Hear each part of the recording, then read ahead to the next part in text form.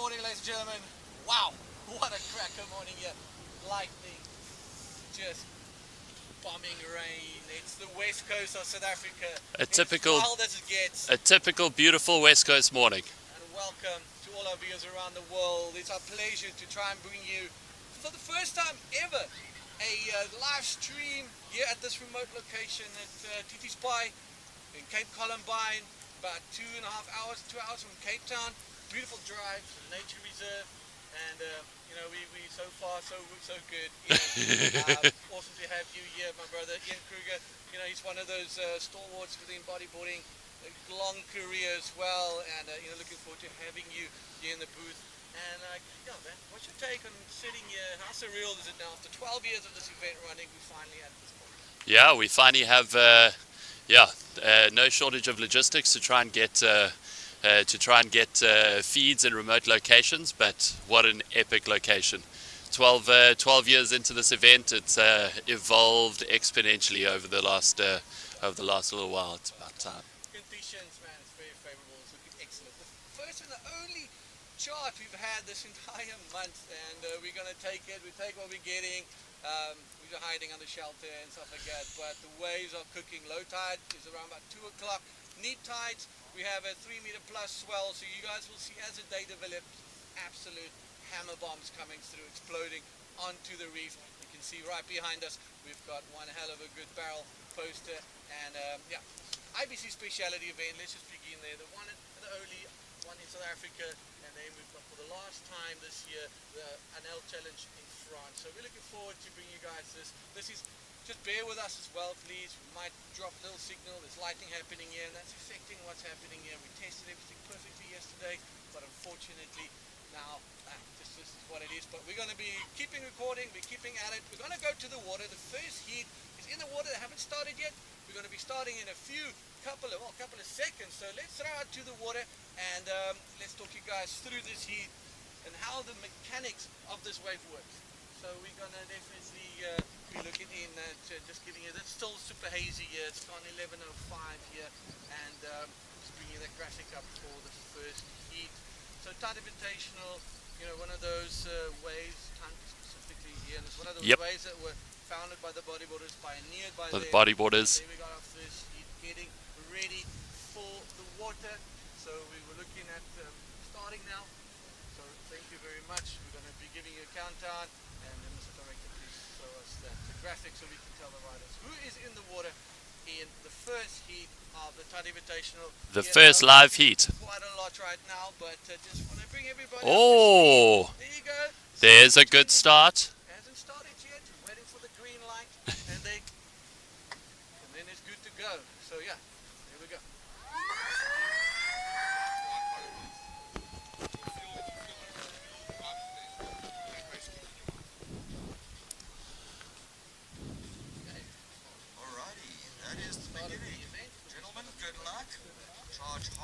Just waiting for the graphics to pop up, but yeah, looking like as far as our forecast window, yeah, this has been looks like we're in for a classic day of tunt barrels and beatdowns.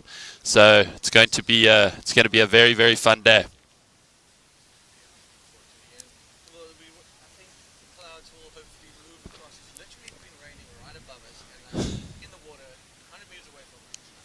Exactly. But here we go.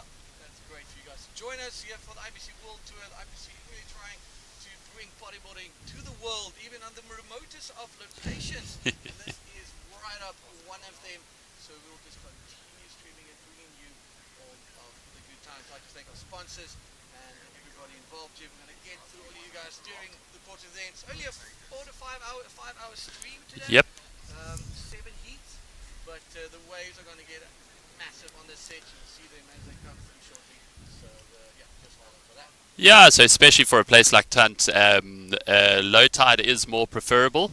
But yeah, in order to squeeze in the heats, you'll see as we progress, it's going to the wave itself will be will drop down, and well, the tide will drop out, and yeah, it'll get gnarlier with a nice little end section for some very, very big maneuvers.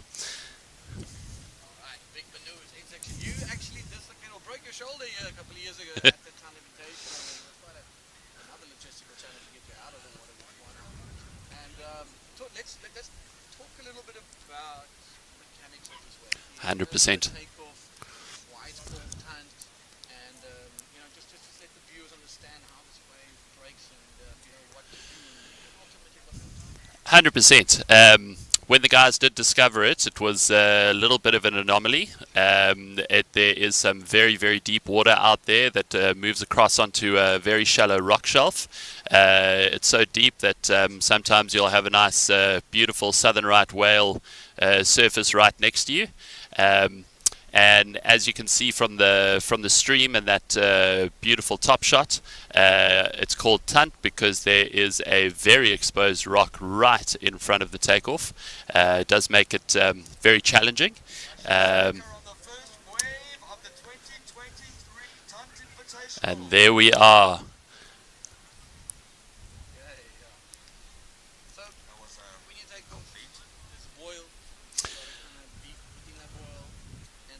Correct. Yep. 100%. There it is, and that's the one that we want to see exactly into the barrel. And that one is absolutely perfect.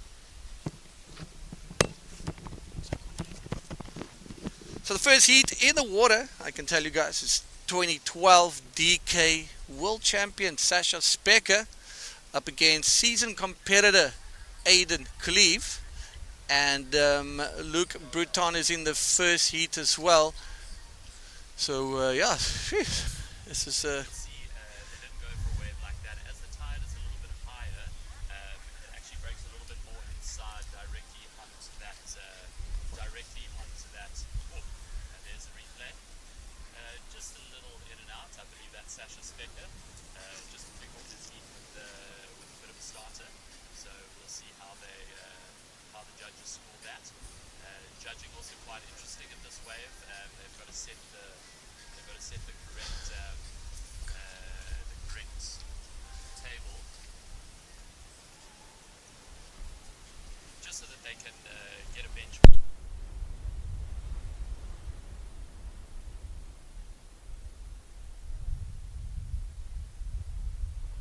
On you. And this thing? Guys, can you just share one for now? We're busy working on it now. Perfect. And threading his first barrel into reverse. that is a great start to that is a very good start to the event. Nice barrel, and especially with that end section finishing off with a nice roll. I think ideally what you're looking for out here is either the big barrels, but of course you're going to get the extra points if you do manage to complete a second maneuver on the wave. So you got a deal, yes. Opening his account with a crack over there. It's still like early, I thought so early morning, but now we can actually feel this this offshore starting to finally show itself. So there's a lot of texture on the water. It's going to start cleaning up, lower tide draining, and yeah, I'm pretty excited to see what's going to be happening later here at the 2023 Tunt Invitational Speciality event brought to you by the IBC. IBC at the forefront of delivering bodyboarding around the world as the world tour continues, and it's exciting for us to have you guys here for the first time ever joining us here on the super remote location. And yeah, it's just one of those days where you plan, you test, and then it starts raining and it starts thunder. But look at this one. Here we go. Nice heaving. There's below sea level. Nice little drainer. Kruger is going to come out with a spit. Crowd's loving that one, and he's going to just bounce himself back into the channel. So the first power wave of the day, wave starting to show a little bit of its tooth, and there the wave behind there, it's also why that rock behind it is the tooth. And tunt means tooth for our international viewers, so super rad to have you guys join in on the live stream, hang out with us. Unfortunately, we're not going to be able to give you shout outs today. We're not going to be able to see who's tuning in because we need to be sensitive to the network to keep the streaming going. The lightning has really done a number on us this morning, but here we go. The show must go on. We're here finally live at the 2023 Tunt Invitational. Ian Kruger, a cracker of a morning, the offshore finally showing itself, and I'm excited to see. Let's talk about the field. This is quite possibly one of the most balanced and highly competitive local fields of athletes that we have right now. We will bring you the graphic shortly, ladies and gentlemen. Just hang five it's such a well-balanced local field. It's anybody's game. Jerry, Tristan, Amari, unfortunately all of them couldn't make it due to the late start of this event and also having other commitments. But this is the first window. But man, let's talk about this field. We look like we have a big set rolling in. We got blue paddling. Yeah. Whoa! Dropping in. Boom! That's what I'm talking about. Finally showing what it's made of. That was mental. Replays will be happening quite soon as well. But jeepers, that was a cracker, ladies and gentlemen. That is a nice little glimpse of what is to come today. That is going to be a really, really high scoring wave. So we will be with you with that quite shortly. And yeah, just hanging with us, guys. You know, this is this is a bit tricky, but we're going to get there. Locations bring all of their. Having said that, it's actually quite fascinating to see what is really nice about the Tunt Invitational is it brings through quite an interesting mix of pros as well as the locals. Guys that pioneered the wave, guys that have been surfing it for the last must be 20 years now, because it is a bit.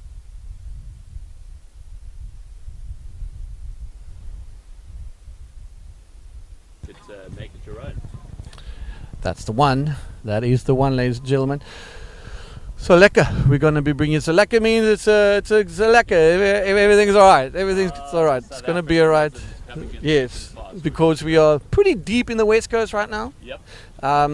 One of the most raddest tourism places that we have here is TT's Bay.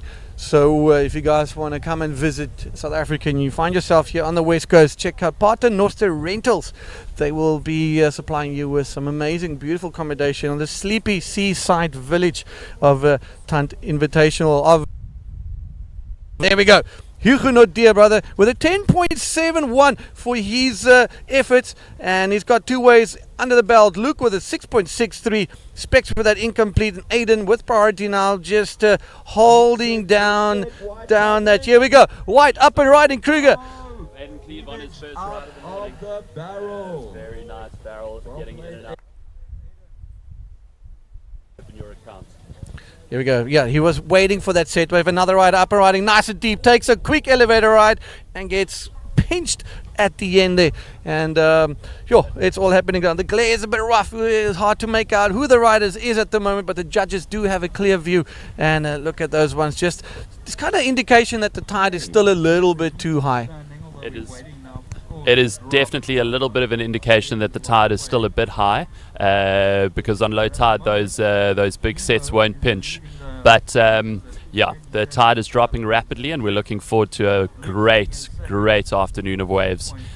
So Sasha on his second wave, unfortunately not making it out of the barrel, getting a little bit pinched on the end there. But Aiden Cleve opening his account with a 4.33, and 4.25. So yeah, still very competitive out there. You can see the judges, other than Lukey Bruton's bomb that came through, they're still keeping the scale quite low, obviously just to allow themselves a little bit of space later on, because once they start adding some very good finishing maneuvers, they're definitely going to increase that into their excellent range. Oh, and there's Sasha's roll. Specs throwing a nice through the lip roll there. So that is his first completed ride for the event. So you can see Sasha being a very calculated competitor. You can tell that he just wants to get some decent numbers on the board. Yeah, 35-minute heats. What? Still trying to get wet. Don't know what's going on yet. Which one is working? 35-minute heats. This is round number 1. Heat number 1 of the 2023 Timed Invitational. And we got Hugo Nadir in the lead with a 4.8 and a 5.8 Kruger. Luke snapping behind him with a single ride of a 6.5. Specs trying to build up and just to get some momentum as we're looking at a bit of a replay here. But the screen just cutting out. But Hugo, one of the young Groms that we invited to the events. I say a young Grom, but just a quick little replay. Can't clearly see who that was, but here we go. Nice little roll through the section. That little Sasha's small insider roll. wave. It looked a little bit like Sasha Specker. Yes, it is a 2012 DK world champion, showing that he's here to win that coveted Timed Invitational title.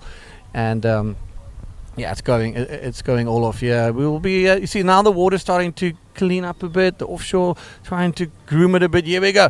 That's all right. Upper that's that thing sucking below sea level. Quick little speed check. That looks like Aiden Cleve.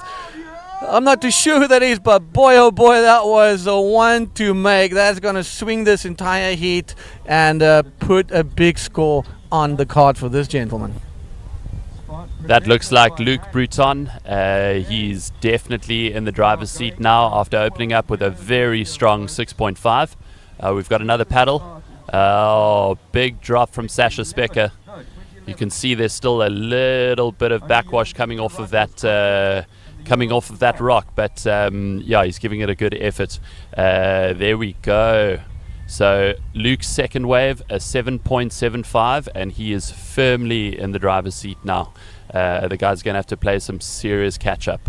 But yeah, top two making it through to the next round. There's still plenty to go in this in the remaining 21 minutes of this heat. This is the first year Timed Invitational being live streamed. Oh, that was Luke locking into that 7.75 bang of a barrel there, brother. And he's also one of those kids, those young guys that came up and that I just think really was, in a good contention to get one of those wild card slots. With both him and Hugo being the two youngest riders in the event. Hugo is still in school. Just decided I ain't going to school today. He's coming to Timed, and he's here now. And Luke is a couple of years out of school, but also one of those riders that just keeps on progressing every single year. But he's up against his team captain and season Timed finalist. It's Aiden Cleve, and Sasha Specker, the ultimate guru, and he's going to be sniffing out one of those bombs. Remember that here when Specs 1 year, he just won it on climbing into some big caves. So that was really cool to see. See the little fog coming in there. We were getting absolutely everything here this morning, ladies and gentlemen. It was forecast to be clear skies, beautiful conditions, contouring wind. Boom, but West Coast got other ideas for us. At least we got some good surfing coming to any device around the world for the first time. Yeah, Timed Invitational. This is classic. This is wild, but we're so grateful to be able to have this, and can only get better from here. But ladies and gentlemen, share the live feed. Go over to ibcworldtour.com. Subscribe to the YouTube, the Facebook, the Instagrams, and let's get the community growing. And everybody doing such a good job behind the scenes. And honestly, just such a great team to be a part of. Next stop on the water. Let's talk about that quickly. We'll have a bit of a lull, but hold your horses. Someone is up and gliding in that little one. Can he pinch out that section? There he goes. Gets punched out, and that Specs again follows up with a nice little roller. So this will definitely put him back into contention. Top two riders, Kruger, they make it into the next one. But look at this banger. Nice little roll and sends it to the top and comes down the bottom. Not done yet. Hunting for that second section. But Maldives Pro coming up next. So that's going to be an absolute banger. Maldives guys, they put it up a great show last year. I mean, the pinnacle of the sport. The opening ceremony. I mean, hats off to those guys. Just a credible good job that they are doing. But I want to ask you the question, someone that knows his way very well. that line, the pocket line that you hold to come out and get punched with a foam ball, what does that take the rider to do that, especially on the insider ones, and obviously with the big ones, Ian, with those nice little, those big pockets on the takeoff. Just take us through the mechanics here again. So that's what makes the wave quite interesting. Is as the tide drops out, there's at least a little bit of a boil that you can kind of roll in on. Now with the up high and tide, gliding it's in looking that little one. like, Can he here we've pinch got the out that replay. section? There he goes. And Gets that punched looks out. like Hichenoordea. And that Specs again follows up just with a squeezing nice through little that barrel roller. with So an this end will roll. do. That's a good one, and I believe Sasha was on the one right behind it. So yeah, opening their account, Sasha with a 4.5 on his last one. So he's very much back into contention. And just getting back to your question about the wave itself, it is a bit of a beast of a foam ball, so there's a lot of foam ball wrestling just to make it through it. But yeah, as we keep talking about the low tide, it just makes it that little bit easier to get in early. And once you're in early, you're definitely in for a very wild ride. But yeah, the guys are drawing really good lines, even on the higher tide. Luke Bruton, especially with that 7.75, it looked like he has definitely been spending lots of time on the West Coast. So yeah, using that fuel card to good effect. Yeah, that fuel card, it is quite a trip to get up here, so it's classic. Yeah, Lukey, paying the dues and working hard to get into this event, and they're really like taking the advantage. And you know what, he is taking advantage of this heat, leading right now with a 14.25. Eden Cleve not looking so hot right now. Riders crew, Here we go, a little replay, nice little punch to roll through the section, roll. and sends quick it little to top the and top. bottom. So what we'll Comes see down the bottom, not things done yet. progressing Hunting during for the that. day is, as it gets lower, the wave breaks, but further back, the barrel opens up, and you'll see those nice barrels with that horseshoe section at the end hitting that thing. So yeah, it's going to be good. So after every heat, rider's going to join us quickly here in our little outdoor booth studio for a quick little post-heat interview. We got to look after the equipment, keep it all dry, and I think you'll see it's going to be fairly wet, so we'll just deal with that. But yeah, with the rain and stuff, we're unable to put the drone in the air right now. But as soon as we can, we'll bring you those epic drone angles live from here we go. This is the one you're looking for. This is Sasha Eden Cleve on a bomb.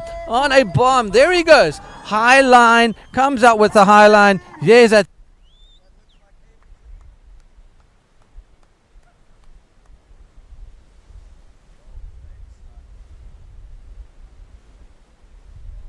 Really good. Just looking for the biggest sets. Big controlled barrels, and yeah, Eden's one of the best. Should improve on his 4.25, which will put him very close to second position. There it is, a 5.67. Still needing a very big score. From live from here we go. This is the one you're looking for. This is Sasha Eden Cleve on a bomb.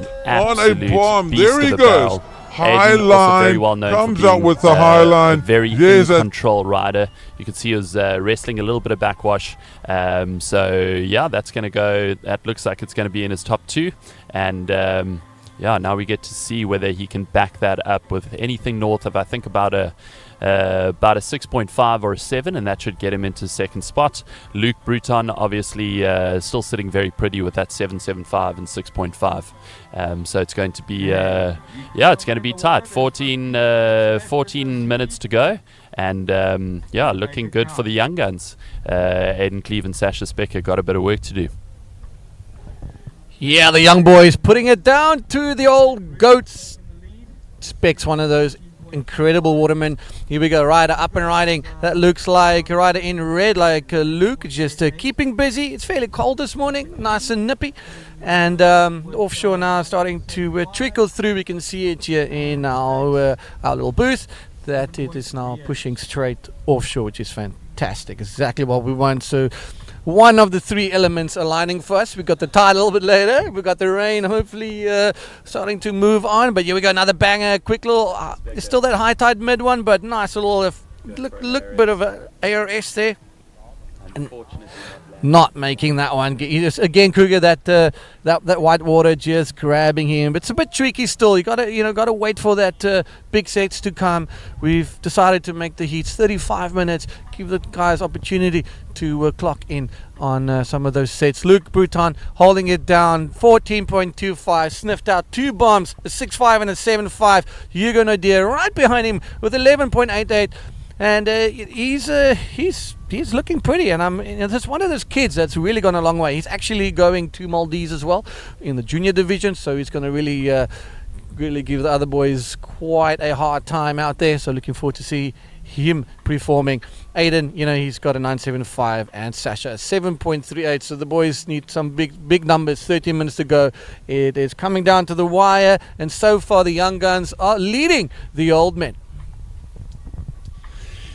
Hey. Probably not too old. I don't think they'd like that one. There's a little insider. You can see as the tide drops out, those will be a lot more rideable, but pushing a little bit past the reef. And here we go. We've got rider in blue. I think still a little bit of glare on the water. So that was Hichu. I don't know whether that would go into his top 2. So yeah, we'll have to see what that comes back with. But yeah, really nice for him, for Hugo to be going to the Maldives. All well and good that you're a top competitor in South Africa, but always nice to show your skill on the international field and see how we stack up. Of course, we've got many world champions in our midst, so obviously we're doing something right. Okay, we have rider in white, that's Aiden Cleve, sitting on that foam ball, finishing it off with the roll. Very difficult to get back out in front of that white water, so we'll see what the judges give that. So we'll see what the judges give Aiden on that one. Here we're getting a nice little replay. Yeah, sitting deep in the pocket there, Kruger comes out, pushes the foam ball, pushes him out, and that's what the judges like to see. Following up with a roller maneuver. Not too sure if that one's going to be a completed roll, but let's have a look see. And we just had a rider in yellow at the back there, but we'll get you those replays quite shortly.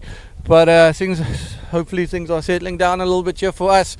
Luke Bruton, Hugo Nadir leading this heat. Top 2 riders make it to the next round. There's only 7 heats that we do, 35-minute heats today. Then that will be the end of the 2023 Tide Invitational. This wave is super tide dependent, but we are lucky enough to have a neap tide today, and that's why we're able to extend the heats a little bit. So that's also great news, makes for a little bit better viewing and fun times out here. Interesting times here out at Titi's Bay. Titi's Bay, well, if you directly translate the name Titi's Bay, I don't know if I can say that, but it's Boobies Bay at the end of the day. There's 2 rocks that, resembles things like that, and that is the name on the geographic cards. I'm not making it up, and that's what it is.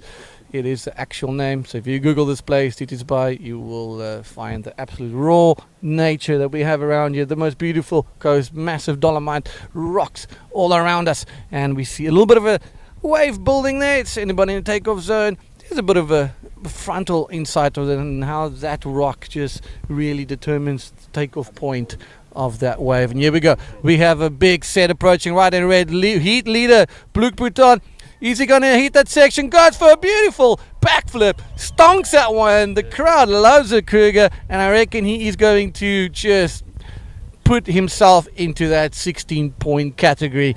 Let's look at this replay. First backflip of the day, ladies and gentlemen. A taste of what's to come. And someone right behind him just coming out of that foam ball. But we'll bring you that replay and you can take us through it. That's it. He bottom turns very nice. He sets himself up for the end wrapping section. Big flip out the bowl, and one of the key elements, rides out cleanly. So that's more or less the judge's view. So they actually get to see him ride it out nice and cleanly. So we'll see whether that pushes into the excellent range. And yeah, it'll be interesting to see what the judges give that one. It's going to be the first big completed, first big completed maneuver for the day, and we're coming down to final 10 minutes of the heat, so it's really, there it is, 8.13, so we are finally in the excellent range. Luke is having an absolutely cracking heat, mixing it up with nice big barrels and of course very big maneuvers with riding out clean. So yeah, looks like he's putting up his hand as an early contender for that title.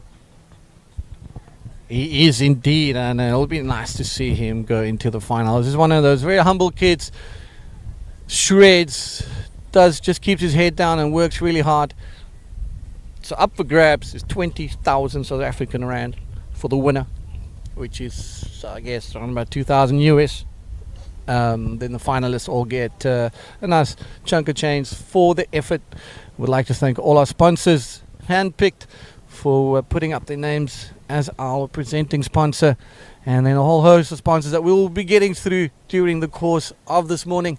And look at that nice pulled back shot we've got here, and you can see that rock right there sticking out. That is the tooth itself. You see it's kind of a little bit washing over there, tide dropping nicely, but here's a good little angle of a nice wave approaching, and we'll probably see someone looking at that one. Nope, look at it leaving, but there's the smaller mechanics of the wave.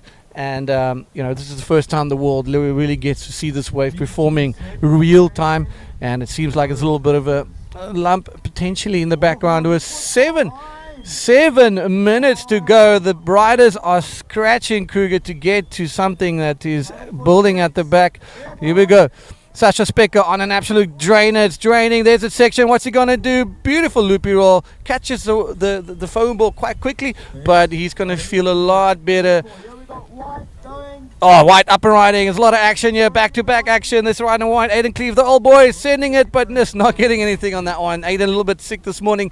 And, good wave exchange. It's definitely showing itself. I think during the course of the morning, we will, and by this afternoon, come semis and finals, Kruger, we're going to see some 8 to 10 foot bombs offloading here. So welcome if you just joined us. This is a ton invitation. Quick little replay. Going to bring you through it. Here we go. Nice little roll though through the lip there for Sasha Specker. He needs to improve his situation quite quickly if he wants to make himself, fighting and contending for that coveted invitational title. And there we go. Always nice to see what the judges prefer. Sasha getting a 5.38 on that nice loopy roll. 6 minutes to go. I'm sure they are all looking or hoping for a couple of more sets to come through. Sasha's going to need at least a 6.5 or a 7 to get him through into the next round. At this point, Luke is sitting pretty. And yeah, Hugo's going to be. He's currently in second position, so he's going to look to improve on his 6 and his 6.25, just so that he can get a little bit of daylight between himself and and Sasha and Aiden. So yeah, it is actually quite fascinating. Titi Spy was quite interesting in the early days once the real locals had discovered the place, and we always heard about this wave, and when we came up here we had to be blindfolded and put in the boot of a car so that we didn't get to expose it too much. And then sure as hell, we ended up seeing Titi's Bai on the cover of a camping magazine, and apparently in December this is literally camper's paradise. So sometimes the things in your backyard just pop up out of nowhere. But it looks like a little bit of a lull and in between, but as Dion was saying, decent offshore coming through. That'll definitely help to groom the swell a little bit. That one looks like it's a little bit too much over the reef, so no takers. You can see the guys looking for a little bit of that longer wall. Looks like we got a ride from Blue. No, unfortunately that one not producing the goods. So yeah, it's definitely very competitive out there. We've had some excellent rides already in the first heat of the day, and looks like the next heat is stacked as well. Oh yeah, we're gonna bring you some crackers. Absolute crackers today. It's looking better. It's cold outside. There's some hot bodyboarding happening outside. We're under that 5-minute mark right now. 3 minutes 55 to go. Luke Bruton and Hugo Nadir holding it down pretty, and so far looking to be the two guys to make it into the next round. The Young Guns versus Specs and Aiden. All right, Specker now in third and Aiden in fourth. So it's quite close between Specs and Aiden. They're going to be needing like a 6 or something like that, 6-5, to make it through to the next round. So yeah, Kruger, there's a 0.01 difference between these two guys. So, and then you got 12 and 15. You know, Luke is just killing it. Well done. He's surfing exceptionally quiet and calculated. And really, you know, that backflip was everything that the judges wanted to see. Checking all the boxes for the criteria. Here we go. We've got a rider up and riding. Just a bit of a short ride. And I think the important thing with Luke is, he's been on good sets, but he's made every single one of them count. Consistently improving on his score, and that's how you build a great heat. Is just making sure that every wave is better than the last.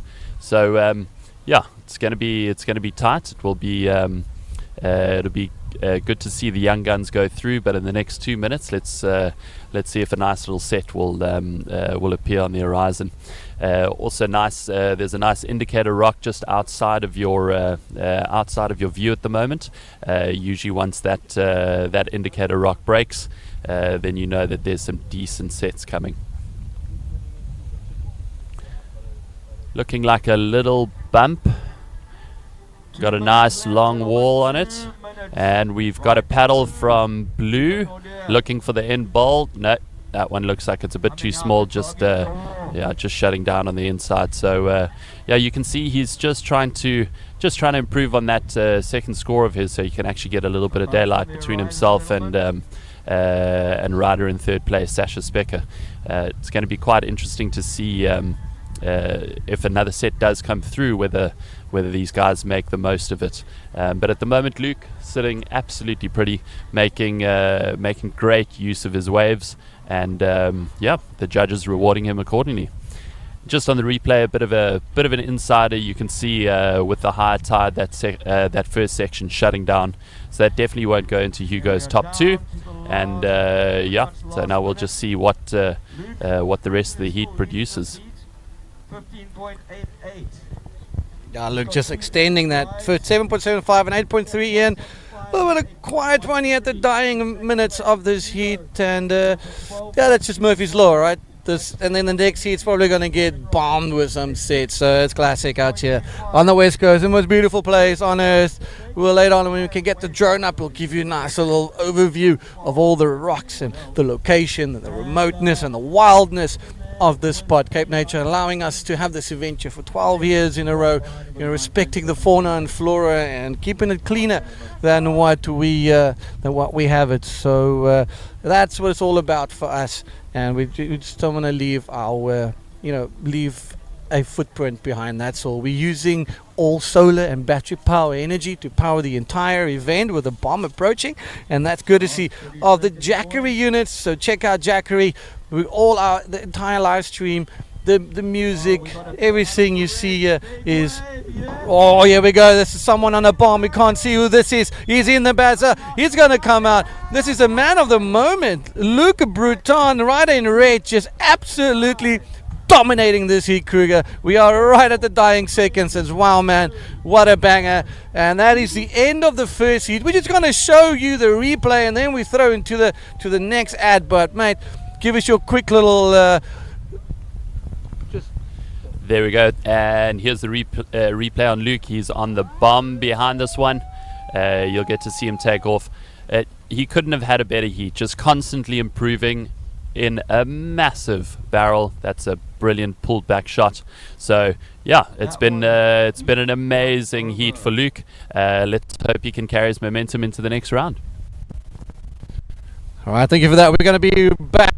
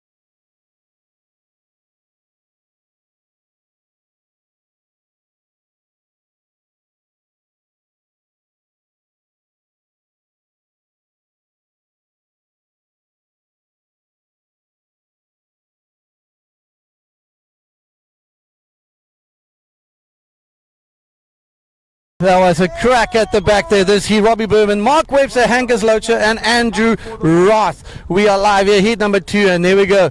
The heat is on. Hankus opening his account with an absolute screamer. We'll get you that replay, ladies and gentlemen. Wow.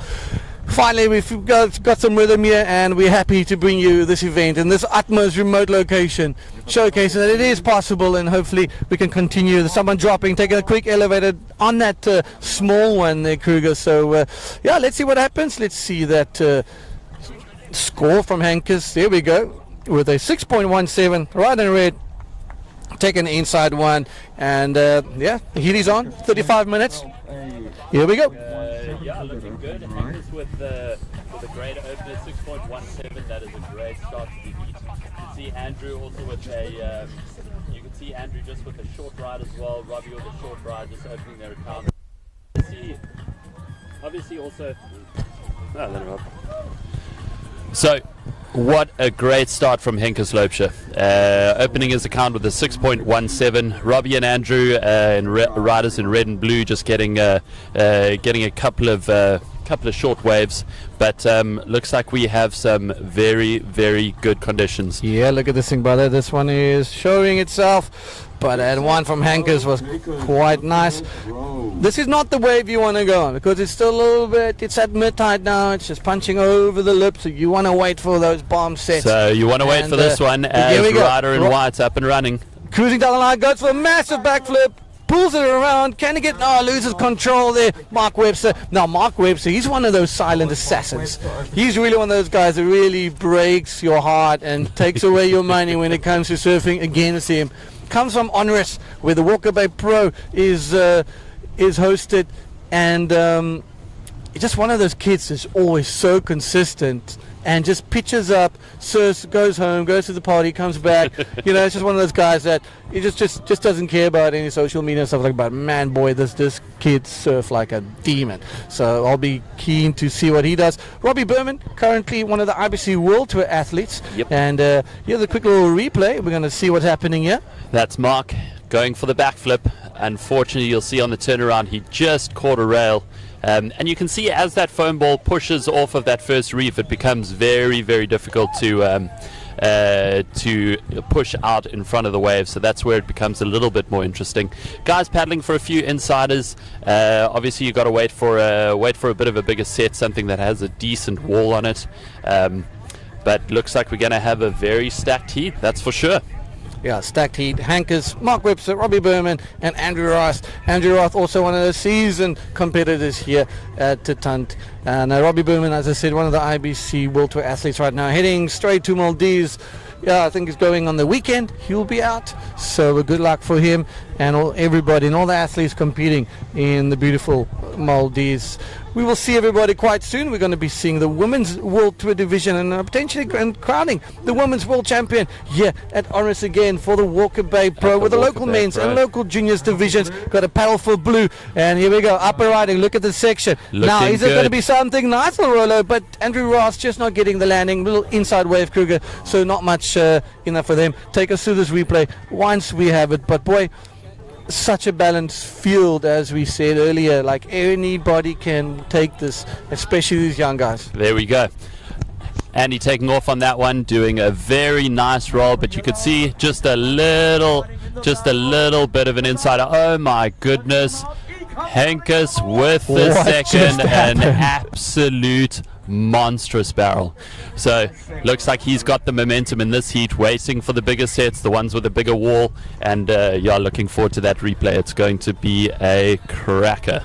Well, Hankus, the shaman, the white sangoma, just clocking up some barrels over here, and here we go. Nice big roll from Ryder in red. Unfortunately, not making it through that. That section. But yeah, Hankus with an excellent score, an 8.33. Judges rewarding him accordingly. We'll wait for that replay, but I'm going to be joined here with the winner of our previous heat, Luc Bruton. And while he's settling in, we're going to be checking out what's happening in the water. So, wow, that was Hankus just dominating this here, 6.1 and an 8.3. Luke, You joined here with me. I'm here with Luke, ladies and gentlemen. We're just keeping it tight inside our little booth. Everything is raining outside, so we just trying to protect our equipment. Congratulations on your heat win. And Matt, you must be stoked. So the day I told you you're in, you couldn't wipe the smile off your face. You served like an absolute champion. What does this opportunity mean for you? I mean, this opportunity I've been waiting for years. I mean, the first time I was here, I stood here watching Jerry and all those guys competing, and I knew one day I wanted to be a part of the event, and yeah, it finally happened, and yeah, I'm super grateful I could be a part of it, and very, very stoked on that heat. I got a couple of unreal waves that I don't even get in some free surf, so that's fantastic. That's fantastic. Well, now's your time. Do you want to say hi to anybody here? Well, you are home, but anybody around the world? Just thank you to everyone that supported me. Thank you to everyone that is still supporting me. All my sponsors always looking out for me, and thanks to you, Dion, for pulling this off.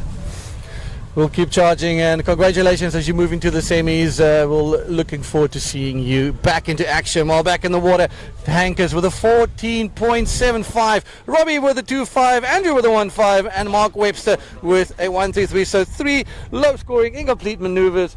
Plays. Hankers is dominating. Hankers is just absolutely dominating. 8.3 and a 6.17. That is how you make a statement. That is exactly it. Henkus getting an absolutely great start to this heat. Been on both of the good sets. Been a little bit inconsistent. A lot of guys going for the smaller insiders, which aren't really paying dividends, judging from those score lines. But I think there's going to be a few more sets coming through. Yeah, we said in the previous heat, the set's probably going to open up with a couple of bangers, and true is that Hanker's getting both of those sets almost, and just proving that just being in the right place at the right time, and the gentleman's priority that the guys are using in the water. They respect this wave, they respect the danger level of this wave, and you won't see anybody dropping in on anybody to use a priority, because it really is dangerous. We've got medics on standby. We've got ticking all the boxes, but the thing is, you can't put yourself or anybody in that position. You dislocated your shoulder here. We've seen people breaking their backs here, boards going in that cave, never coming back again. I mean, this place is absolutely wild. True to the location and true to the wave. Tunt Invitational live for the first time. If you just joined us, welcome to History here for South African bodyboarding, and putting up a speciality event, a nice little family photo just for everybody there. So our streaming team at the back just switching screens, but lie on them, I just got to be grateful for what Eagle Media does, and how challenging it is here to do this event now with this rain and the thunder and all the challenges that we're having today. Yesterday we tested, everything was working, we had good speed, everything was just, boys, we're gonna pull this off, and worked late last night getting everything ready, Kruger, and all the little graphics and stuff, just making sure. And then along comes the thunderclouds and the rain that's not scheduled, but that is what it is, and we'll just take it from there. 100%. Always a couple of extra challenges in, but glad we could bring this live stream to the viewers. And as you can see from the action in the water, it's definitely heating up. By the sounds of it, looks like there's a nice big set on the horizon. So we're going to see who's in pole position. And just getting back to the fact that you can see from that pulled back shot. Oh, there we go. Blue up and riding, putting into a very nice barrel. That's Andy Roth, and let's see what the next set holds. Okay, so that was another set right behind that one that will hopefully get you a little replay. Not sure anybody was on that one, it was that big, but look at this, coming out of that foam ball out of nowhere. I didn't even know there was someone on that. So that's how low this wave sucks. Once you do the bottom turn, you are below sea level. You are literally below sea level, and you can see someone like Henkus, that is his third wave for the heat, and he seems to be on all of the bombs at the moment. Yeah, he's just absolutely such good rhythm with the ocean, just in sync with things here, and looking really cool for Hankus. So super stoked for him. And man, the white shaman, the white Gorma as he is known, Hankus Loubser, 14.5 with a 6.17 and 8.33. Probably going to improve with that 6.17. Hopefully we got a replay of the wave behind the one that we saw right in red, which was it was Andrew Roth. That's it. And There we Andrew go, Roth scores getting scores dropping. Here we go, second place. Andrew Roth with a small in and out barrel, but now Mark Webster and Robbie will probably be having the pick of the litter. and here we go. This is Andy's wave. Just sneaking out the doggy door on that one. Just getting a 1.6. No. You got a barrel. I got a. This is before that. 2.83. So we'll see it now. There we go. Got a 2.83 for that. Just trying to build on a decent score line now. So now we'll just have to see what he can do on his next one. We've got a paddle from Robbie Berman dropping in. Okay, looks like he's getting a very big section. Big flip out the bowl. There we go, Nice. landing it cleanly. So Robbie really opening his account now. Yeah. He was waiting for that one. 10 odd minutes he waited for that one, and he's going to be stoked with that. He loves doing these ARSs out of the bowl here, Ton. He's quite good at that. He really likes to sniff out that section. I'm going to take you through this one as we see him paddling there in the right position. Quick little bottom turn. There he is, below sea level. Where is he? Comes up, bangs a nice little ARS, turns it around, and with the white water, there's a lot of power on this thing, and he manages to hold on and come through. So that's going to put him in that second place for sure. So Robbie Berman just keeping himself busy, and we'll see when the scores drop in real time here from our judges, and an excellent judging panel, I must say. But let's talk about the next heat. This is another OG with the and the young guns heat. You got Johan de Goede, Chucky. Very good mix. Former champion here. I think he won at the age of 40. Oh, we've got White on an insider paddle. Just a little insider paddle. So Johan Chucky de Goede, he's been bodyboarding for a very long time now, and still showing the young guns how to do it. We've got Alex Nutt all the way down from the south coast. He's definitely going to be a little bit cold out there, but he's been charging. It looks like it's been an incredible winter on the KZN coast. Yeah, and then we got the young gun from the Southern Cape, Yaku Cullis, also made a nice name for himself with his recent Mexico trips, taking off on some absolute bombs. And you know what, let's not forget Henk Estrays, and one of the founders of this wave, one of the pioneers here at Tant, blindfolding me 3 times before I actually knew where the heck I was. So I got blindfolded. This is how much of a secret this place used to be about 10-15 years ago, 2004, 2005, getting blindfolded by the boys who drive you to town another 30-40 minutes. You're laying in the back of a car. I don't know, it kind of feels like you're getting kidnapped. And you just rock up at this place and you see this mental wave, and you're idea where I'm you not are. surfing this ship. No ways, I choose life. Let's paddle out, then you kind of get some, courage. You sit in channel, and you're like, whoa, like I've never seen a wave like this. And then, that's how it all started. And then, then they invited some more key riders in. Yep. And you and I, we made some missions with bats flying into the windows. And, one of those, just such a vibe here. And so Henk Esterhuizen, also one of the OGs, and someone that just is an absolute incredible waterman that just commands respect in the water. Does the Sea and Sand, which is the Sea and Sand life-saving school in Hermanus, and honorous local as well. So one of those guys that really, when he turns onto this wave, you can expect magic. Yep. And he has managed to pull some incredible rides out of his hat over the last number of years that he's been participating at the event. And looking like it's going to be a stacked field. And just getting back to that first heat, looks like the young guns definitely showed the old guard how it's done. Unfortunately, Aiden Cleve and Sasha Speck are not getting the waves that they wanted to get them through. Former champions, former finalists. It's quite interesting to see the new guard coming through. And just a little bit of a delay in terms of sets coming through. So just going to keep it entertaining. With this freezing offshore, I'm sure there is a lot of tension in the water waiting for that next set to arrive. Man, I'm so cold right now. This is so rad, love it. So stoked to bring you guys this live feed. We're going to jump into round number 1, heat number 2 score graphic now. So thank you very much, Lyle. But this icy offshore is definitely making for numb fingers.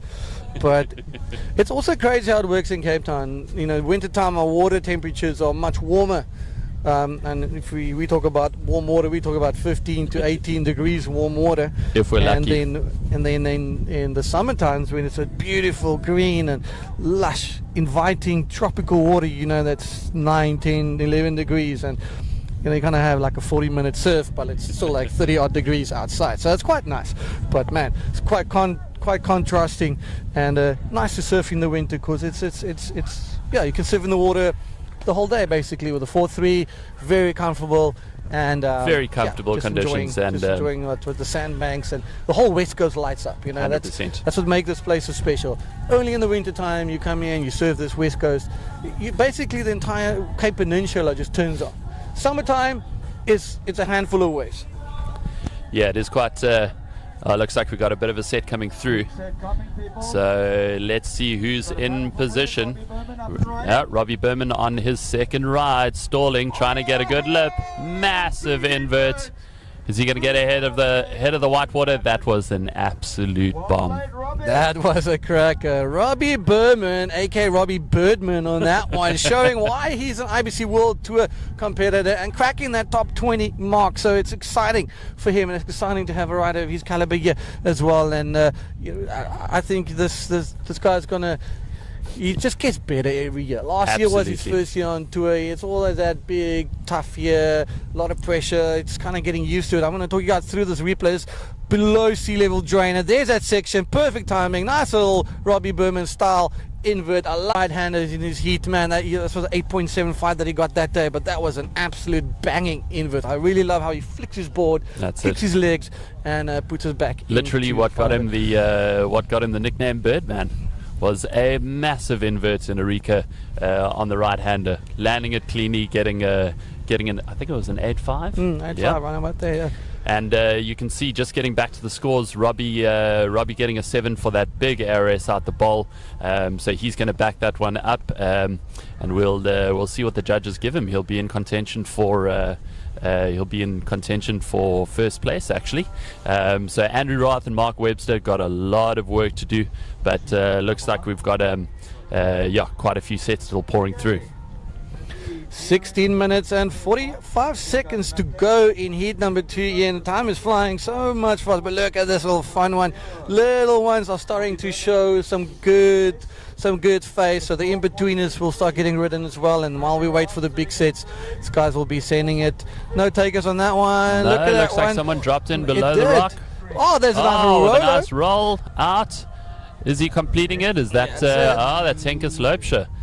Becoming a real, as we say, a rock spider, getting to know that rock very intimately. Nice. Those muscles, how big are those muscles on that rock, bro? They are literally the size of a ruler, a 30-centimeter ruler, and they're just waiting for your skin and your wetsuit to come and touch me. Exactly. It's mental. They're like a big teeth and stuff. That's it. Getting destroyed on or near that rock is not fun. And looks like another set pouring in. Let's see if anyone's going to go for it. No, looks like no takers.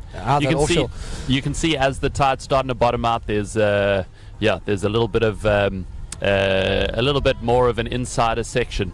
So as the heats progress, you'll be able to see more waves ridden. So there we go. Henke's dropping into a nice bowl, getting a nice barrel and rolling through.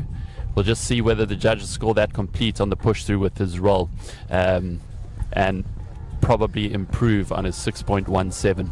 Yeah, could possibly. Robbie with a 5.83 for that innie and a 7 for that flip. So he's comfortably in second position. Andrew Roth and Mark Webster trailing. Their time to shine on a nice big set number. Both of these two can swing this heat with any single wave that they might have. So, yep, that's it. This is done for you, baby. It's the first time ever we are broadcasting from this uber remote location here at Cape Columbine, Titus Bay. Beautiful place here up the west coast of South Africa, about 2.5 hours drive from the airport, and you're coming to this beautiful sleepy town of Paternoster, where we actually have one of the world's top 50 restaurants for the remote location. There's some awesome fine dining here, some mental sunsets, great coffee, the flower bloom in September when spring comes. This whole place is covered with yellow, pink and white daisies. You know, it's such a special place. The West Coast is so raw and so untouched, and you know, to be able to stand here and look around us and see all these people here and looking at this action in the water, I got distracted by the beauty of the nature, Kruger, but man, amazing place to be, an amazing place to visit. You know, just putting another feather in the cap of Cape Town, especially. And you know what, we're looking forward to hosting our women's world tour here later on this year, 15 to 25 September for the Walker Bay Pro. And we can't wait to put up another good show. But this is a tough one. Yep. We knew we were rolling the dice, but so far so good. I am touching wood, every single piece of wood that I can find around me while we have a bit of a lull. 13 odd minutes to go. It's just great to have you guys, and great for the IBC. And we're really trying to bring bodyboarding to everyone.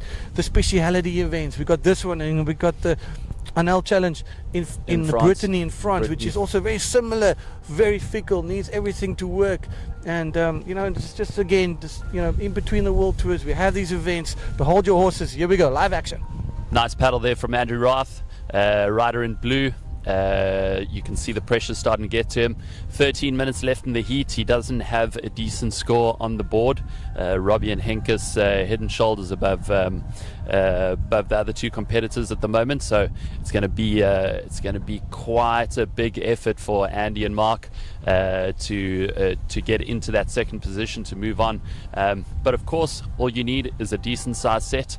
And yeah, here you can see him just dropping in. A little bit of a bottom turn and kicking back out. So as the tide drops out, that those insiders will start to give a little bit of a bowl. So guys will be able to do some decent air maneuvers, and we will see what we can get from them coming forward. But so far so good. It's been a good start to the morning. We've had some really good rides, couple of excellent range scores. In this heat, Henkus Loepscher with an 8.33 on an absolutely incredible barrel ride. So yeah, looking forward to see what the day holds. Yeah, man. First heat started, heaps of texture, the offshore, grooming it. Now the second heat, full on offshore. We're now getting that icy wind from the mountains, the snow from the other day. So we're feeling the brunt of this fantastic offshore, which is amazing. I love watching this wave. And then as the low tide comes in, ladies and gentlemen, we're going to see some bombs. We got a 3 meter, 14 second period arriving around about 12, which is roughly now between 12 and 1. So we'll definitely see closer to the end of the day some absolute screamers coming through. Here we go, nice set, up and riding. Robbie Berman looking at this one. Kruger, he's looking for a big number. This is below sea level. Where is he? His mommy is definitely giving a sigh of relief after him coming out of that one. Robbie Berman with a banger. Robbie in red, he is absolutely on fire. That is a very good, solid set wave, and he rode it incredibly well. Last 11 minutes of the heat, so we'll see on the replay and see what the judges give that. I definitely put my head on the block in terms of the fact that 5.83 is going to be improved. So we're looking forward to seeing what the judges give that. Could actually push him into first position, but that's really all you have to do at Tunt. You have to be, oh, here we go.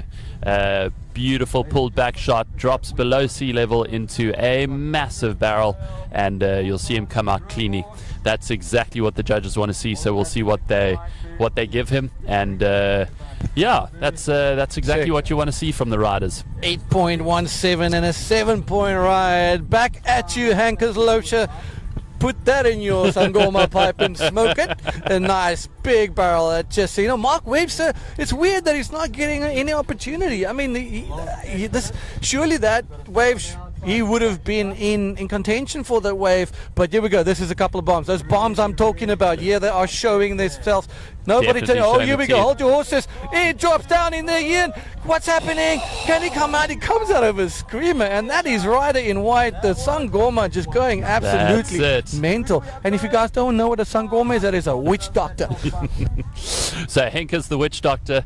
Oh, there's an absolute beast coming through. You can see that foam ball with the pulled back perspective. You see that, and here is another massive set on the outside.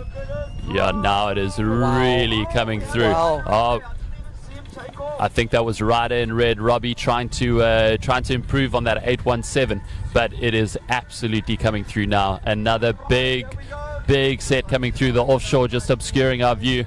That's Mark Webster, the dark horse. Looks like he got a very good barrel. So that will definitely be his first decent score on the board with 9 minutes to go. But wow, it's really coming through now. Just as I said it, they stacking up, and by far the biggest waves of the event so far. So a little bit of a sniff of what's happening. You go right in blue, dropping a quick little one and gets his hair blown completely off with that short little spit. I mean, this wave it's not a long wave. It's a short, heavy, gnarly wave, top to bottom barrels. You know, your basics. First and foremost, if you don't make that bottom turn and you bit on the shoulder, you're going to pay a dear price. It's deep. It pushes you down. There's massive muscles and barnacles just waiting for your skin and stuff like that. So you gotta make sure that your basics are down. And once you've drawn your line, you see this thing wrapping like a horseshoe. You just put it in fifth gear, and then you go absolutely mental. Robbie with a 7 and an 817, just turning the tide. And taking over the lead now. And wait, as I said it, the Sangoma comes back with a 8.33, brother. What a heat between Hankus and Robbie. That's it. Robbie and Hankus just trading wave for wave. I think on that last big barrel, it wasn't an improvement on his 8133. Was that? That was his improvement, and you'll see a lot of replays coming through now. Look at these things stacking up. All right, who's turning and burning? This is our rider in white, I think. This yellow is Hankus's wave, and look at that thing. That is textbook Bazza time for him coming out of that screamer, that takeoff. As we said, it's gnarly. It's so intimidating. And what makes the wave quite interesting is. It's almost a bodyboarding specialist wave, because we've had a few of the surfing guys, Matt Bromley, renowned big wave rider, but it is just so difficult for them to control that speed, because it just gives you that chip shot into a massive barrel, and then the foam ball comes and pushes you straight out after that. And as you can see, very well demonstrated there by Hankus, controlling that speed off the bottom, and enjoying the view. Enjoying the view. That is exactly it. It's just one of those things with time. If I still close my eyes and I think back, the years when I had a hair and a six-pack and we were surfing over here, just still this one wave that just is itching the back, and it was here at times. And one of the best barrels I've ever had in my life. And just closing out through there. Here we go. That's a quick one, I think, from Andrew Roth. A little bit on the shoulder there, a little bit out of sync. Andrew, also a really good competitor, and pretty out of rhythm if you ask me, and just kind of getting a bit thrown off between Hankus and Robbie, just showing world-class surfing. These are big scores, a 15.5 Ian and a 15.17. So both these boys in the excellent range. Yes. Exactly, the judges rewarding them accordingly for great big sets and consistent riding. That's all they're looking for. Yeah, that's all. I mean, that's Mark Webster's also a really big wave, but probably not in the right takeoff area and coming out a little bit late. So the judges also just, they got the best view in the house, looking straight into the wave. Here we go, live action. Yes, Red Robbie dropping quickly, and he's cruising down the line, hooks a nice little roller on that steep section, and he sticks it. So well done, Robbie Berman, throwing it back to Hankus, Ian. So what is Hankus going to say with 5 minutes 44 seconds to go? The heat is on for the winner of this heat. Yeah, this is going to be a race for first place between Robbie and Hankus, but also they're going to have to wait for some very big sets to improve. They already both have excellent scores on the board, so you see Robbie trying to consolidate, but with the smaller insider waves, I don't think he's going to get the score that he needs to move into first. Nice big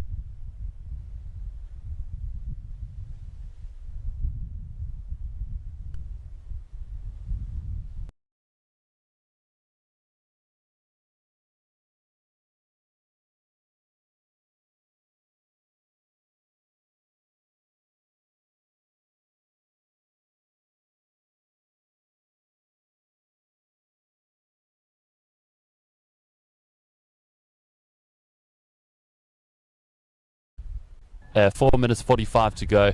They're going to need 2 new scores, so they're not looking so good at the moment. Yeah, it's not cool place to be in Comboland. It's quite devastating in a wave like this, where where you have to wait your turn. There's bit of a like a sequence of what you're going. You got to have to wait your turn, and if it's not your turn, it's not your turn. It's not a split peak. You can only go right, and if you go left, well, you're probably going to have to do some funeral arrangements. But yeah, dude, it's quite interesting to see how two guys getting all the waves and the higher scores, and other two riders just not getting, not having that rhythm with the water and the rhythm with the ocean right now, and with the timing with the swell. And that's competition for you. And just going back to the replay, just a short ride from, I think that was Blue Andrew Roth. It also starts to play on your mind a bit when that buzzer is counting down and you are desperate for a wave. The difficulty with a place like Tunt is it's not like your local beachy where you can just paddle to another peak and get an extra wave. So quite interesting to see Andrew and Mark not in rhythm with the ocean at the moment, so we'll just have to see what the next 3 minutes hold.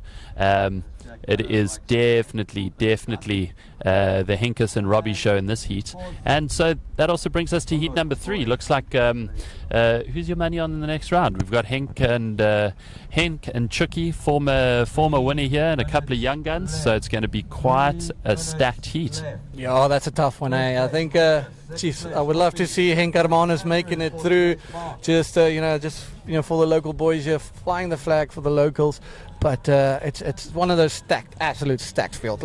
It's going to be mental. I think let's just take a time with a bit of a lull and thank all our incredible sponsors. Time Invitational, first and foremost, it's an IBC speciality event. It's not a little wave just happening there. It's a speciality event, and it's one of those events that really.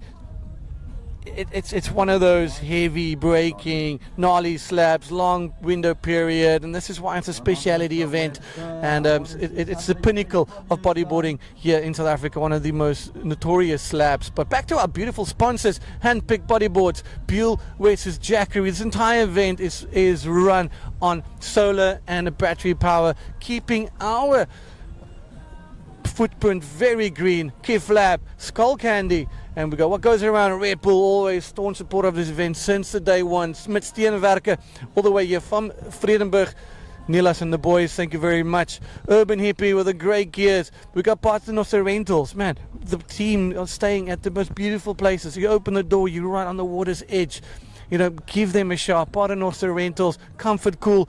A KZN-based company here, and supporting this Cape Town-based event with 2 KZN riders. Just very grateful for everybody. Viara Coffee that made us amazing coffees this morning. Some cortadas going, but got the whole machine here. Battery powered, gas powered. Ryan Boone with amazing burger patties, built on booties, and we've got the guys.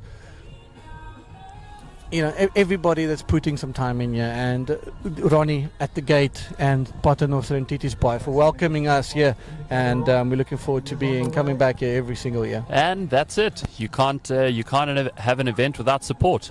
So we just want to say thank you to our sponsors. 12th year and going strong. And we've got Yellow up and riding, pulling into a smaller inside one. Nice backflip coming out. And trying to push through that white water, and he is. And now Robbie up and riding in red. He's looking for a big section. Massive ARS out the bowl. Sir. Let's see if that momentum gets him through.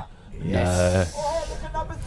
No. And back to the water. There we go. There's the dark horse, Mark Webster. And he comes out of a massive barrel. Wow, ladies and gentlemen, that is what Tunt is all about. Look at the set that just got thrown on. But wait, there's more. Andrew Roth on a little insider. He's feeling a bit of a FOMO there, not getting any, just missing these heats, these big waves. But Hank is throwing down on a drainer with a beautiful flip. Then Robbie following up with a mega Mega flip at the back there, and then just Mark Webster right on the dying seconds. At the end of this heat, these 3 waves came through, and some mental scoring. We're going to stay with you guys while we wait for the scores to drop, because I'm super excited to see what Mark Webster managed to do right here at the end. He is in combination land. Yep.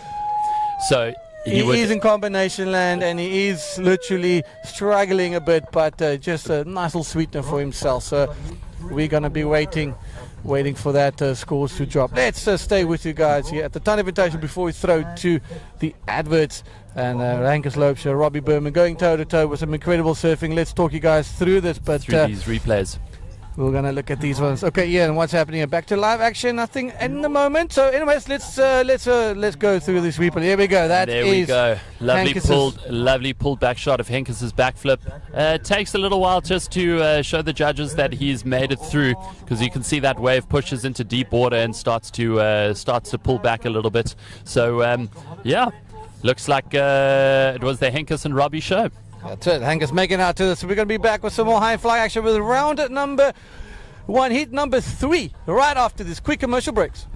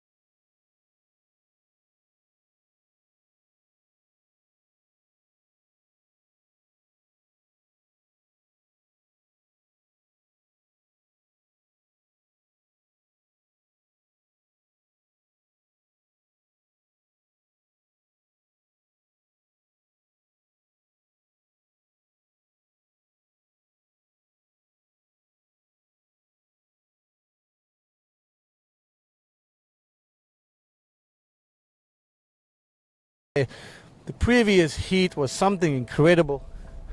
Hankus Loopscher and Robbie Berman just putting up an absolute clinic, and it was some exceptional riding here.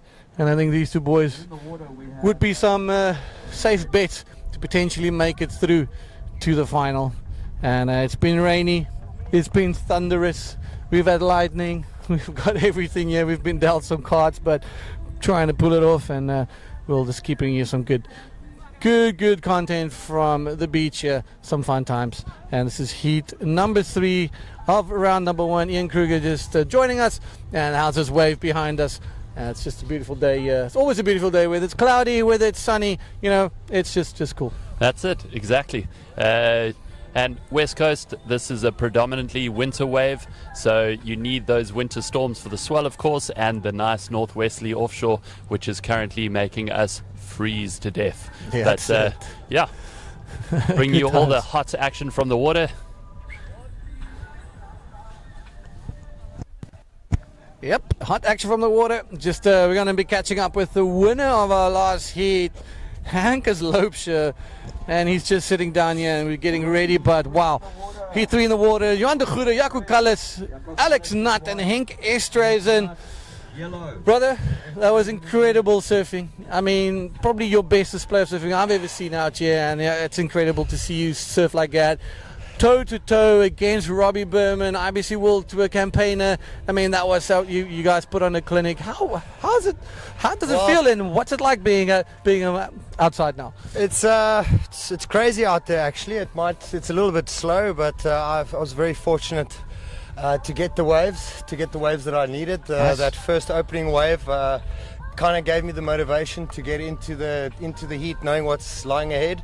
And then obviously that second big barrel with the drop in that I got, I was really happy about that.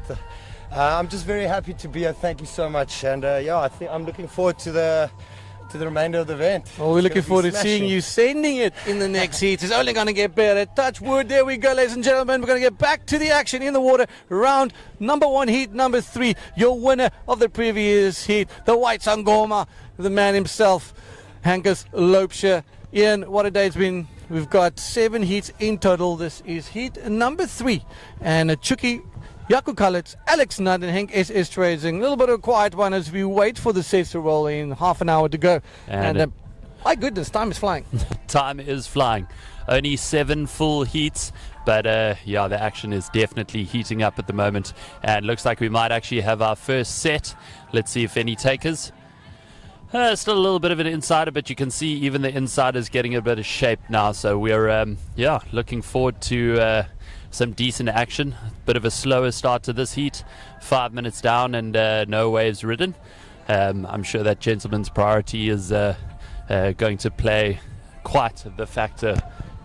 Yeah, it's in full effect, and it's usually determined by a nice game of rock, paper, scissors.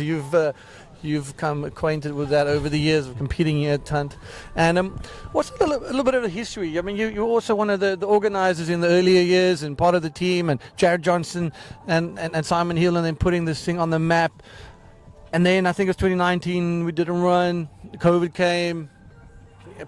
Jared Johnson was kind enough to hand me the reins, and really trying to make him proud, you guys proud for putting this event on the map first and foremost. And here we are. Never would have thought 10 years ago, Kruger, that we'll be doing this, what we're doing right now. No, exactly. I mean, bring this wave to the world. Literally started off as looks like there's a bit of a paddle from who we got up and riding. Looks like Blue. Very nice little barrel. That's Henk Esterhuizen, just opening his account. Should be a mid-range score. Looks like there's another paddle. We're just going to see who took that second one. There we go. So Henk opening up. Just a little bit of an in and out barrel. So that's going to set the tone for the heat. Yeah, that's it. Set the tone for the heat and think, well, there's a lull. Let's talk about that beautiful question that I saw with so much emotion try to play to you, you just forget about it. Henk with a 383. Opening his account with a nice little one there, Kruger. He's a man to watch. Danger. And yeah, I mean, if you just think about having to be blindfolded to come to this wave and in the early years and now bring it to viewers around the world, it has come pretty far. And early days, let's just kick into the replay. Nice, easy line into the wave. And good stall from Henk. Probably could have gotten a little bit deeper, so that's why the judges only gave him a 3.83. But always a good start to the heat. Settle the nerves a little bit. Settle the nerves, the 4-point ride, just to making sure that everybody's on the same path. But here we go, white uprider, Jaco Kallitz from the Southern Cape, a sender with that needs no introduction, and then gets pushed out with that little foam ball. Good little wave, nice, easy start for the guys. Haven't seen those big bombs coming yet, so I guess it's good just to brush off those cobwebs. I think stepping into your first wave as an absolute banger set wave might be a little bit intimidating, because when it's your turn, everybody looks at you, and you gotta go, boy. Yep. You gotta go. When it's your turn, it's your turn. Even in the free surfs out here, it's quite fascinating to see that indicator rock. See a massive set coming through, and you're next in position, and you've just got to go. Yeah, we talk about indicator rock. If you look at your top left of the screen, we're going to get back to that. But here's a quick little replay of our rider in white, Jaco Kallitz. Quick little in and out, tiny little cover up, and then just rides the foam ball back out to the face of the wave. He's one of those kids that also we've seen grow up underneath our wings here in the bodyboarding community. And he really has gone leaps and bounds in his maturity and his big wave approach. So again, one of those invitees that really deserves to be and will revel in this opportunity to surf amongst other athletes with the same and high caliber. Yeah, 100%. I mean, when you look at our competitive system with Saba and with Province Trials and SA Champs and all the rest of it, especially for the younger kids, it is such a privilege to be invited to an event like this. 12 years in the making, and let's be honest, especially for the young kids, going for a decent chunk of change. So at that, at the end of the day, if they do manage to take out the trophy, and Luke Bruton is definitely my early pick of the young guns. Can definitely get them in the driver's seat to potentially head to some of the World Tour stops. Exactly, it's a good cash boost, and it's your airfare covered basically, so that's a big expense. If we, for example, see, let's say for example we see a Robbie and we see two of the young guys, and we see maybe Hankus in the final. You're gonna have these. I do think that Hugo Nadir and Luke Bruton is really going to make it difficult for the rest of the field, for sure, because I feel they got a point to prove. You do have your back against the wall as the younger guys and the wild cards. Nobody's taken off of them, so they definitely think they got a bit of a point to prove, and they did prove that point quite substantially in that first heat. So it's going to be looking out for that one. Don't count out Chucky, Johan de Goede on this one. Don't count out Alex Nutt. I mean, he's also been on the World Tour a few times, competing in Portugal and stuff like that. So no stranger to high-end competition and the pressure that comes with it. And that is always the interesting thing, talking about those couple of opening waves. Always nice to just shake off those butterflies. A lot of nervous energy going into a heat, trying to visualize, trying to see how your heat's going to go. And as we saw in the first round with Luke, he had an absolutely perfect heat. Started off with good mid-range scores, and then just when he got the opportunity on the bigger sets, he made them count properly. Yeah, can always compare heat number 1 and heat number 2 in terms of two guys getting most of the scoring right, and the other competitors unfortunately coming short and not having that rhythm and not having that placement, that priority when the sets do come through. So we're 25 minutes down in this heat. It's been fairly quiet, but here we go, rider up and riding. Who is this one coming out of the barrel? Can he come out? He's unfortunately enjoying a free underwater tour courtesy of the lovely wave named Tant, which is called Tooth in English. Oh, there we go. Nice big flip from yellow Alex Nutt. Unfortunately not completing that maneuver. He did actually push through. Don't know how he did that though. Yeah, that was incredible. Exactly. Wow. That was special. I mean, he landed kind of top of the wave. But it's not going to be a big score, but let's look how he managed to pull it off. I mean, he went for it, landed top of the wave, caught in that last little bit of dying white water, and then somehow turns it around and then rides it back out. So, hey, kudos for riding something like that, and knowing that his landing wasn't all that good, 4.65. He had a beautiful projection though, so that counts towards him because he hit the critical section. And ticking the criteria boxes that the judges want, that critical section, the landing a little bit too short, so the 4.67 justified for Alex Nutt. Exactly. And, also making use of a little bit of a smaller insider. Here's the replay.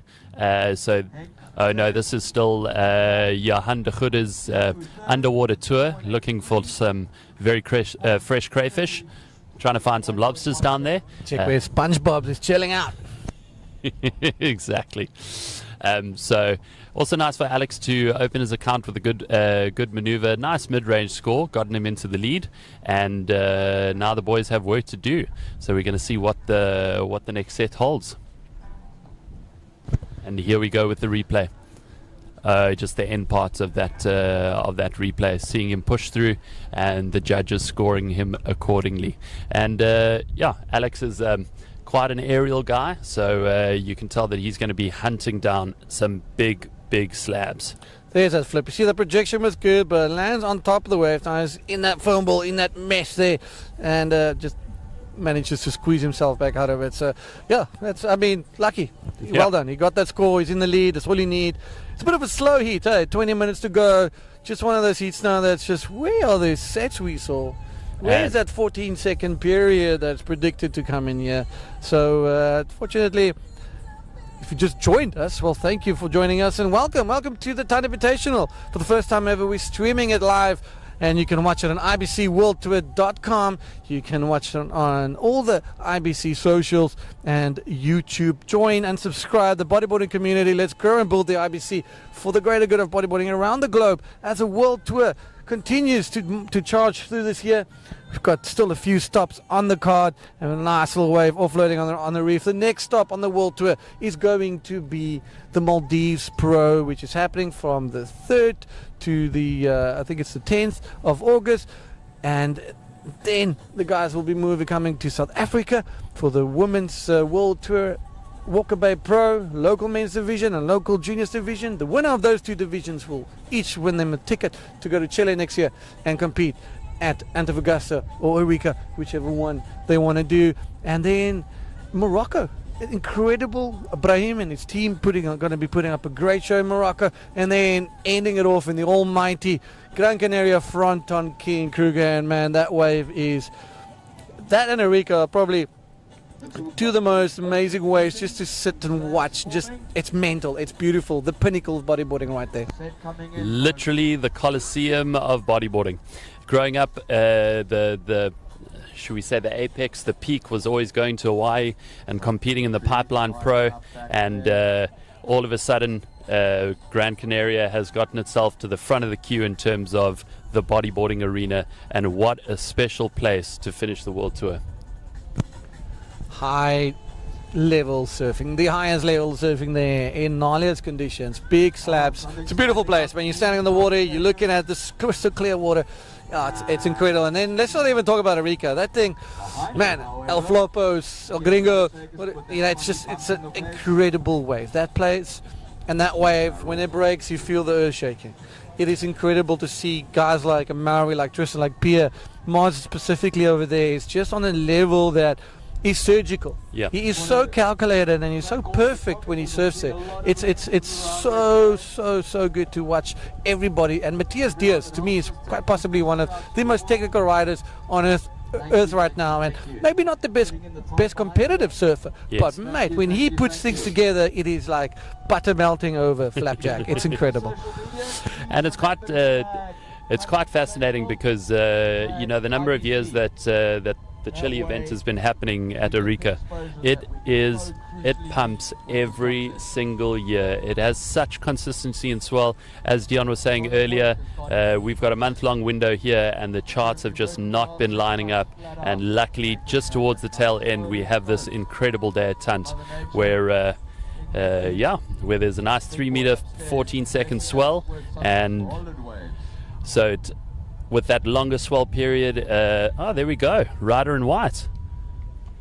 Jaco Kulitz backing up his first score, a little roll in the end. Didn't see whether he got a little bit of a barrel at the beginning, but it's that consistency that might actually definitely push him into the lead, because that was his second scoring ride. That was super quiet heat, very out of rhythm, a couple of waves standing up, but no takers on this. Well, here we go. There's a take on that. Looks like Alex Knight riding yellow. He's going to do something big. Massive backflip from yellow. Unfortunately, not sticking that one. He's going to be very bummed with himself for not stomping that backflip, Ian, because that was definitely one of those waves that will continue, that will just project him far into that first position. But Jaco Kulitz, keeping calm, collective. Again, one of the young boys really showing his mettle and his patience here. Chucky, very quiet, waiting for the bombs. Chucky, when he sees a bomb, he's going to take it. Henke is the exact same. So the two young guys, rightfully so, they need to work and build that house and pull away from these two guys, because they can swing the heat on an instant. They can swing the heat with an excellent score easily. Back to the replay. See Alex dropping in. Nice big projection.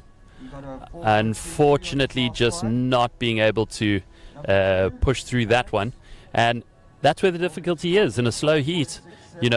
The psychology of it, where you finally get a wave and then you go for a maneuver that you don't have 100% chance of landing, and that can really play into the mental headspace. So looking forward to some decent sets rolling through. We're down to 16 minutes, gonna have to see if it becomes a little bit more consistent. Bit of a slower heat in comparison. That last heat we saw absolute bombs coming through at regular 3, 4, 5 minute intervals. So yeah, I think the guys are hoping for some fireworks in the back half of this heat. Definitely, the back half of this heat is now 16 minutes, Kruger. And yeah, we're hoping to end this heat on an absolute high with some bombs getting offloaded on this reef. Jaco Calitz, it's Alex Nutt holding it pretty, sitting in that first position. Henk and Johan de Goede, both of them just trailing and waiting and being patient and looking for something. Here we go, rider in blue, that's Henky on a nice little one, kicks back into the face of it. Now it's going to be interesting for the judges on that one. What are they going to think? And Henky needs a big score. He wants to continue, and he wants to continue into the final, because come semis, come final time, you know, we will be in that perfect window of the tide and the new swell that is supposedly to show its face. That's it. With the new swell filling in, we're just going to have to see whether that 14-second period shows itself. Looks like it was on the cards, and looks like we finally have a decent sized set coming through. No takers on that one, but as you can see the tide dropping out, you can see even the insiders holding open, and there's Henk going for his roll, but unfortunately just not being able to push through. Yeah, landing a bit on the side. You can see the score. It was a 1.83. So the side landing, the back landing of that one, probably determining the fact that the judges didn't award him that score. You and I, we ain't judges, so it's a job I don't want ever. So we got a great panel, experienced judges here, and working with a great system. So thank you for everyone putting it together. If you just joined us, welcome to the 2023 Ton Invitational presented by Handpick, and a host of incredible sponsors.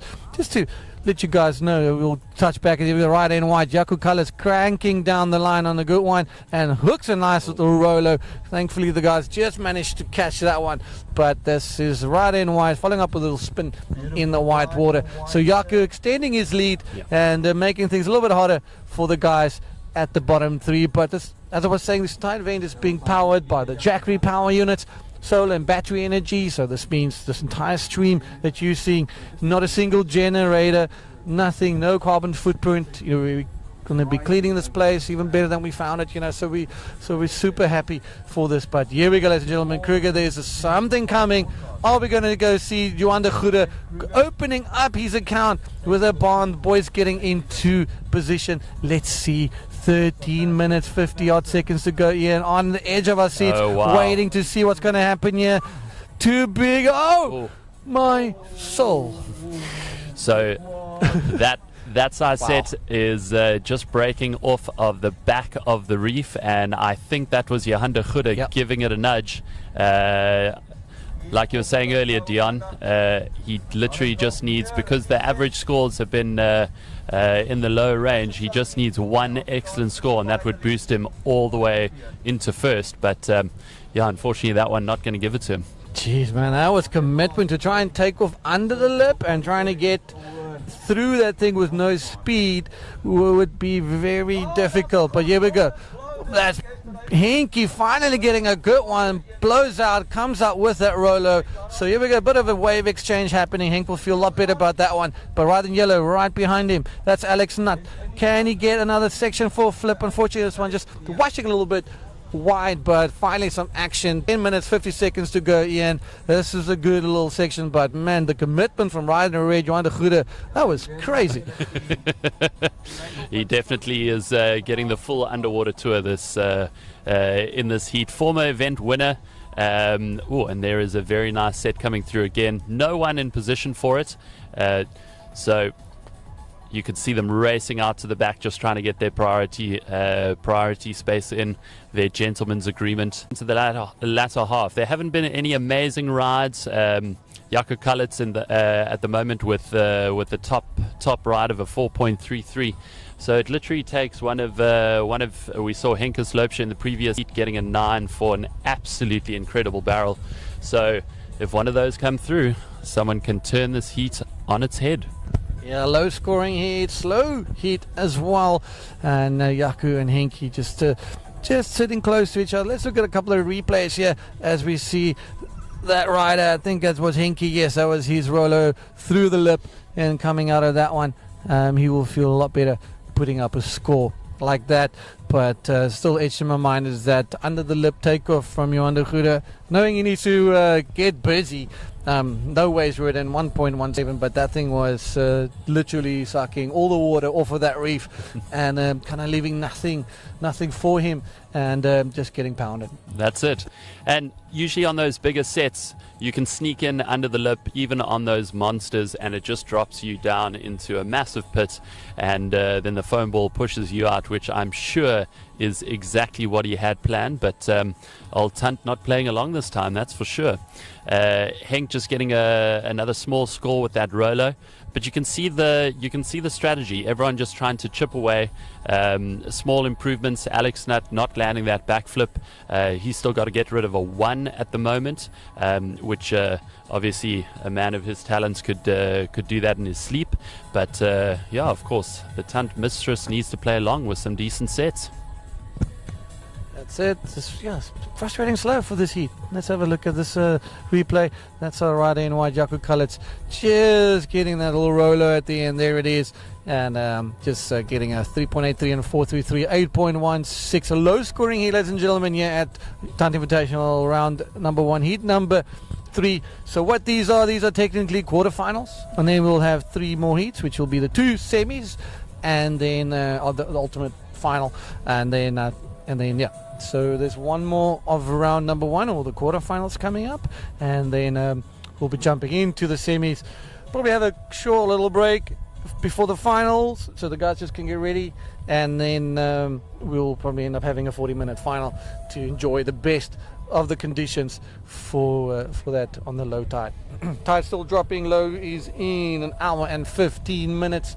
So on that push, here we go, and white, beautiful invert from Jaco Cullets. Can he just hold on to that? Lands a little bit in the whitewash, and this is a problem with Tunt, or the challenge with Tunt, shall I say, is if you don't get that momentum in front of the white water, it's kind of just going to let you go or swallow you. So that's one of those tricky things, right? It's one of the difficulties, because especially on those insider waves, you can almost see the foam ball pushing past the wave, and because then it immediately moves into deep water, it just doesn't have the momentum to get you in front of the wave. And looks like we've got that.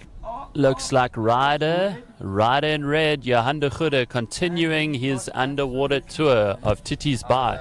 Shame he is not having the best start to this heat, and with 9 minutes remaining, his work is definitely cut out for him. Yeah, he's a little bit behind the 8 ball, as they say, and kind of one of those guys you would expect to be in the forefront of this heat and kind of dominating this heat and really establishing his authority. But it's not how it's playing out for him. The rhythm, he doesn't have that rhythm with the waves, and Henk and Jaco just hanging in there. Alex Nutt by far looking like the more explosive, the more technical rider, the guy taking a bit more risks, and unfortunately just not holding on to his maneuvers, So again, a guy that goes all out, but a heat that could be still wide open. It's not the highest scores, and 1 5 to 6 pointer changes the entire scoreline, changes the situation. That's exactly it. So I mean, even if you just look at Johan's previous wave, made it through the first barrel, but then got pinched on the second, still managing to get a 3.17 from the judges, which, if you look at the score line, puts him completely in contention. So yeah, just a decent completed wave from Johan, and he could be boosted all the way to second place. But having said that, all the other guys also just waiting for that D set to come through. And yeah, here comes the replay. So there it is, dropping in.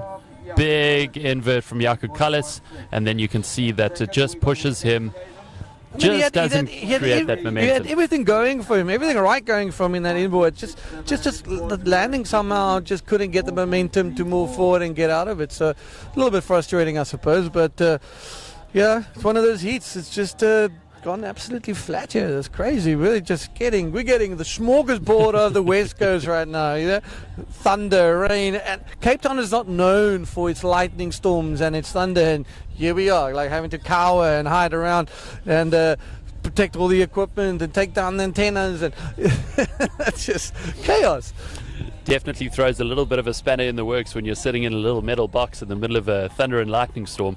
But you can see Yaku's strategy is sound. I mean, he's got a 3.83 and a 4.33 on the board, and you had a little bit of an insider wave, so you had to push that boundary a little bit with that inverse. Unfortunately, not completing it, but that definitely would have been his best ride of the heat so far. So yeah, let's hope he gets another opportunity to push that score up. For sure. And if you just joined us, welcome to the live stream. Welcome to the west coast of South Africa, situated here at Cape Columbine. It's called Titus Bay, just past Paternoster, and what a beautiful place Tant is. And then there's that invert again. Just check out landing. I mean, his head pops up there, but the wave just kind of fading underneath him. Could that be like just too much projection, and unfortunately just missing that last little push in front of the wave? It probably is. That's exactly it. And with the like we were saying earlier, with the lower tide and actually being able to take off on those insiders and them giving you a little bit of a scoring opportunity, you just have to make sure that you get decent projection and land far out in front. And here we have Rider in yellow up and riding in the barrel. Yes, there he is. That is going to be a good counting ride for Alex. Also with the slow scores this heat, the judges are going to be very happy with that, and that could push him all the way into first position. Yeah, on the 5-minute mark, Alex manages to change the situation. We'll wait for the score, but it's definitely going to push him either into the lead. Here we go with a 4.67, 8.35. So it's all about Jaco Kallet and Alex not maintaining this first and second position, because behind them are two guys that can take it away in an instant. That's exactly it. With this low scoring heat, very average scores, 4.67 and a 3.87. Here we go. Here's the replay. Nice control drop and just into the barrel, getting a little bit of a spit out and making his way ahead, finishing off with a little reverse. But you can see the judges rewarding him accordingly and pushing him into first spot. But with it being a low scoring heat, it is still anyone's game as we get into the last 4 minutes. Now, we saw literally in the previous heat some bombs coming out right in the dying seconds. In 10 seconds, 3 massive sets approach. So let's hope we've got some action here in the last bits. But boys seem to be jockeying a little bit for the sets there. 4 minutes to go in this series. Athletes, anyone can perform exceptionally. How the cookie crumbles. 100%. We can't control Mother Nature. We control what happens out there. The forecast tells you one thing, the waves deliver another thing. It's going to be sunny. It's now cloudy and drizzling and thunder. You just can't control that. So you got to take what you can get, roll with the punches. And I do feel that these guys would just understand that, feel that same way, and hopefully manage to get a little buzzer beater and change the situation in the dying moments. And we've seen this now many times on the World Tour. You've seen it in any local events. It's not over until that horn goes boop, and then it's over. So you fight for the last seconds to get to that point. So yeah, that's it. That's competition. It. Actually, that is competition. It's the athlete that is the most adaptable. I mean, we just Jared Houston going to Eureka. Absolutely leading with 10 seconds to go? Yeah, 10 or the last couple of 10 seconds. Neymar, Neva Romero, I think it was him, turning on a left-hand bomb and just takes it away from Jared. Just thank you, you out of here.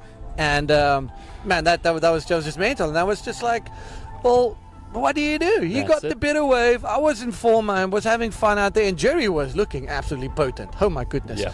I mean, he was definitely putting himself for a final. But here we go, back to action, right in white. Jaco Kallet, keep a little gas, looking for another section, hugging that foam ball and squeezing out of that one. So there we go.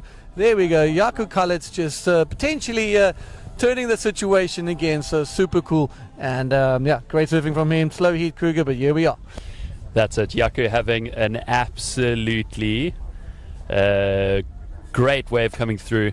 Little bit of a barrel, and that should meant his second place, possibly pushing him into first. We'll just have to see what the judges give that. With the slower heat, they adjust the judging scoreline, obviously leaving that leaving a little bit of space. Here we go. Here's the replay. Dropping in, great control, little bit of a spit, slowing himself down, and then getting another decent cover up. So yeah, we're looking good. Looks like Alex and Jaco are starting to get their nose ahead in the race. Obviously, Henk's still holding on to a very small 2.83. It really doesn't take much, but with 1 minute to go, we are literally into the dying seconds of the heat. So we're going to see young uns taking it out against the seasoned veterans, shall I say? The seasoned veterans would be the correct terminology, the all-inclusive terminology, let's put it that way. But Alex and Jaco, just tough heat and just adapting. You gotta deal with what Mother Nature throws at you, huh? So it definitely looks like Alex and Jaco are in with a very, very good chance. But here are the last few sets. And we're down to 25 seconds. Let's see if someone can pull off a decent buzzer beater. It looks like, no, it doesn't look like there were any takers on that last set. So unfortunately, the seasoned veterans, Henk Esthuizen. We've got a little smaller insider. There's Alex going for a cut back forward. And I don't know whether that will go into his top two, but that is a great way to end the heat. 4.34. Well, great way to end the heat. Slow heat, low scores. The shocks are coming in. Henk Esthuizen, Johan de Goede, with a low-scoring heat, not finding the bombs they're always looking for, just not progressing into the next round. But congratulations to our heat winner, Alex Nutt and Jaco Kalitz, progressing into the semi-finals of the 2023 Tant Invitational. We're going to be back after some quick commercial breaks with a more epic action here at Tant Invitational.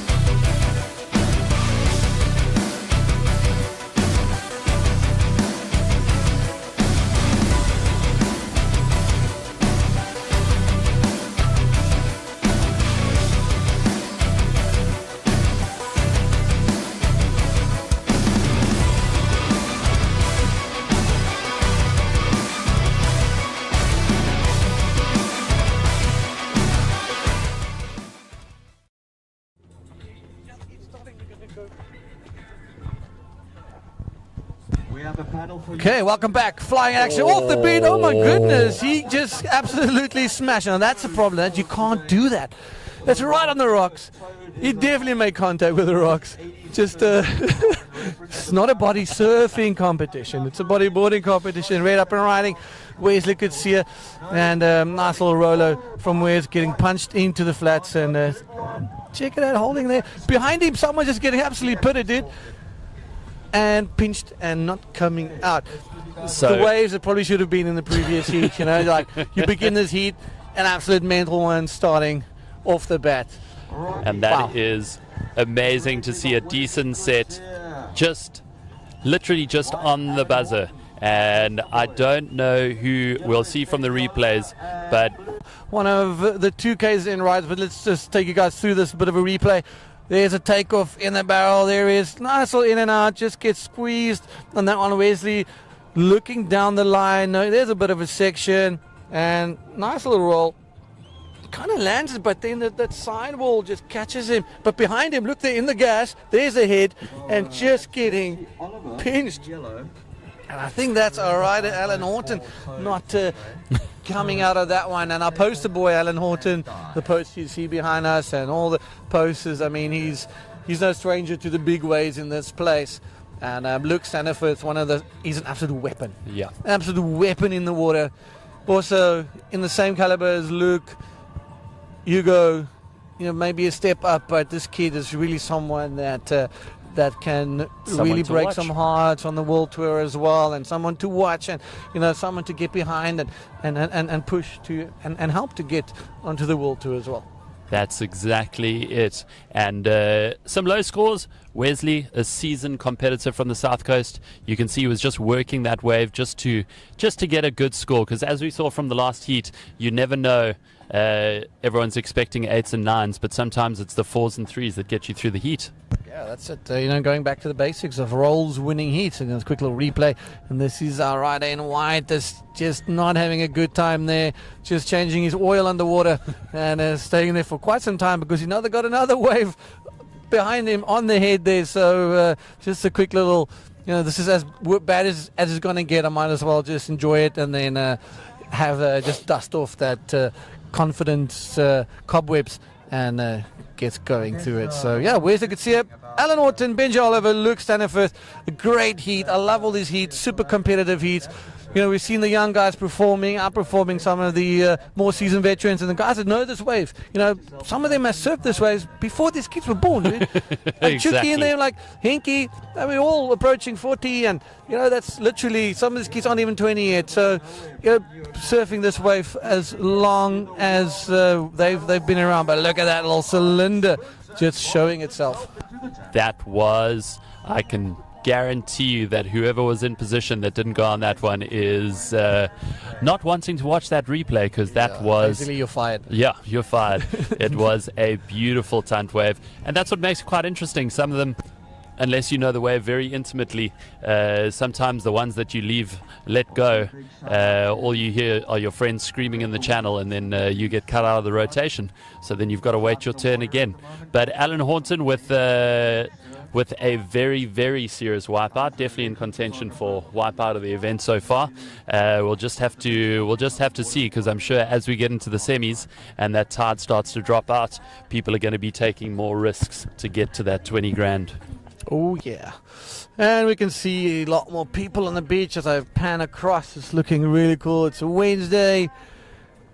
It's not school holidays as well, so it's very interesting, and it's great to see such a great turnout here. So awesome to have you guys here. Thank you very much for all our viewers here on the beach and everybody tuning in for the first time ever. We are broadcasting from this beautiful location at Titis Bay here at Tunt for the 2023 Tunt Invitational, presented by Handpick IBC speciality event, and the IBC at the forefront of bringing bodyboarding to you from anywhere around the globe. And I hope everybody is having a good time. So we've been dealt some proper hands this morning, but we navigate them and just keep trying to keep our heads down and get things working. We're all working for the greater cause, which is establishing and building and continuing with our momentum here in the IBC World Tour, making it accessible for each and every person. And that's exactly it. You need a jewel in the crown, and I would definitely say Tunt over the last 12 years has established itself specialist invitational event, so something for everyone to aspire to. I remember rider in white, Alan Horton. He literally put in the time for years, and then he got the call up. I think and now he's our poster boy, because that's all it takes. It's a specialist wave. And the more time you spend in the water, and the more time you get recognized for spending time in the water here, the more likely it is that you get called up. So for all the aspiring Groms out there, clearly everyone knows where this wave is now. It's just about proving yourself. That's correct. 28 minutes. Here we are, sitting nice and pretty here. There's Alan right there, and look at this beautiful wave. This is Tunt on a sunny day, which is also a very rare day come winter times, and having a sunshine clear day here. So one of those very those unicorn days here on the west coast, because we're known for the amount of fog that pushes through. We know it's known for its low hanging clouds. So it's a beautiful place to be. And there it is again. There's that rock that shows itself. So yeah. I mean, brother, it's amazing to be. It's amazing to broadcast this event to the world, and we're super proud of it. And we're proud of the fact that we're looking after the environment. We're using, solar energy to power the entire event. We got recycling happening. Just trying to keep our footprint as small as possible here, and while trying to put on a world tour show. But here we go, right in red. Wesley could see expect good stuff from this man. Didn't have a good run last year. Unfortunately, not winning his heats last year, but not landing this one either. So we've got some bombs approaching, but Wesley could see just keeping busy. 27 minutes to go. It's all open. One of those heats that can go anybody's way. And Wesley just trying to build on that initial wave. We have a big set coming out, and unfortunately no one in position. Looks like that was a good choice. Looks like it pinched towards the end. Wesley almost over-rotating on that roll. Another big set behind it. Do we have any takers? A big drop in from Benji Oliver. Oh, wow. Unfortunately, just not making that one. You could see with it being the second and third wave in the set, it almost sucked all the water off of that reef, which made it incredibly interesting for Benji to try and navigate. Yeah, especially they got the steps to navigate with. You're dropping down 1-2 steps, you're losing speed, you're losing momentum, you're bottom turning, the white water's on top of you, it's got you, and you're not coming out with the power of this wave. It's a very heavy wave, and let's take you guys through this one. There it is. Look at those steps, those chandeliers. There's the gas, and you know what? He's just down there, just holding on his board, holding his breath, and just getting absolutely smoked across that little section there, and safely swimming wide and making himself back into the channel. It's really deep when you get hold down. I remember my board just being tombstoning, and it's so quiet down there. It's like, what's going on? And then as you surface, you're greeted with another nice 6-foot lip on those big days. So hopefully later on, this swell that's predicted to arrives and gives us another glimmer of hope. It's what we saw in round number 1, heat number 2, and Hankus Loubser and Robbie Berman, though, those boys definitely getting the better heat of the morning so far. So just a quick update after this heat. We're going to have a quick 5-minute break because we just need to change, the athletes need to change vests. It depends if, because I think Luke and Alan are potentially earmarked to be in the next heat, so just give them time to change rashes, go back out, get back in, and then those will be the first 2 semifinals, and then we'll take a 10-minute break, 5 to 10-minute break between the end of the semi and the start of the final, so that the guys can also get their rashes and make their way back out. We'll be running a 40-minute final, and yeah, should be good. And hopefully by then, the remainder of the swell will have filled in to bring you some serious action. And just getting back to the interesting shape of is that a competitor? Or is that just someone coming in? No, fair enough. Yeah. Just someone coming in. It breaks on such a shallow shelf and then immediately goes into extremely deep water. So it becomes very interesting. It creates almost, when you wipe out, it creates almost like a waterfall effect where you get pushed very far down. And it just makes the Tunt experience a little bit more interesting to deal with.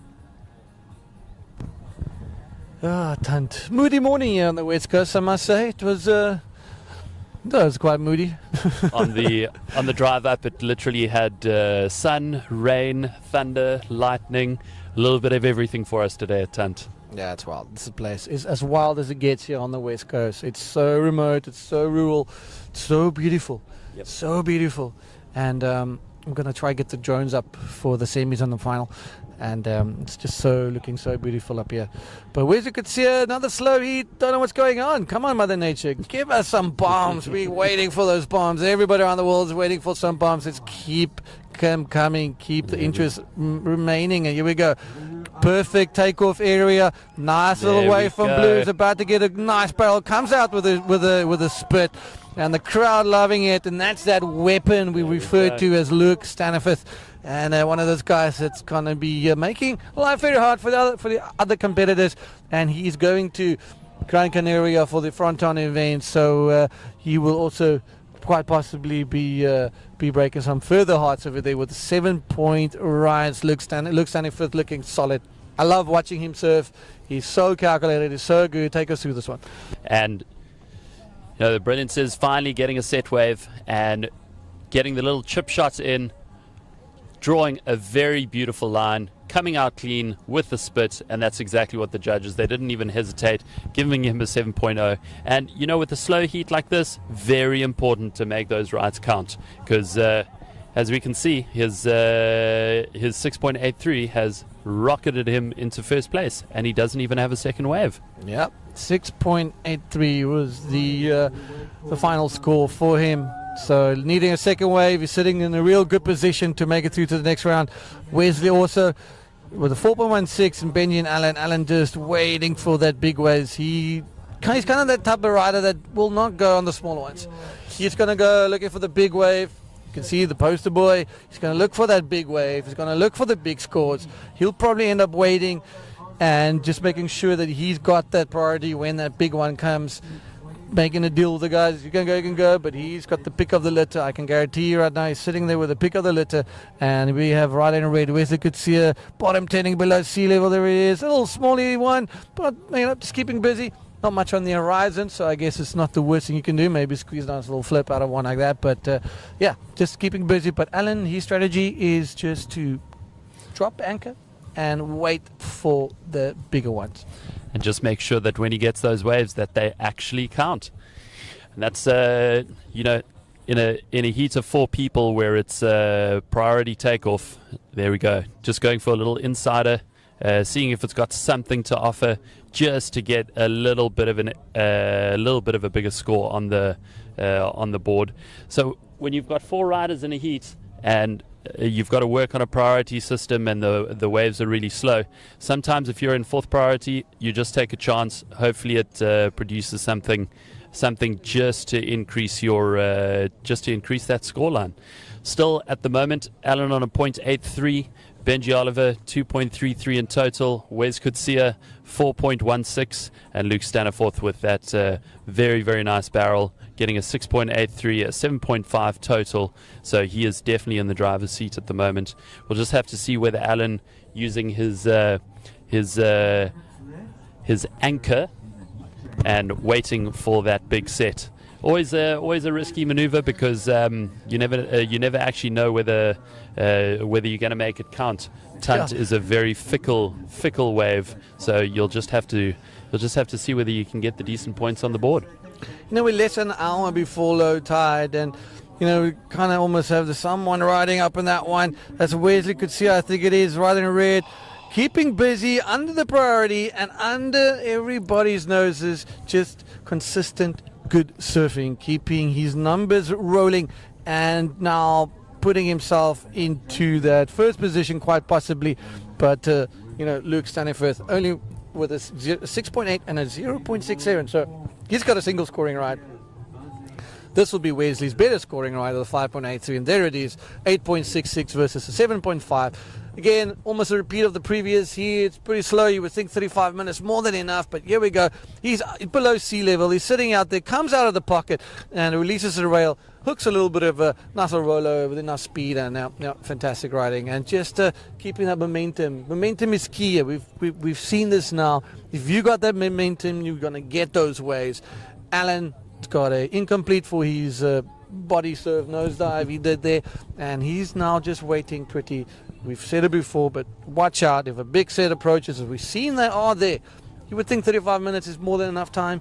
It's just almost as mid-tide slump, but we're less than an hour away from low tide. So essentially the news, should have been here already. But anyways, guys getting in position. I hope and pray there's a big wave coming so we can see some more action in this set.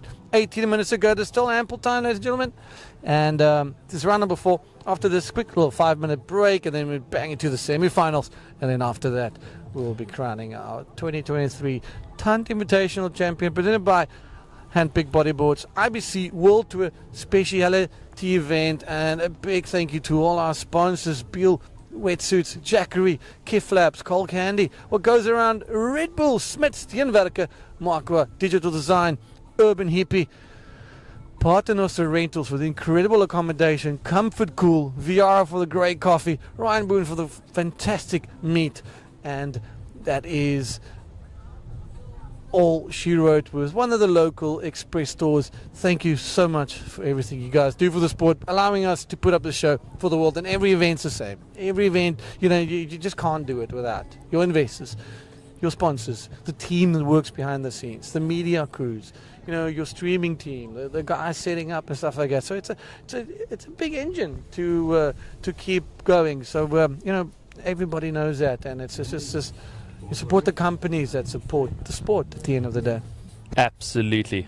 Does make it if you've ever put together an event, there are a lot of moving parts and you need a lot of commitment, and of course without the sponsors nothing would be possible. So thank you very much for that.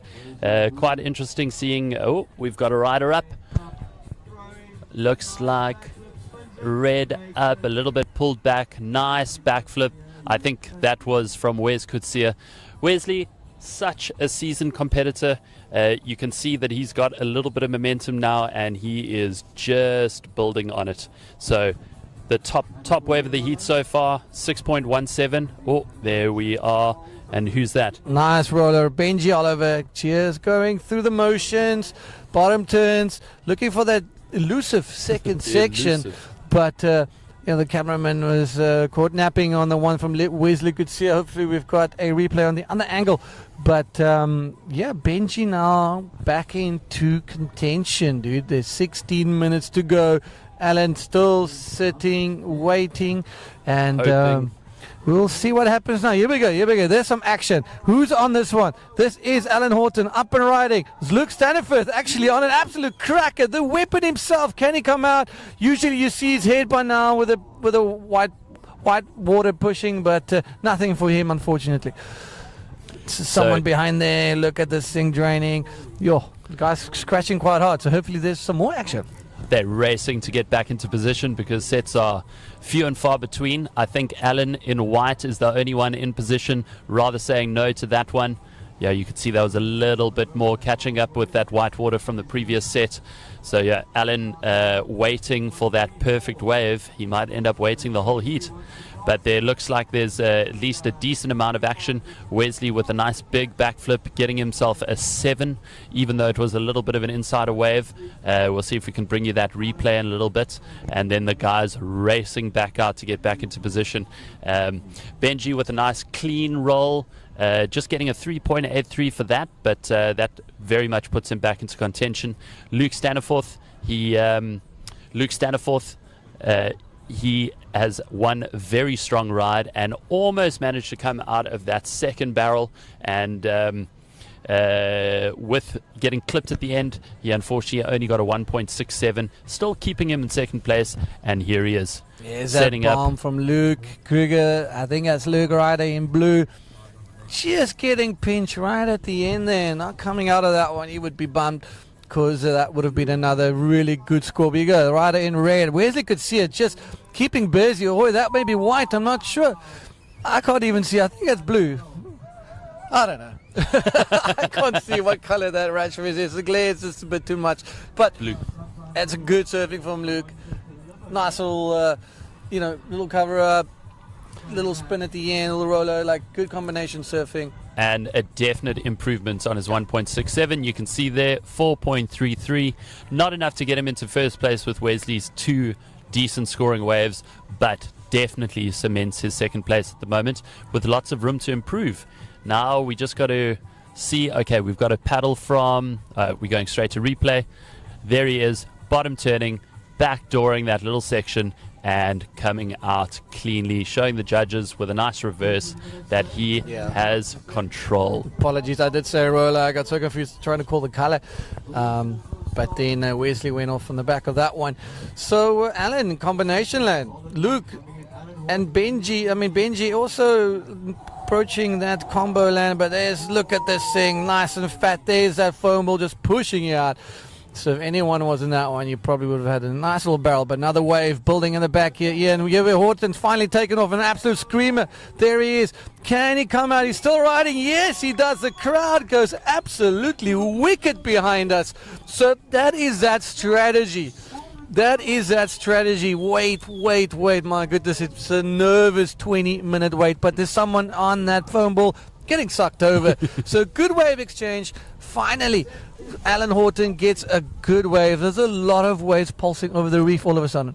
That's exactly it. And at the end of the day for Alan, that is a very good strategy that eventually paid off. He's still going to probably need another strong ride depending on where this sits with the judges. I'd bet my money that that's in the excellent range, because that was a big set, ridden from deep all the way through both sections and coming out nice and clean. So we'll just have to see what they say. There it is, a 9-point ride. Let's get the replay of that one and let's see how deep he was. 9 points. I mean, we said it. He's going to wait. Now the question beckons, Ian. He's got 12 minutes to go. Here we go.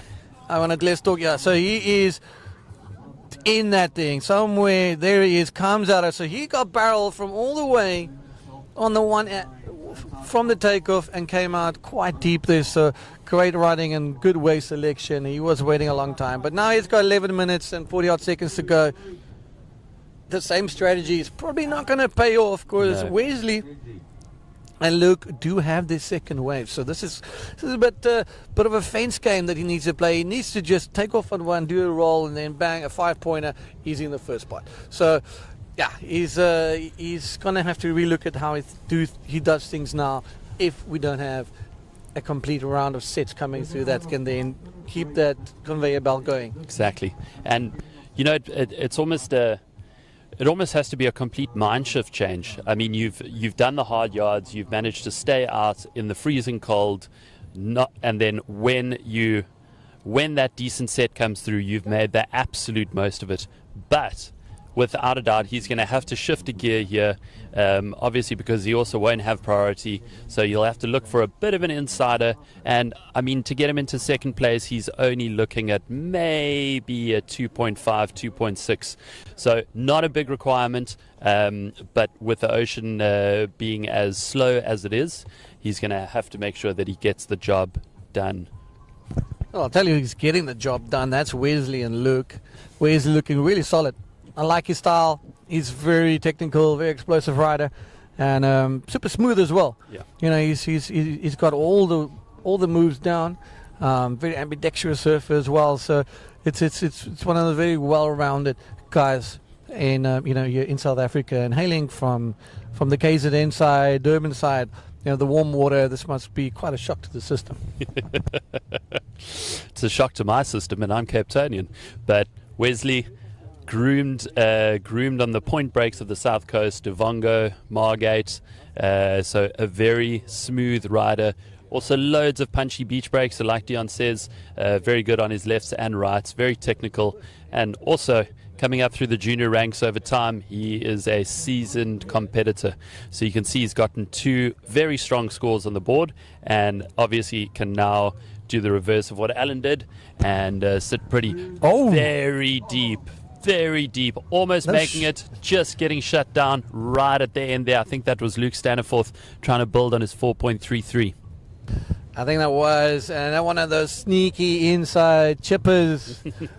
It looks so good until you bottom turn, and then the barrel just goes too far. That's it. And then you see all that gas, but you ain't got no gas. The only gas is leaving out the doggy door there.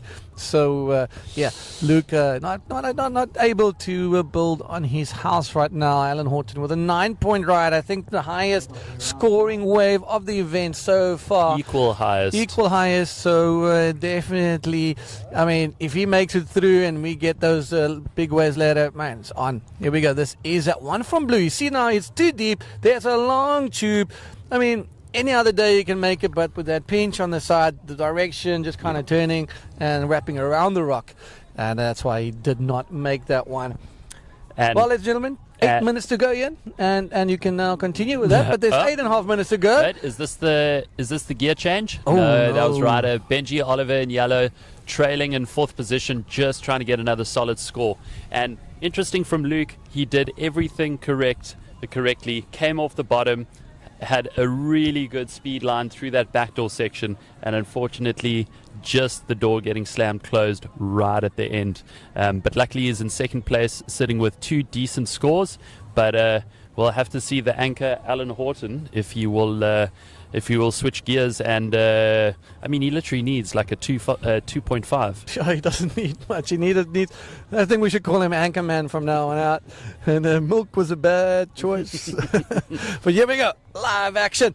This is nice little chipper, lots of speed below the sea level, and that one just not showing any form of respect for the rider, just shutting down and setting him back to the lineup with nothing to show for that effort, losing his spot in the lineup. So you kind of really have to be, when you go on a wave, you need to make sure you score. You know, they're obviously operating under the priority, just trying to see where there's a bit of a section, where there's a ramp. I mean, you know for yourself, when you bottom turn of this wave, you really have so much speed. So any section that can show itself, you'll go and hit. You can see, I mean, he's all right on top of the rock, you know. Yeah. So on the bottom turn, he loses the speed. So this is a danger of those small ones, you know. So he probably made contact with a rock, but small enough and slow enough for him to make his way back out, because it's frightening and terrifying when these things stand up in front of you and there's nowhere to go. You can't duck dive. You're just gonna throw your board and just embrace fetal position, and there you go. Make it out on the other side with everybody laughing at you. And that's also the difficulty with a 4-man priority in a slow heat. If you're in 4th position and you know there's not much of a chance of you getting the next set, which means you'll have to wait a very, very long time, you take a couple of chances on the smaller ones. We've seen it on the lower tides where those small ones do actually line up, and when they line up you get a nice air section. Some of the Tristan Roberts specialities, air reverses out the bowl, that the judges really respond to, because unique maneuvers, very difficult, tough maneuvers on this wave, and even though they're inside waves, they give them decent scores. So just trying to build on what they've got at the moment. Exactly.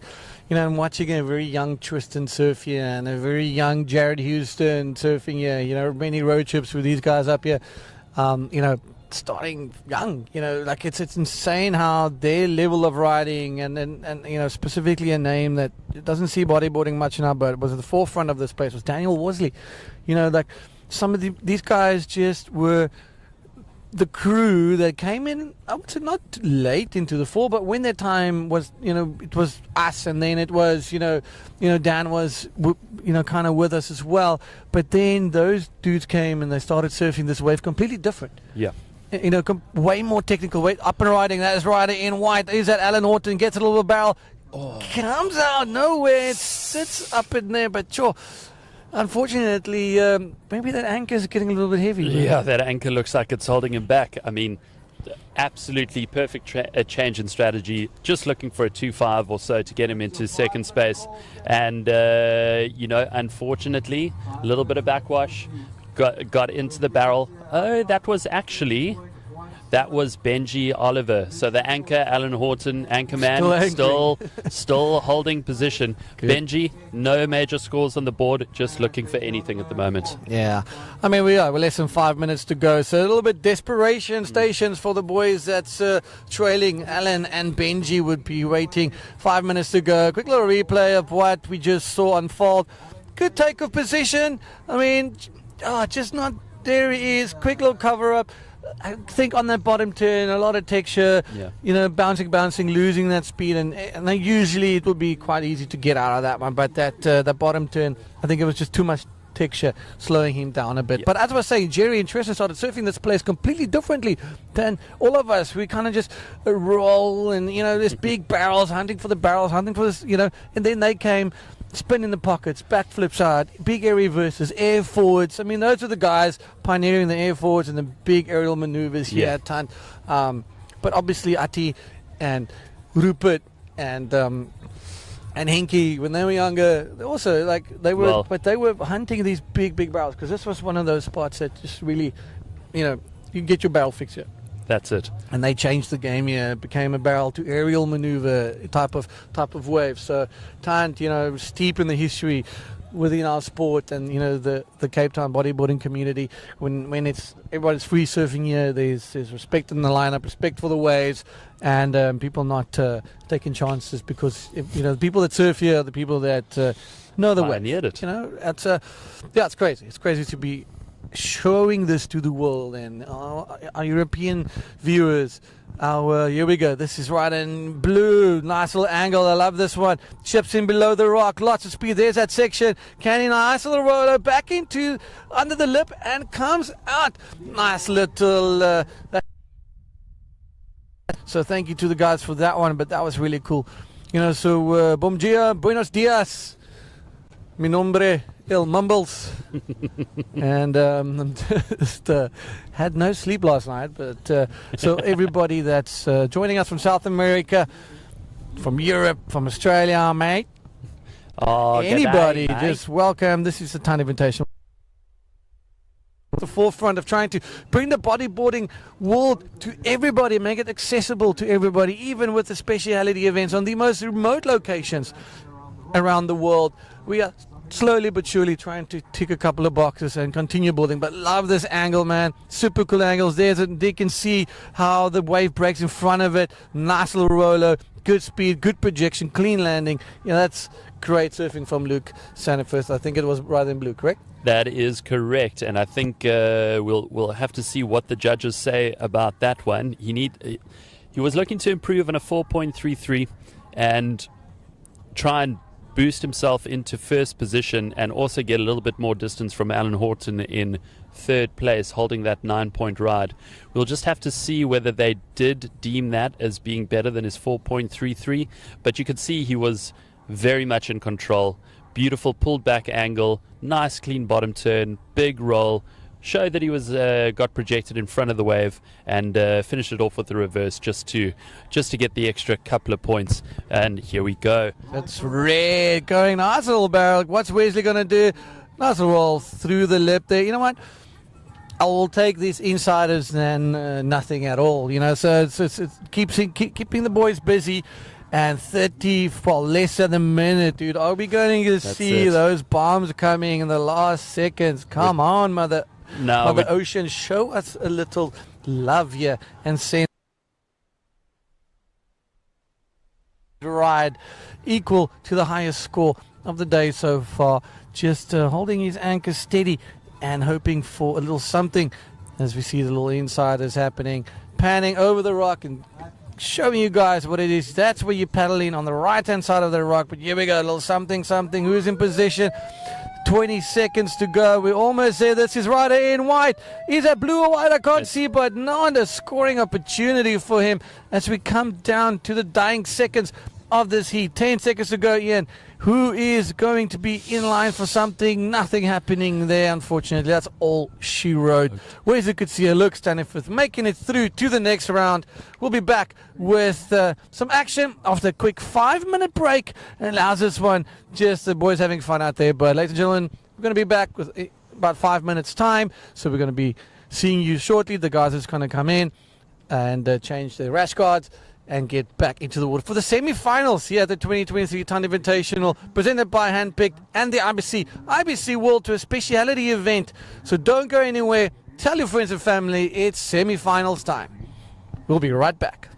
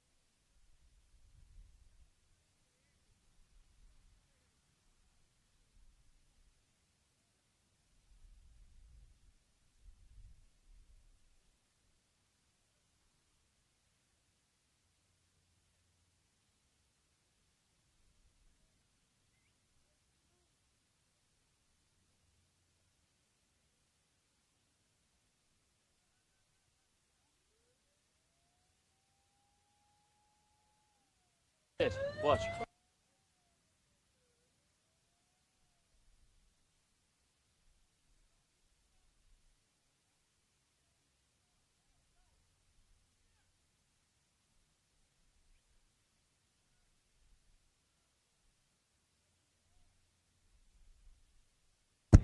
All right, we're back with some action here. We are back. Well, ladies and gentlemen, we had some bomb sets offloading,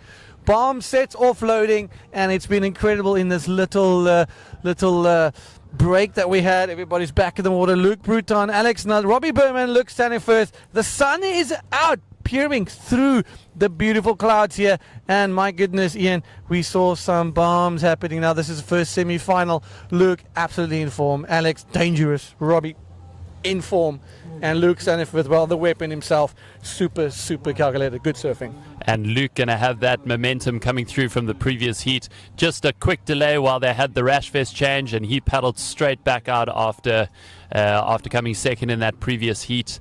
Luke Bruton, Alex Nutt, and Robbie Berman making up the rest of the stacked heat. And in that break, we actually saw Mother Nature produce some of the goods.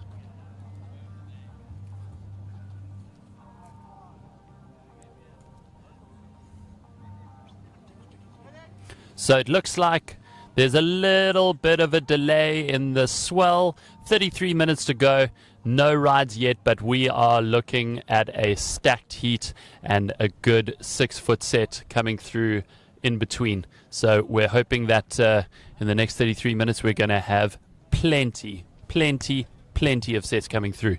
And loving the angle from the camera team. That gives a really good perspective. So we'll see a couple of guys taking off behind that rock and hopefully getting some big barrels and some really big air moves. And looks like everything is flowing smoothly. Here we have an opening paddle. Luke Staniforth just looking to continue his momentum, setting up a big section. Nice roll through. Pushes through, and he's working on that momentum from his previous heat. Yeah, quick angle adjustment as well for the camera, but look at that. We are, the semi-finals. I mean, we saw some bombs. It was absolutely incredible, and unfortunately, the previous heat's not seeing those waves, but that's a good indication that the tide, everything's aligning now. The offshore is still trickling beautiful here, and it's cleaned up considerably, looking at the first heat this morning. So absolutely mental change in conditions here, all seasons in one. But look at this angle from the top coming down. This is Luke opening his account in the semi-final, first semi-final of the day of 2 semis. Nice little rolo, just keeping busy and going. Luke Staniford with a nice little rolo. And coming out of that last heat, Luke had a very strong tactic. Wide paddle. He did not go that ledged underneath him. Also very tricky. That's Alex Nutt. Very tricky situation. And those sets are starting to pour through. They are coming. But Luke opening up his account with a 4.33, just getting a good opening ride, and here's Robbie Berman in yellow. Robbie the Birdman, what's going to happen? There he goes, hooks at bottom turn, sets his line, not much there. Quick in and out, and a 35-minute heat, ladies and gentlemen, still ample time. At least we're seeing some good waves being delivered here from Mother Nature, so let's hope she stays consistent now as we almost on the low tide. Still super knee tides here, so we're not too dependent on the tide today. Usually you're chasing the tide 2 hours before, 2 hours after low tide here at Tunt, and then when it gets too big it breaks onto the rock. It gets, the takeoff is too dangerous. It kind of becomes unsurfable, so timing is key. But we blessed with a good tide, we're blessed with some good swells. So the first chart of the entire month of July is today, and that's just wild and crazy because this is just a winter wave, and this wave breaks predominantly. It would have in normal circumstances be breaking 3 to 4 times this whole month. And here we go. This is Robbie's little takeoff, nice angle right in front of the rock, scoops in there. Just sits on top of him and then comes out quickly to the back and making his way back out. Just not getting that wrap on the wave. Usually it would give you a nice little air bowl, and I'm sure that's exactly what Robbie was hunting for on takeoff. And here we've got a paddle from Red, from deep behind. No, definitely letting that one go. And it's quite interesting in that replay with that very unique angle. You can see the boys paddling in to the wave and then taking a quick look to their left just to make sure that they are off that pinnacle rock. So so far at least a speedy start to the heat. We're looking forward to some very big sets, and like you say, usually a predominantly low tide wave We're heading into low tide in about an hour's time, and yeah, at least with neap tides, we won't get the full. Oh, there's a short ride. I think that was rider in blue again. Luke Staniforth just trying to keep that momentum moving, and a little bit of a bigger set coming through, but you can see it catching up to the previous whitewater, so yeah, no one opting for that one. Luke Staniforth, Robbie Berman, Luke Bruton and Alex Nutt. So you've got an absolute showcase of a heat here. All these riders are world class, and it's going to take some clever tactics from the guys to come out tops here. Winner of this heat and the second place will move into the final of the 2023 Timed Invitational, and going to be good shows. Next semi-final coming up as well. So heaps of surfing ahead of us. 3 more heats, including this one. So don't go anywhere. Let's get to the sharp end of the stick as we watch the boys sitting here with a nice little angle. Nice little, there it is. This is very small, but it breaks in front of that rock. So the bigger ones, it sucks back. Gives you that boil that you take off on, kind of have the roof above your head already. By the time you're bottom turning, you're sitting inside that barrel and getting your, you know, just working on your tube timer. That's it. And hoping for that end air bowl that will send you into the excellent score range. That this top angle is actually fantastic because and here we have a set approaching. You can see everyone trying to paddle. Here we go. Get into position. White, Looks like Alex white. Nutt. Alex Nutt. Calling this one here, and let's see Lazar's angle again. There is in that boil that we're talking about, hugging his line. There's that cylinder in front of him. Did he just do a spin in the pocket, or did he just bail out of that one? I think he went for a spin in the pocket. Robbie Berman on the next one. You can see him just getting past that one. I think he's having a hard time. He's getting smashed on the water. Oh, no, I'm lying. Is that him? Ah, there we go. There's Robert, you sneaky little Russian, coming out of that one. So keeping the scores going. But wowza, there's a glimpse of the waves. Yeah. There's a glimpse of the wave that we've been waiting for a long time. The indicator rock at the back just disappeared. So that's how you know there's something coming in the pipeline. Luke with a 5, a 4.3, and a 0.67. Robbie score with a 2.67, and Alex with a 1.5. Luke Breton still needing to get onto the scorecard. So this is going to be a wide open heat. 26 minutes to go, ladies and gentlemen. Welcome if you just joined us. This is Timed Invitational, presented by Handpicked Bodyboards and the IBC speciality event. We're on the west coast of South Africa, the most beautiful place that we can find with the most gnarliest waves, remote, nature abundant. Paternoster, your closest town. Visit Paternoster, visit this place when you come to Cape Town, South Africa. But there's some waves happening and the boys are paddling. Luke looking into this one. And that's Luke Bruton trying to keep that momentum going from his first heat. And he is up and riding in the barrel. And I thought he was going to come out of that cleanly. Looks like he got clipped. He got pinched or something happened. There he is. It's way deep, so maybe he caught a rail or something happened. But sorry,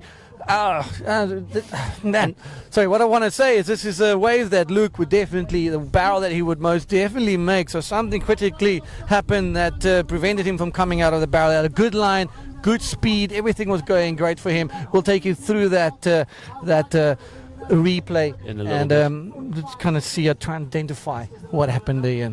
And it's also quite interesting. Yeah, here it is, the replay. Beautiful setup, good speed line going into the barrel, and looks like he must have gotten clipped or lost a rail or something to that effect from that angle.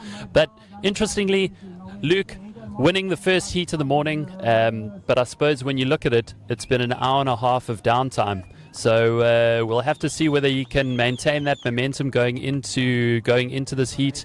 Not a great start for him, but he's just got to shake that one off and get back out there and hopefully get into the next bomb. That's it. Bomb is what you want, Alex and Luke. Luke will get it. He'll get it. He'll make his way back. You know, I think Alex has got the pick of the litter next, or Luke Staniforth perhaps. Robbie is there lurking. never take your eyes off of Robbie, especially in a contest. He comes with a lot of experience now, second year on tour, so he's got a little leg up on these guys in terms of strategy and how to use his priority and his momentum wisely. So looking forward to see how this heat unfolds.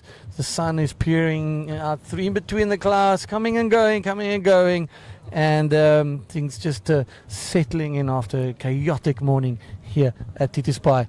But this is the West Coast, and we've grown up knowing that the West Coast will throw and can throw anything at you. 4 seasons in one day. That is just one of the things that Cape Town holds. You always have a rain jacket, a beach bat and some towels, an umbrella and a scarf and a speedo in your boot for in case, and that is how it is here. This is, today this morning we got hammered, and now we just having, and it's happening, and we're really stoked to be bringing you this wave, showcasing this wave to the world, and showing the tourism and the potential that is here. Visit Paternoster rentals.co.za. You can jump onto their website, a little bit of a paddle happening here, and book some great accommodation. Here we go, rider in blue, just not in the position for that one. And you can see the left-hander offloading there. And that's the tricky part about the wave. As you saw, rider in blue paddling a little bit too far outside. It's almost counterintuitive where you see this big indicator rock, so whenever you see a big set, your immediate instinct is to paddle further out. But if you paddle too far out, you can't get under that buoy and under that chip shot in. So unfortunately, Luke, I'm sure, just got cut out of the rotation. But still sitting in second place, a 4.33, starting strong, taking a look at a little bit of an insider, and he's up and riding, just looking to airdropping into that, and unfortunately getting shut down. So he's going to try and build on that momentum, the 4.33, and there is, as you can see, the tide dropping out, and with that really strong swell period, they're going to see all sorts of lips and steps and all sorts of interesting things. There's a nice big roll from Robbie the Birdman Berman, building on that 4.33. So I think he is definitely getting his momentum. You can see with 2 years on the international IBC tour, he has a good competitive strategy, and he's just looking to build on that momentum so that he feels safe enough that when he gets a good air section or a good set, he can go absolutely nuts. So we'll just have to see what the rest of the heat holds for him. Still 21 minutes to go.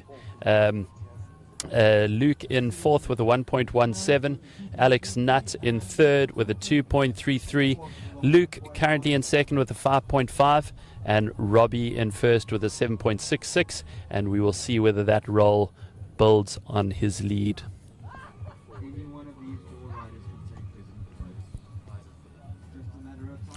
So we're just getting to 15 minutes gone in this heat. Beautiful pulled back angle. Cameraman up on the hill gives a very good perspective of the dentist's tooth, showing its teeth right there where the dentist gets its name from, and it gives you a really good perspective of what these guys are in for. Yep, especially with this angle. I really like this angle. You're a little bit of elevated.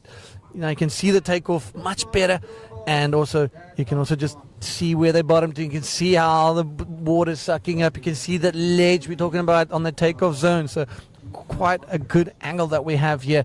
Fortunately, we're not able to fly the drone.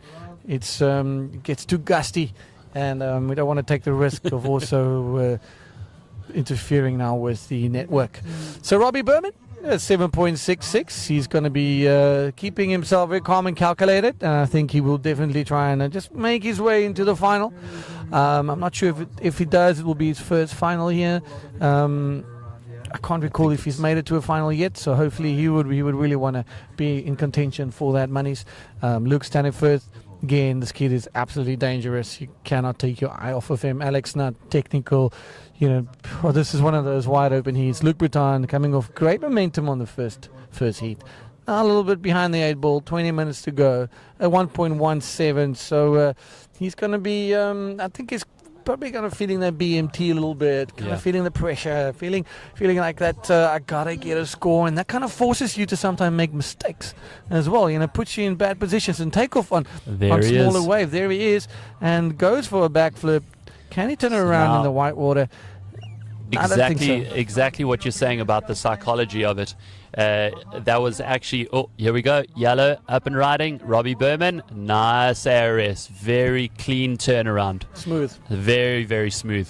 And Robbie just building on that momentum, one wave at a time. But just getting back to Luke's wave, you could see that he almost had that need with a bad start to get a good score, where he could have gone for a comfortable roll and landed and put a decent number on the board. Now he's got two very average waves under his belt. But let's see if he can bounce back from that. But Robbie clearly in the driver's seat at the moment, building his momentum. That should be the best. Score of the heat so far. A very nice 6.33. Even though it was a bit of a smaller inside wave, beautiful clean ARS. Nice turnaround, and that's what the judges want to see, making full use of the wave. Yeah, let's look at this. This is Luke's wave. I mean, a good looking wave. Nice little chip in. There's that section. Hits it. Just a wacky landing and can't control it on that. Maybe a roll would have been a better, far better option. Roll through the lip. Settle your nerves. Get the score sticking now. Not getting it. You got two shorts. Alex Nutt as well. He's got those two shorts. And Robbie clearly in the driving seat in this heat. Very relaxed. He seems very poised and composed with that in there. And, just kind of letting the other guys be their own demise or be their own worst enemies, or kind of just leaving it back to them, surfing his own game, focusing on what he needs to do right now and not too phased. He doesn't seem to be looking around much and, being worried about what's going on. I think Robbie is showing his will to experience and just, applying it like he's surfing any other heater. And here we go. Oh, this is another replay of Luke's wave. Also, the end of that wave, the lip was a bit funky. Didn't give him the projection he needed for an ARS or a backflip. And of course, us sitting comfortably in the commentating booth, watching replays, we can analyze all we want. But in the moment, he felt that an ARS or a backflip was the way to go. And unfortunately, that wave just not playing along. So. We'll see if on his next one he can get a decent score under the belt and build on the momentum. So we'll also see Luke currently sitting in second. Luke Staniforth, 4.33 under his belt. Second wave, a 1.17, which will definitely be a throwaway. Still 16 minutes to go. I think from here, if I have to look at it, Alex, Luke, Bruton, they just need to get that first decent score under the belt. Take a leaf out of Robbie Berman's book. Just build on the momentum. Yeah, that's correct. I mean, the boys looking over their shoulder. Maybe they saw that indicator rock disappearing. Maybe there's something coming our way. Started this heat off with a lot of action. Dying down here, and maybe just kind of time for those sets to start arriving again.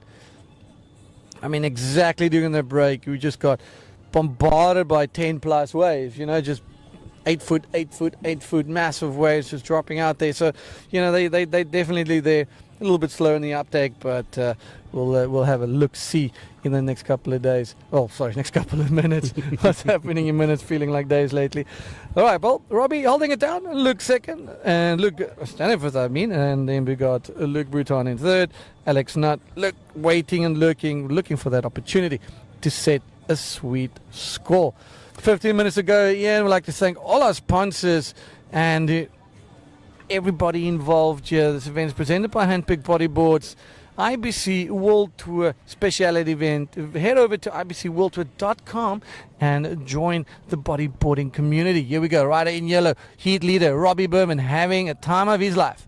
Robbie just trying to get another wave under his belt. He was going for a bit of an insider, and that wave just backed off. So obviously not going to go into his top two, but he's just playing the game. He's just keeping the rhythm going. He's just picking up waves as he goes, and there's still plenty of time to have those big sets roll through. Murphy's Law, as we were swapping out rash vests, some of the sets of the days rolled through. Looks like we've got a little paddle from Red, Luke Bruton. Here we go. This is his chance to build. Up and riding, rolls when heats. What's he going to do? Goes for the backflip, lands behind the wave again. Just not... I think it's easier for us to say, but making the same mistake again, feeling that pressure, knowing I want to have to make it to the final, want to make it to the final, but not just going back to basics. If he had 2 rolls on this one, he would have been in that lead, in the second position easily. But we'll be seeing what happens in the next 13 minutes. But that BMT, the lack of just maybe just the wrong strategy. He wants to put on a show. He's an explosive bodyboarder. Probably he's not a safe surfer, so he's just staying true to himself and having fun here. But he needs to apply that strategy within his heats and take a leaf a little bit from Robbie. Take us through this one. That's it. Paddles in. Little bit of an insider, drops down to the bottom. Nice big projection, but also that wrap, that lip backing off at just the last minute, and then just not giving him enough projection to get all the way to the front of the whitewater, which means that the judges have short scored him. But like you're saying, Dion, he is a very explosive bodyboarder, and I feel the weight of that pressure that messes a little bit with your competitive strategy, because at the end of the day, if he'd kept it safe on those last 2 waves, he would more than likely be in second place. So let's see what the rest of the heat holds. Paddle from White, up and riding. Alex Nutt looking for something big, goes for the backflip. Can he turn it around? I see his head popping out there. Easy holding on to that one. And he just gets caned on the top of his head, but wow, power holding on to that one. The judges, but draining the backhand. What's happening there? There's a foam ball. There's a foam ball. I don't see anybody coming out of that wave. That was right in blue. Luke going all out on that one. Alex Nutt getting the better of this wave exchange. Definitely the better of the wave exchange, purely because he completed it. He had to have an absolute steel grip to fight his way through that, but a beautiful backflip. Took a little bit of a while to get through that whitewater, but I think the judges are going to reward him quite well. By the looks of it, it was Luke Staniforth dropping into a massive pit, but unfortunately just not making it out of that one. So that won't improve his position. But you can see Alex there. There we go. Now he's got something to build on. 6.83 from the judges. That is the highest score of the heat so far. Here he is, paddling in. Beautiful bowl. Massive flip out. And literally had to have the grip of steel to push through that. Yeah, right over there, just getting that one on the head and then coming out. So good surfing from Alex Nutt, taking the opportunity, looks back at the judges saying, I'm sure you guys saw that. Alex changing his situation and putting him into that second space. And, shall we say the unlucky Luke's in third and fourth right now, ladies and gentlemen. The unlucky Luke sitting there just waiting for their opportunity and their time to shine here at the Ton Invitational. 16 riders, 7 heats. We are now in heat number 5.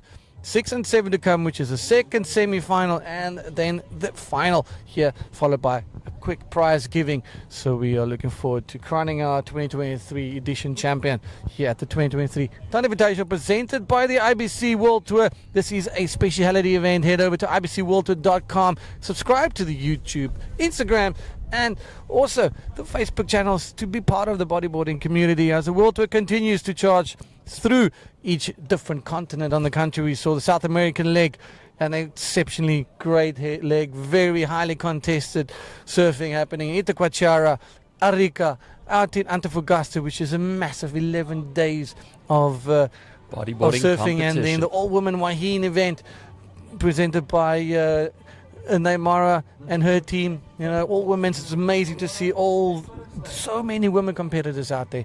Next up, Maldives Pro, Walker Bay Pro, which has now gone from a full event to the Women's World Tour event, focusing on the Women's World Championship held here in South African onerous local men's and local junior division, so the juniors and the men will be in line for a ticket to Chile to take part in the World Tour in 2024. And you know what? It's a great opportunity, and we hope to see everybody out there in full force taking advantage of that. So the World Tour then from South Africa, jumping over to Morocco for the first time as well. But in addition, his team doing also exceptional work behind the scenes. And then, you know, we said it earlier, one massive way to end the year is at the almighty Gran Canaria, El Fronto, and Danny and Hernandez and his crew, mate, that is the event of events. They go all out, spare no expense, and you know what, just it's a World Cup for sure. It's one of those events that, as a bodyboarding fan, or even as an athlete, it's a place to go to. It's the best vibe. It's some incredible surfing. The wave is just phenomenal. You know, such a good place. So the IBC World Tour, bringing bodyboarding to everybody around the globe as we see a little bit of action. Robbie Berman taking off, getting under the lip. He's going for the barrel. Will he come out? There we go. With that low tide, now you can see what Tunt has to offer. It's actually getting a nice long barreling section, and he got in on the chip, so he could just set his line and just enjoy the view, and he did that to full effect. Coming out clean, building on his current lead of 10.66. Well, I can almost guarantee that 4.33 is going to be a thing of the past. Definitely. It's a thing of the past, and if I close my eyes, I envision Sonic the Hedgehog running through the barrels, collecting Stoke tokens all the way, cha-ching, cha-ching, and here he is. Look at that perfect setup. He knows he's about to get barreled, sees the horseshoe in front of him, sets his line, and there he goes, comes out in the nick of time, pushed out by the foam ball. Great riding by Robbie Berman, as we're going to be seeing that scores dropping quite soon, and the judges rewarding him with a 6.33, I think that is.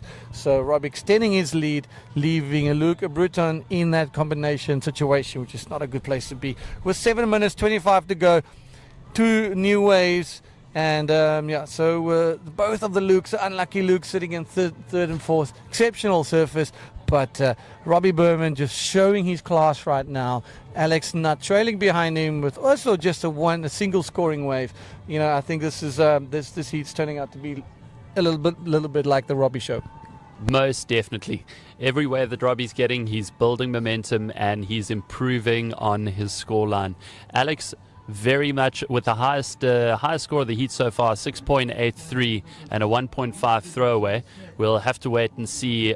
Hopefully he does get another wave. I'm sure he's going to be in position for the next sets on that gentleman's priority. But like you say, the unlucky Lukes, the young guns, all the momentum coming through the 2 previous heats, but unfortunately at this point not doing so well. So here we've got a paddle from blue, Luke Staniforth.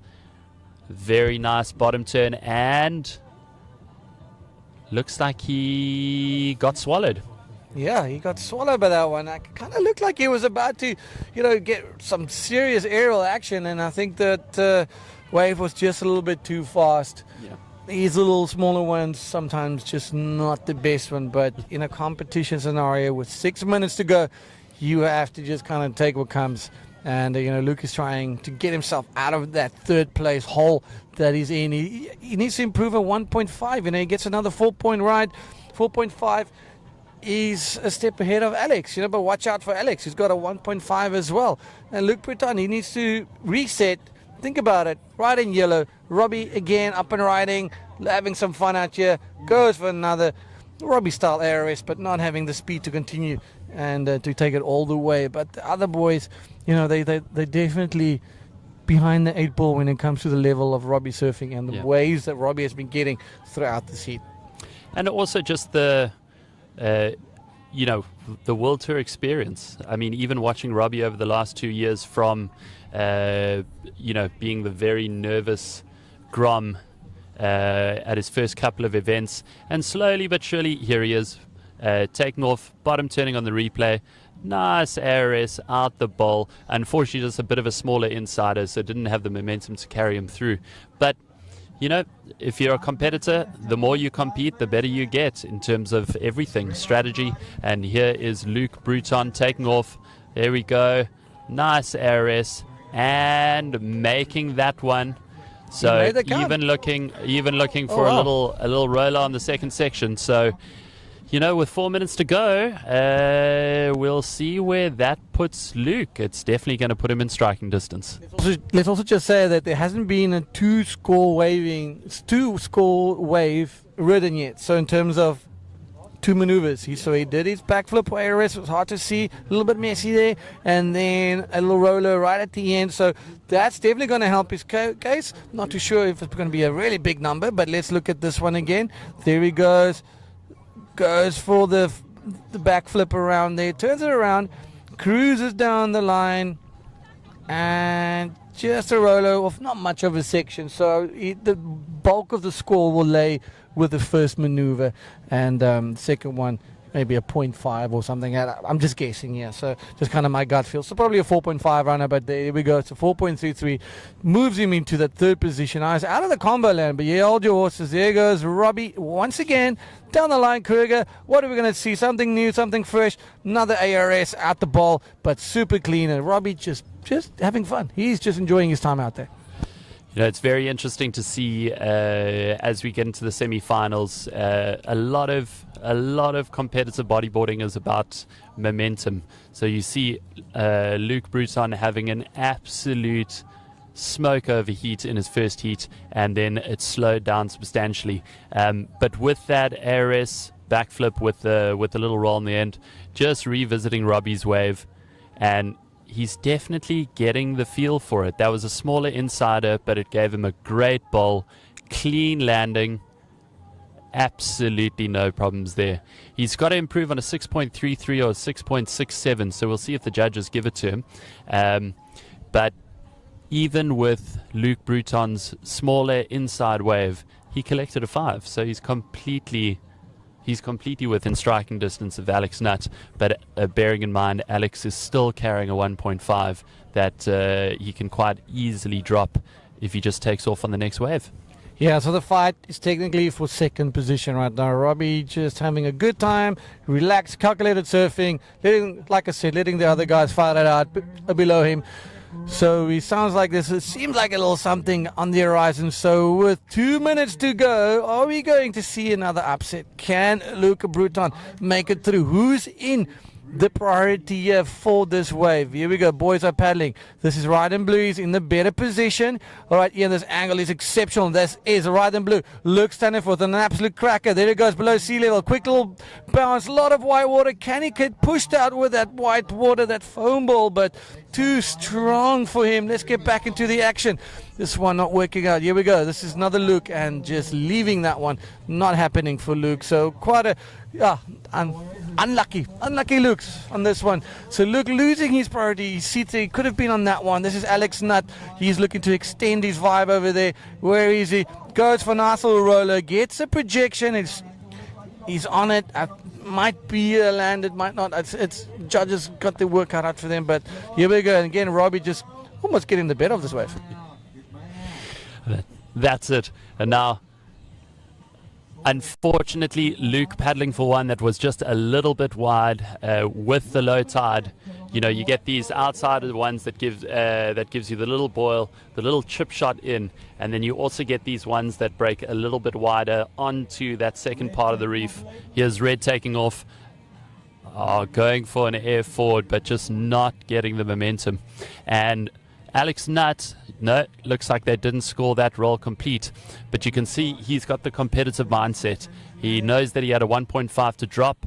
All he wanted to do was get a wave, get a safe maneuver, and get an average score which would cement his position, because at this point we're down to the last 20 seconds and it looks like it is pretty signed, sealed and delivered for Robbie Berman and Alex Nutt.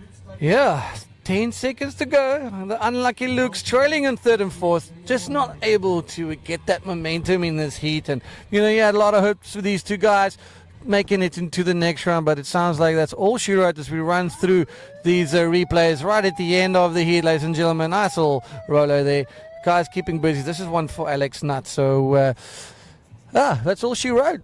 Robbie Berman just cool, calm, and collected, making his way through into the next round with Alex Nutt making his way into the final as well. Yeah. So your finalists, your first two finalists for the 2023 Time Invitational is Alex Nutt and it is Robbie Berman. We're going to be back with some more action right after this quick commercial break and then some more semi-final time.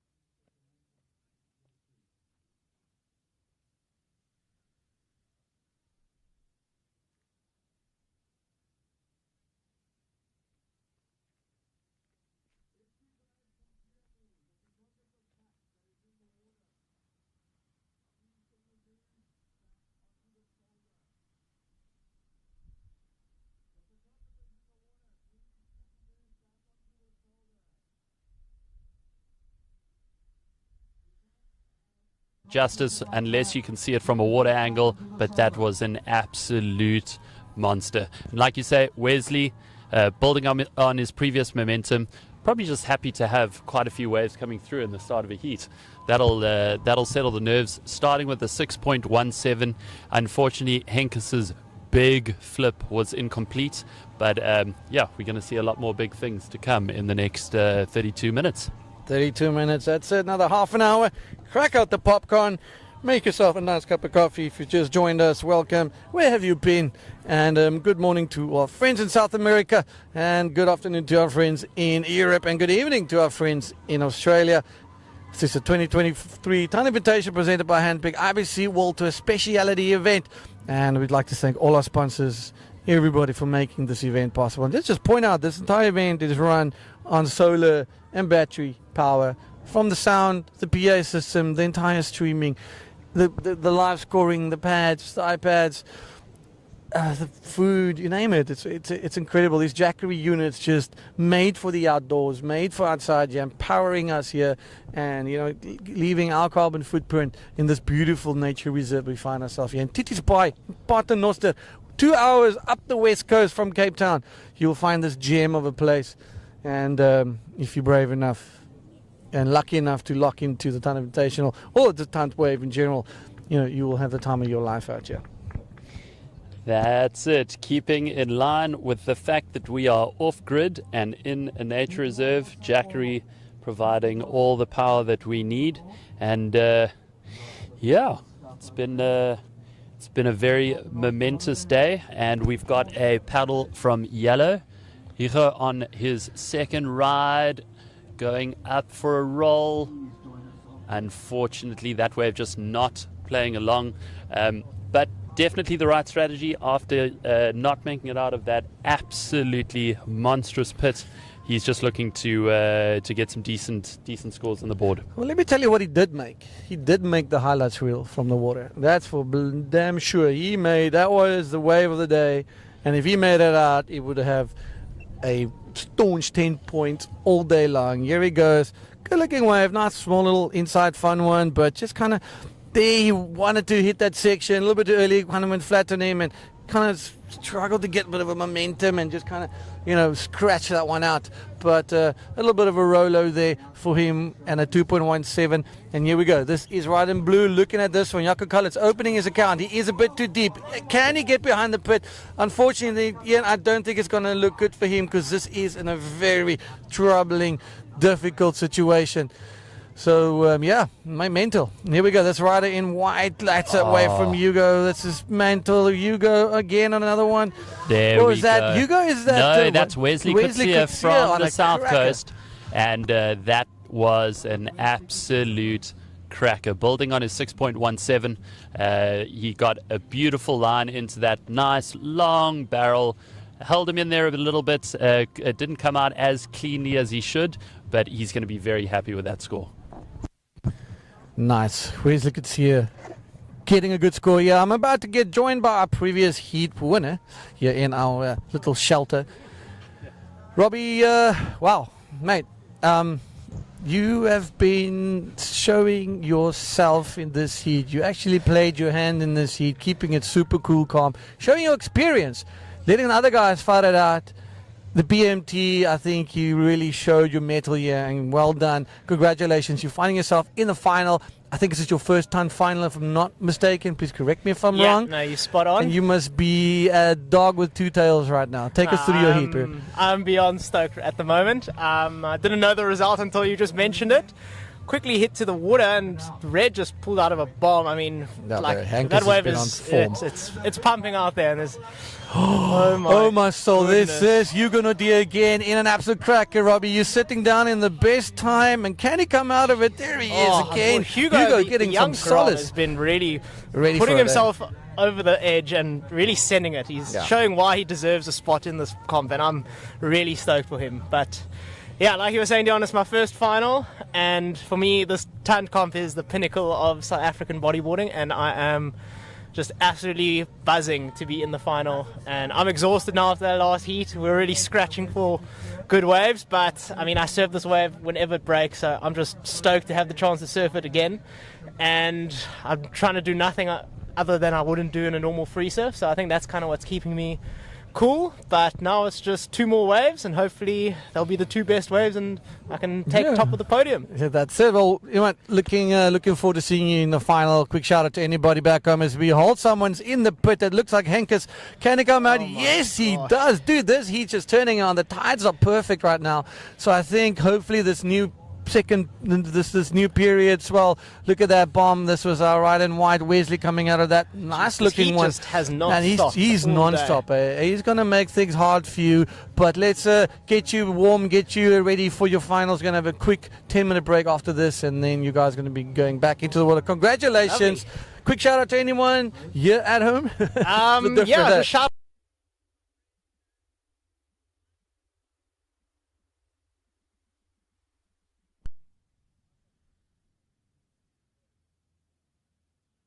Looking me up, and big shout out to you, Dion, for having faith in putting this.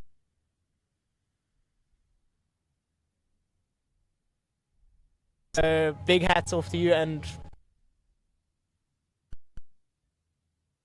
just so stoked to be here and be a part of it. Yeah, man. Thanks for having you guys, and thanks for everybody tuning in. This is so cool to show the world what we have, the gems we have here on the West Coast. So, lekker by die Weskus. Lekker by die Weskus. We're gonna lekker braai later, so we'll see you in the final. Congratulations, and just do you, bro. We're looking forward to seeing you in the water again a little bit later. But right now in the water, Wesley Coetzee and Henkes going toe to toe, making life really hard for the two young guns, Hugo Nadia and Jaco Collins. So Wesley keeping really busy. You can see here Robbie's keeping his eye out for him. And here's a quick little replay of what we saw. That takeoff under the lip, quick little turn. There's Henkes sitting in that pocket. Ian, and here's a boom, comes out with a spit.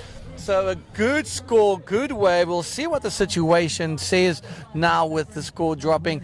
And I'm pretty keen to see what that 5.5 and a 4.83 is what Hankus has at the moment. Look at this one. Look at this one just going across the reef.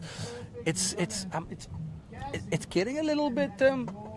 I'm touching wood better, but here we go. Hugo Deer again, the man of the moment. He's dominating this heat with a set waves, but look at this one. Beautiful looking wave, lots of speed. Goes for a forward spin in the pocket. Unfortunately, not the correct decision. And I see you shaking your head, just thinking, man, he should have just gone up to that section for a roll. But hey, this is competition. Guys need to throw it all out. They know they have their back against the wall, Ian. You know, there's 25 minutes to go. Hugo's got a 6.3. You know, Jaco Kallet's got a 1.17 and, you know, up against a 10.3 and a 13.17 between Hankus and Wes. So, sure, again, the young guys falling short so far. So far, but what is, you know, how nice is it that Mother Nature is delivering? Tide is finally getting low enough that even the smaller inside ones are providing air sections, as Robbie clearly demonstrated in that previous heat. And you know, the action's coming through thick and fast. Hankus managed to get two very quick, very good waves. This is Hugo's wave. Nice potential, good bottom turn, but you could just see with that lower tide that it was almost a mid-face lip that didn't provide him with a decent ramp. But yeah, looks like everything is starting to come together after starting and throwing all the elements at us this morning. So it's definitely a good time to be in Titi Spy. Yeah, man, it's been mental this morning. If you guys have not heard this story, or if you just joined us for the semi-final, heat number 2, we got greeted with lightning storms. Here we go. Let's first get greeted by this blessing from Jaco Kallet. What can he do? Goes for a nice little flip, gets a good projection. Can he turn around? There he goes, rides it out. So Jaco putting some scores down on the copper way right behind him. Under priority, that is Hugo. Finally getting a good-looking barrel. Can he come out of that one? Again, just getting stuck, and by the looks of what we saw, that one would have let him out. Maybe, you know, I guess he doesn't surf this wave as much as some of the other guys do. You know, he lives very far, and here we go. Hankus on a banger. So Hankus, perfect, and also trying a forward off the end section. That one just did not deliver the right hook for a nice big meaty backflip, which we know he was up for. Rider in white, Wes, nice big flip out the bowl, and unfortunately catching a rail. So just a really, really good run of waves, and unfortunately the rider's not meeting the expectation. But Wesley with a 6.17 and a 7, he's firmly in the driver's seat. Hankus Loubser also a decent 5.5.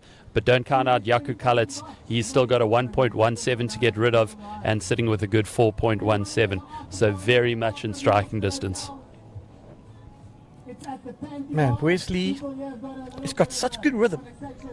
And we said it earlier that this is the type of guy that's really got all the moves dialed down. And last year he came here, I think he was here for the first time, and this just didn't do so well. But here we go. This is Hankus's wave. I mean, it's got everything on it for a good invert section or something. A little bit late there. You know, he probably had something big in his mind. What's it going to be? What's it going to be? And then kind of just a little bit too late. Looking wave. I mean, this low tide really showing. There it is, in front of the rock. Beautiful. This is our heat leader. Wesley could see lands, but hooking the rail and then just gets steamrolled and not turning around in this one. So both of them would be pretty upset with the fact that they didn't capitalize it. Although they are comfortably in the lead, it can turn as well. That second place is still in danger right now.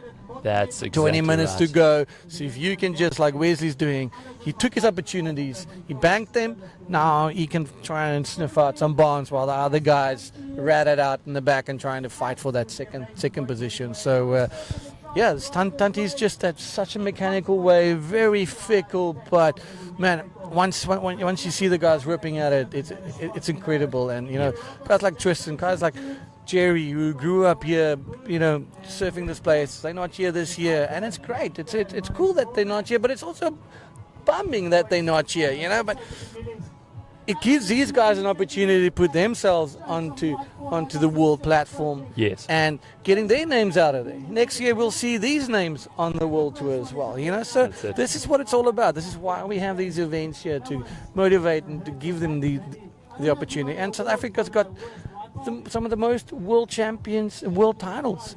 We got 2 from Tristan. We got Ian Campbell. We got 2 from Jerry. We got Dre.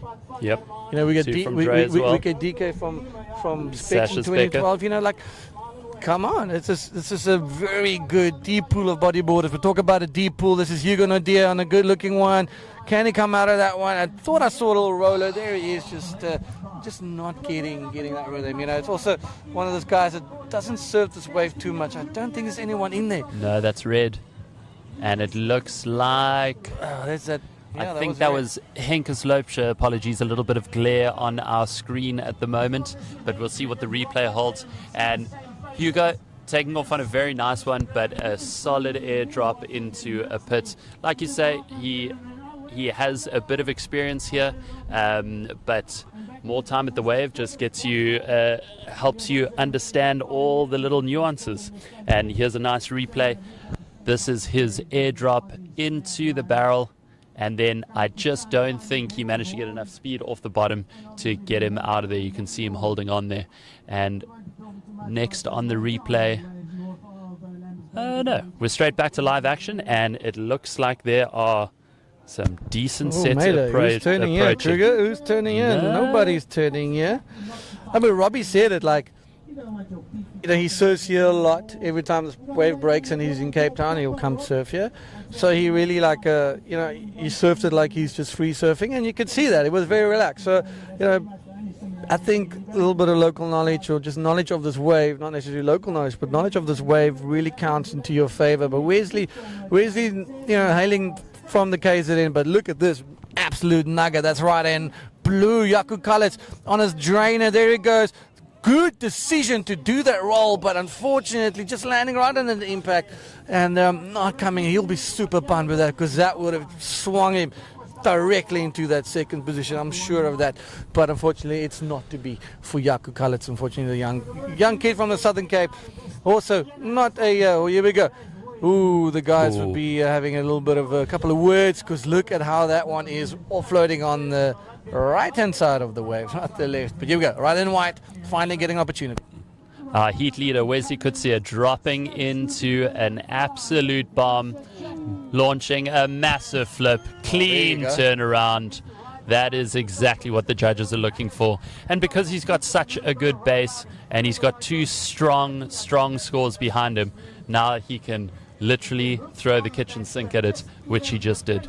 I mean, that was a monstrous flip with a clean turnaround, which at Tunt is very, very difficult to do. Correct, and the judges understand that. They know that. So his 617 might just be thrown away.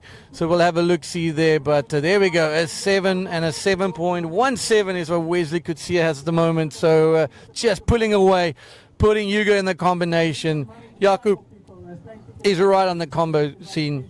And Henkes needs to fight for that second position. And here comes the replay. Good paddle in from Wesley and sets his line, and great projection, good landing, clean turnaround, and that whitewater just pushes him through. So he gets to show the judges that he had good momentum coming through, and now we just wait. There it is, 7.17, and here's a little replay of yellow. Hugo just getting a little insider, unfortunately also getting caught up there. The tricky thing with the smaller insiders is... Oh my goodness. Shut the front door. Look at this mutant offloading. And Henkes. I suspected it was going to be Henkes on a bomb like this, Ian. And my goodness, ladies and gentlemen, he is so stoked. You can't wipe that smile off with a bat. And wow. Look at these scores. Let's wait for the score to drop. This is going to be a big number. Let's get that replay. I'm frothing to see this one. And, man, that was the time we won. That is the time we won. Because if we could have more of those, oh, my goodness, we're in for an epic, epic final. But right now, Henke's bumping himself into that P1. Situation change with an 8.83 monstrous score on a monstrous wave. And Wesley with a, wow, this is one of the highest scoring heats as well. You know, what a way. These two guys are surfing exceptionally. And Henke's from his first round to here, just keeping that momentum going. Let's have a look-see. All right, he's deep, man. He is inside that monster. And he's going to come out. Nice high line. And bang, he read it so well.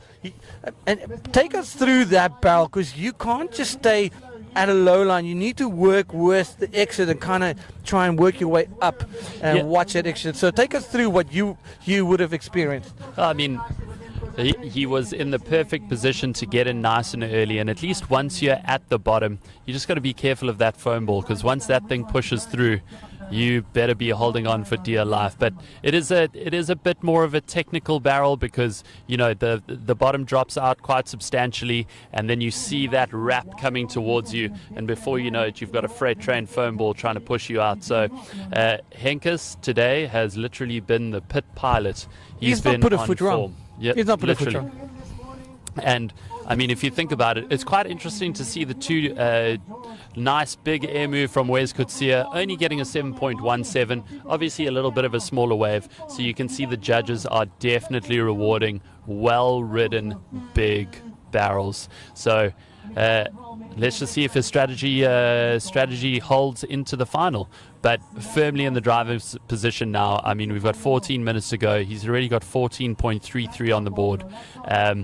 Even Jaco Kalitz in third position with his 4.17. It's a tough ask, and here goes Hugo.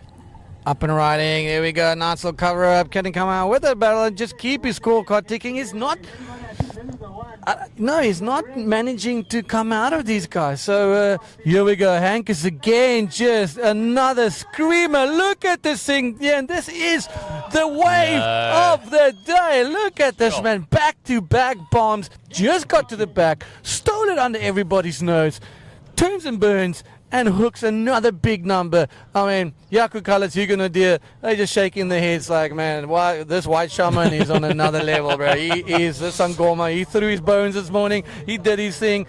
And now he's just collecting. He is transcending space and time in that barrel. I mean, two excellent scores, literally in the space of 3 to 4 minutes. An 8.83, and now backing it up with an 8.33. So at the moment, Henkes firmly in the driver's seat. We're just going to have to see. I'd safely say that he is. He's going to be into the final, so we'll just have to see whether he gets to maintain that momentum. And there's the replay of Hugo's wave dropping in. Looks like he's got a decent line. Unfortunately, from this angle, not sure what happened, but he went for an underwater crayfish tour. That's it. Maybe getting some undersized crayfish inside his wetsuit while he's down there. But look at this bomb from Henkes. My goodness, below sea level, he's gone. He is in that tube. Man, that's his power surfing, dude. You know what it takes to come out of one of those. And this is a man that's arguably the best performing surfer next to Robbie right now. And you know what? Wesley Kutsia. So this final turning out to be quite an intense final. And you got Alex in the next final, which is from the South Coast. You got Wesley currently in the position, which is from KZN. All of a sudden, you know, the warm water boys are actually sticking it to the fellas, but Robbie and Henkes holding it down, but they're holding it down a slight step above the other guys. If Wesley gets one of those, maybe, you know, they're not familiar with these big, cold, heavy barrels. 100%. So kind of more for the aerial sections, the mid-side waves with the chip-in and the big end ball, where you're going to see Robbie turning it up a notch. Henkes, well, he's full gas all the way now. He's holding nothing back. He wants a title. Last year, I mean, he's fairly new to the event as well. So I think it's his second or his third invitation. So, you know, not having good runs and now just dominating the field. Absolutely. And I mean, he's been putting in some serious water time, and it's showing. I mean, even on the big technical rides, he is completely in control and having an absolute blast out there. But let's also just talk about him. He's been around the bodyboarding scene for a very long time. Spent time all around the world. You also traveled with him, and even made a section in tensions. Not too sure what tension it was, but it was just beautiful combination. Bottom turn, spin, backflip. But here's another nugget. This is rider in white. Wesley could see our second place. But look at that. Has to navigate that chandelier, but gets shut down. Just if he comes out, what's going on? I don't think he's going to make that one. But blue in a bomb. Jaco Kallitz, what's going to happen? Can he come out here? Where's he?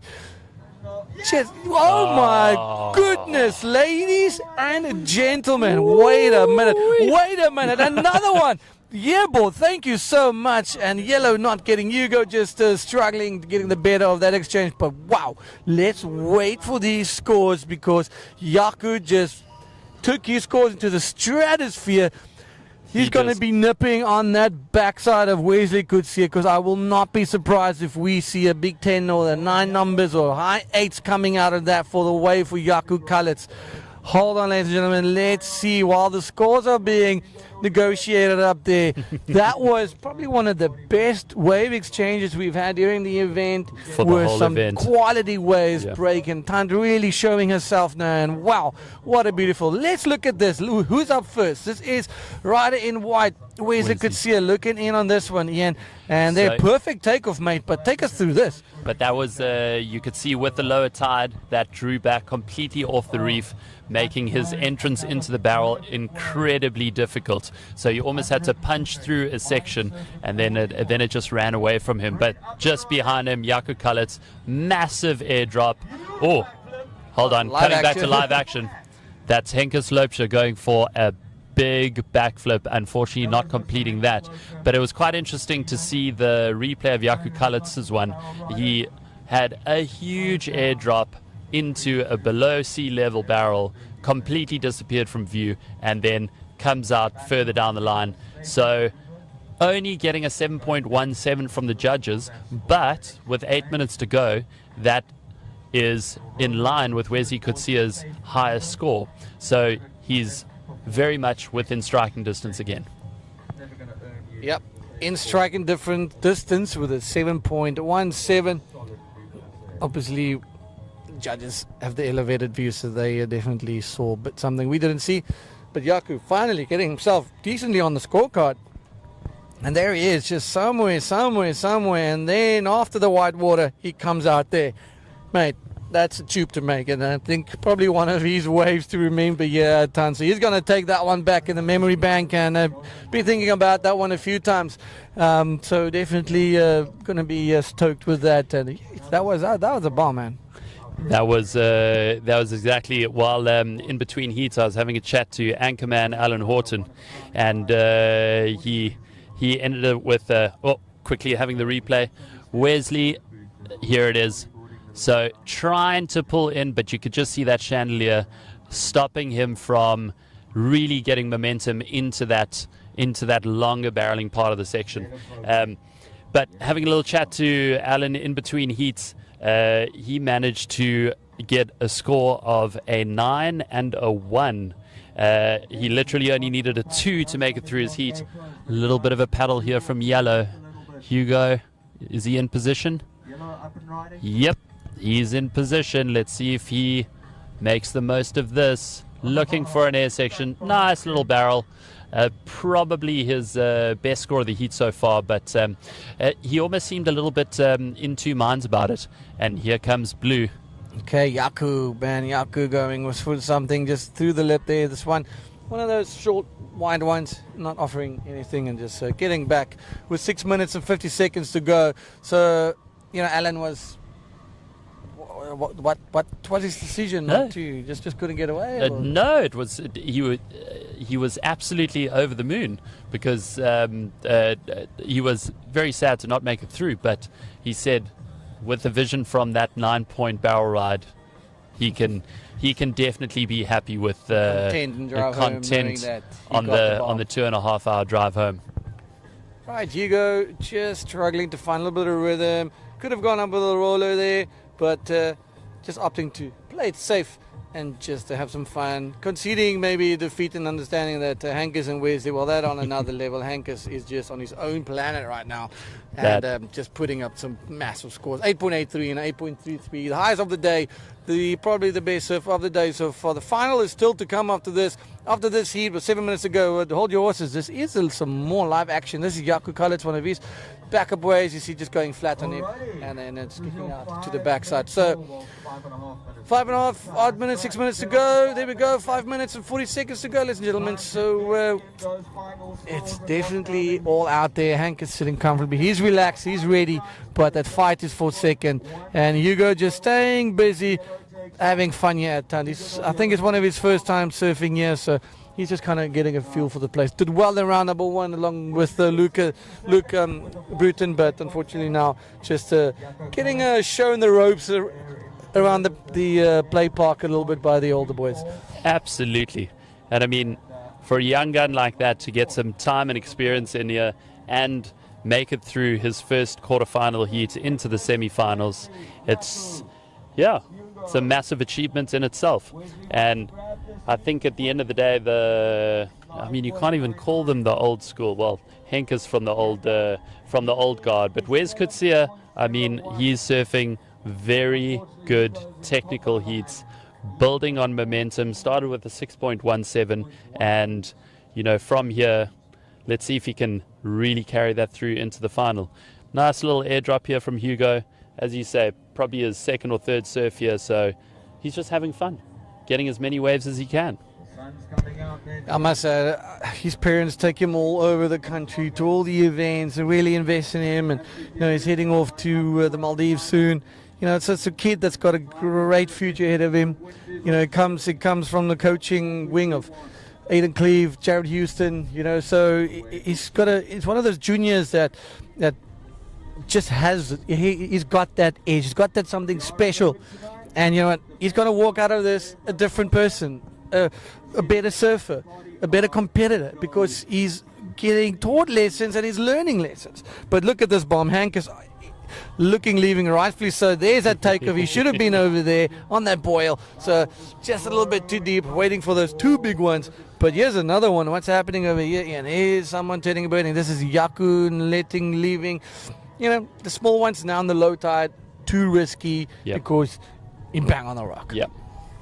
And that's what makes it quite interesting, like we were discussing earlier. Looks like Henkes is going to give it a nudge, and this one looks like a runner. Oh, pulls boy. in. Yeah, there you go. Nice big spit, and there he comes flying out. This guy's having the time of his life, bro. A lovely spin in the pocket. No, he is absolutely loving it out there. He's having the time of his life. Yeah, see, that is mental. 3 minute mark, and Hank is just going ham here. It's incredible to see him surfing at this level again. Being absent from the scene for so long, and now literally can rock up anywhere in the world and deliver this type of performance. It's incredible. But let's look at this thing again. Gets in under the lip, and there he sits. He's parking. It's gases. Now he's still behind the chandelier. Look, there he is, just after the white water. So that's almost like a double barrel section he got there. Absolutely amazing. I mean, his level of control and how he's reading this wave, because he stalled perfectly at the start and then just had an absolute freight train, even coming out after the spit, and then beautifully doing a cut back into a spin. It wasn't as big as his other waves, but the rhythm that he has at the moment and the amount of control that he's showing in on these wild rides is phenomenal. And of course the judges are absolutely loving it. Indeed. 1 minute and 45 seconds to go. 5 to 10 minute break off. Let the guys rehydrate quickly, jump into the new rashes and get back to the water for the finals.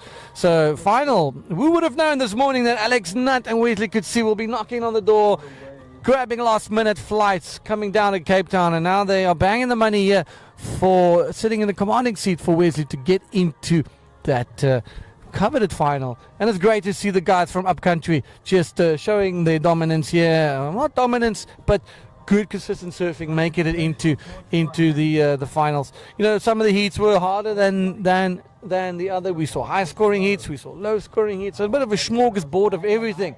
And you know what, you got the Cape Town versus the KZN crew right now, and I'm sure everybody will be relishing in that all around the country as they are watching this for the first time, a real time here at the Thunder Invitational on the beautiful place Titus Bay, Ian. So we set for mental final so far. Yep. I think we can call it with 40 odd seconds to go, but wait, let's not call it because here's a little bomb here approaching. Comes the set, and guess who's in position? Your second place, Wesley Kutsia. He's getting a good read on this wave, but unfortunately that one was just a little bit small. He does come out the doggy door. Don't think that will go into his top two. But yeah, very interesting actually. I mean, if you think about the fact that Alex and Wesley, in 17 seconds, Wesley will have made it into the final. And I think they've probably only surfed Tunt a handful of times in their life. Yeah, but also different wave selection. More aerial versus barrels. Robbie, barrel, ARSs. Hank as well. Dominating with barrel scores. So, you know, we're approaching the end of the heat, and there it is. Your finalist, Hankus Loopscher and Wesley Kutsia facing off against Robbie Berman and Alex Nutt. Pup, Sop, Nut. Alex Nutt here. So we're keen to bring you that final here as we're going to take a quick little 10-minute break. As long as 10 minutes get, I always say quick, but we're having a little break.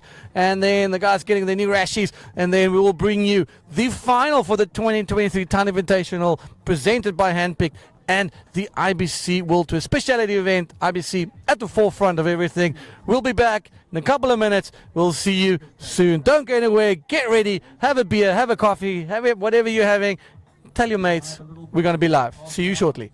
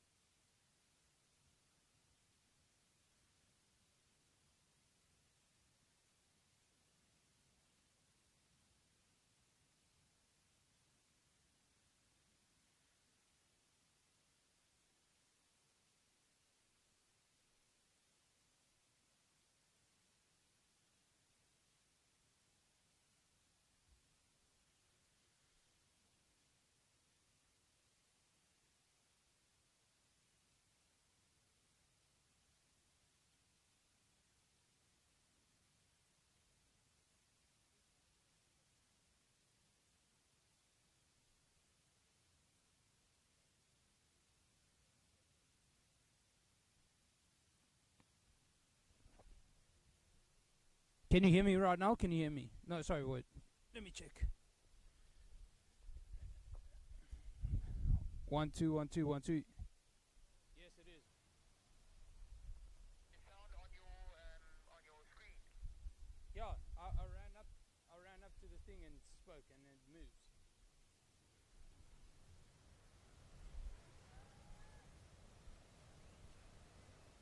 Do you need me to put it somewhere else?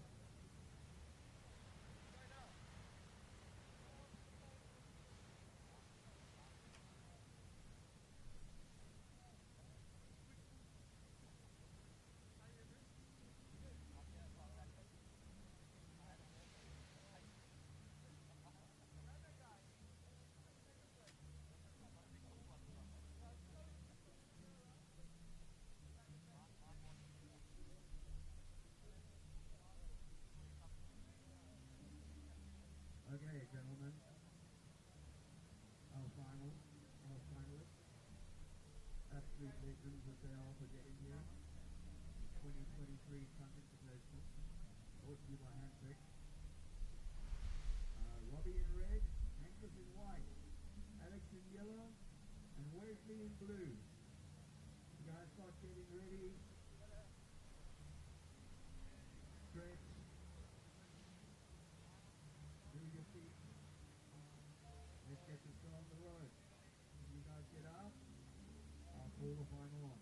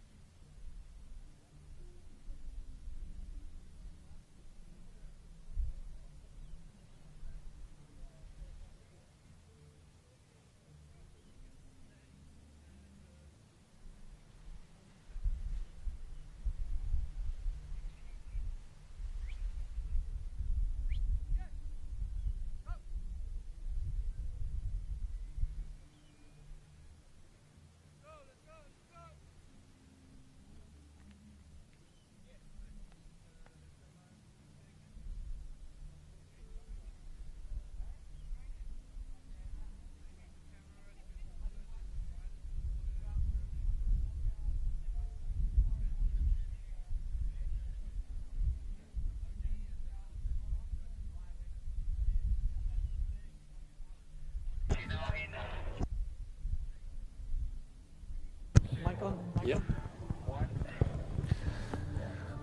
Well, I turned myself into a graphics screen. You can get all your scores there, ladies and gentlemen. So welcome back.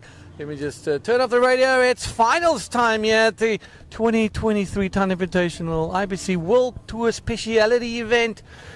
It's been an interesting day, but my goodness, the fact that we managed to be here now in finals and we're streaming and we get to show this beautiful place to the world here. And I think for us, it's a big achievement, and for bodyboarding South Africa and bodyboarding around the world. You know, we're taking technology with us, and we really want to showcase these events and, you know, show potential sponsors and people that there's a product here within the sport.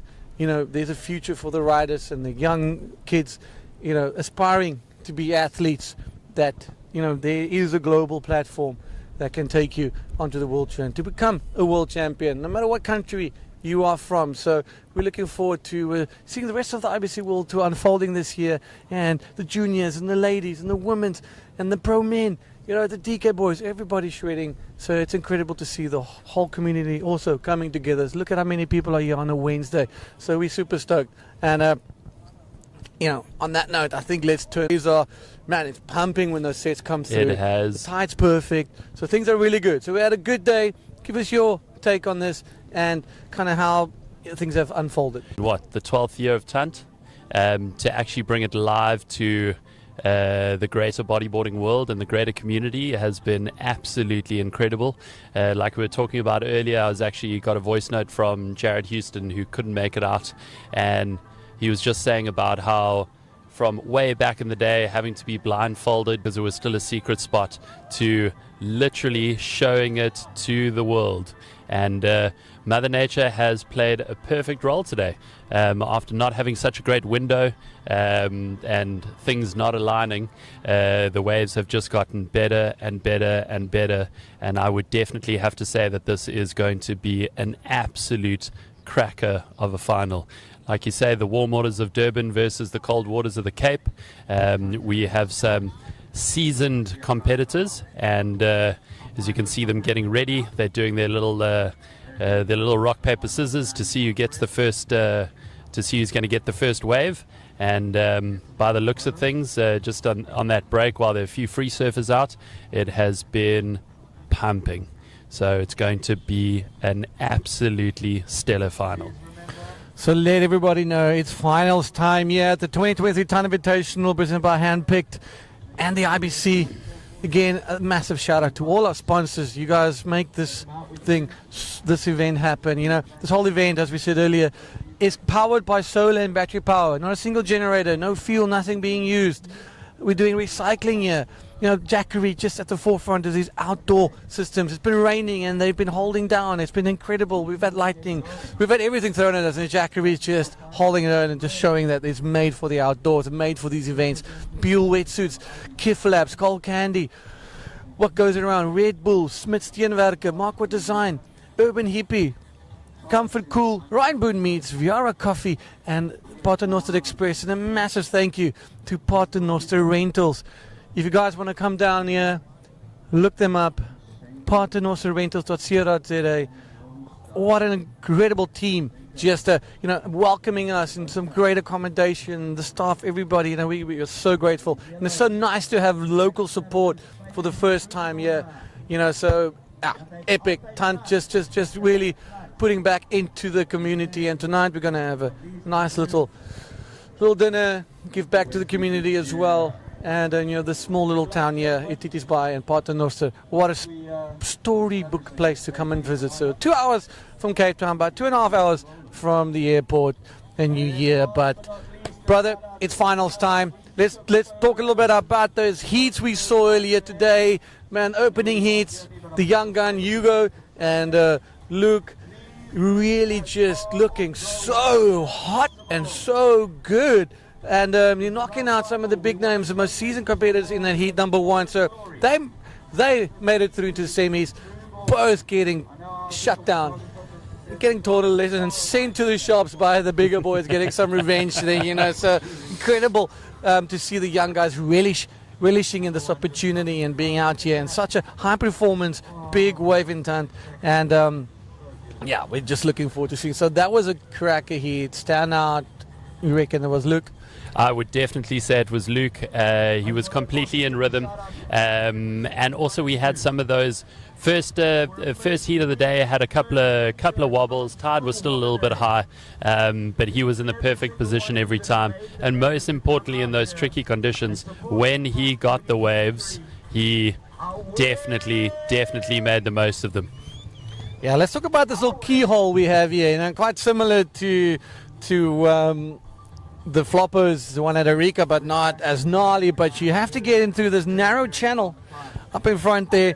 The guys then get sucked in around. Look at that wave at the back there. It's looking sick, dude. So then they hit that rip that runs now to the right next to that left-hander and swings you around. But again, look at these waves, dude. And then around the back and then finding themselves there. So Luke, the standout on that one. And then we saw the White Shaman, Hankus Loopsche, making an appearance for the day. And boy, look at that free surfer getting an absolute nugget on that. Well, this is as good as Tant gets, my friend. Listen, let's just say it. Look at this one. As you see Blue paddling out, you can definitely imagine that he is mind surfing the nonsense out of that. It is quite amazing. You get through that keyhole and the adrenaline just starts running. It is unbelievable. And it was absolutely incredible how Mother Nature has completely delivered. And we are just on the turn of low tide. The tide's starting to fill back in. It definitely looks like that 3 meter swell at 14 seconds has arrived. And we're looking forward to 40 minutes of absolute madness. 35 minutes of epic conditions. So it's all to play. The final making their way in. We can bring up that graphic for the finalist. And while they're still making their way out there, we'll still continue talking about the previous heat. But Robbie, he's been in such good form here. I'm kind of used to seeing him in a red rashy, so that's quite interesting. Well, the White Shaman, Hankus Loopsche, in a white rashy. Alex should have been blue because, pop nut. But Alex in yellow and Wesley in blue. So 2 KZN riders, 2 Cape Town riders going toe-to-toe. But, standout for me is Hankus this whole day and Robbie. Wesley as well. I mean, it was good to see them. And what Alex also, let's just give him kudos for keeping cool under low-scoring heats. That round number 3, so heat number 3 was quite a slow one. The heat before that, Robbie and Hankus just went absolutely mental, posting big scores. And again, the young guns getting the better of the guys in the 3rd round. And then in the last one, the boys just said, no more. No more. Exactly. And it's you just wonder with someone like Hankus. I mean, he's been completely in rhythm, in position when the bombs were coming through. Now you just got to see whether that's going to carry through to the final. In terms of consistency, Robbie has been building all day. It has been brilliant to see. And of course, the Durbanites, they are competitive machines. And they haven't really been, if you look at Robbie and Hankus, they have been pulling out the 8s almost in every single heat. Hankus with the semi-final and those 2 high 8-point rides.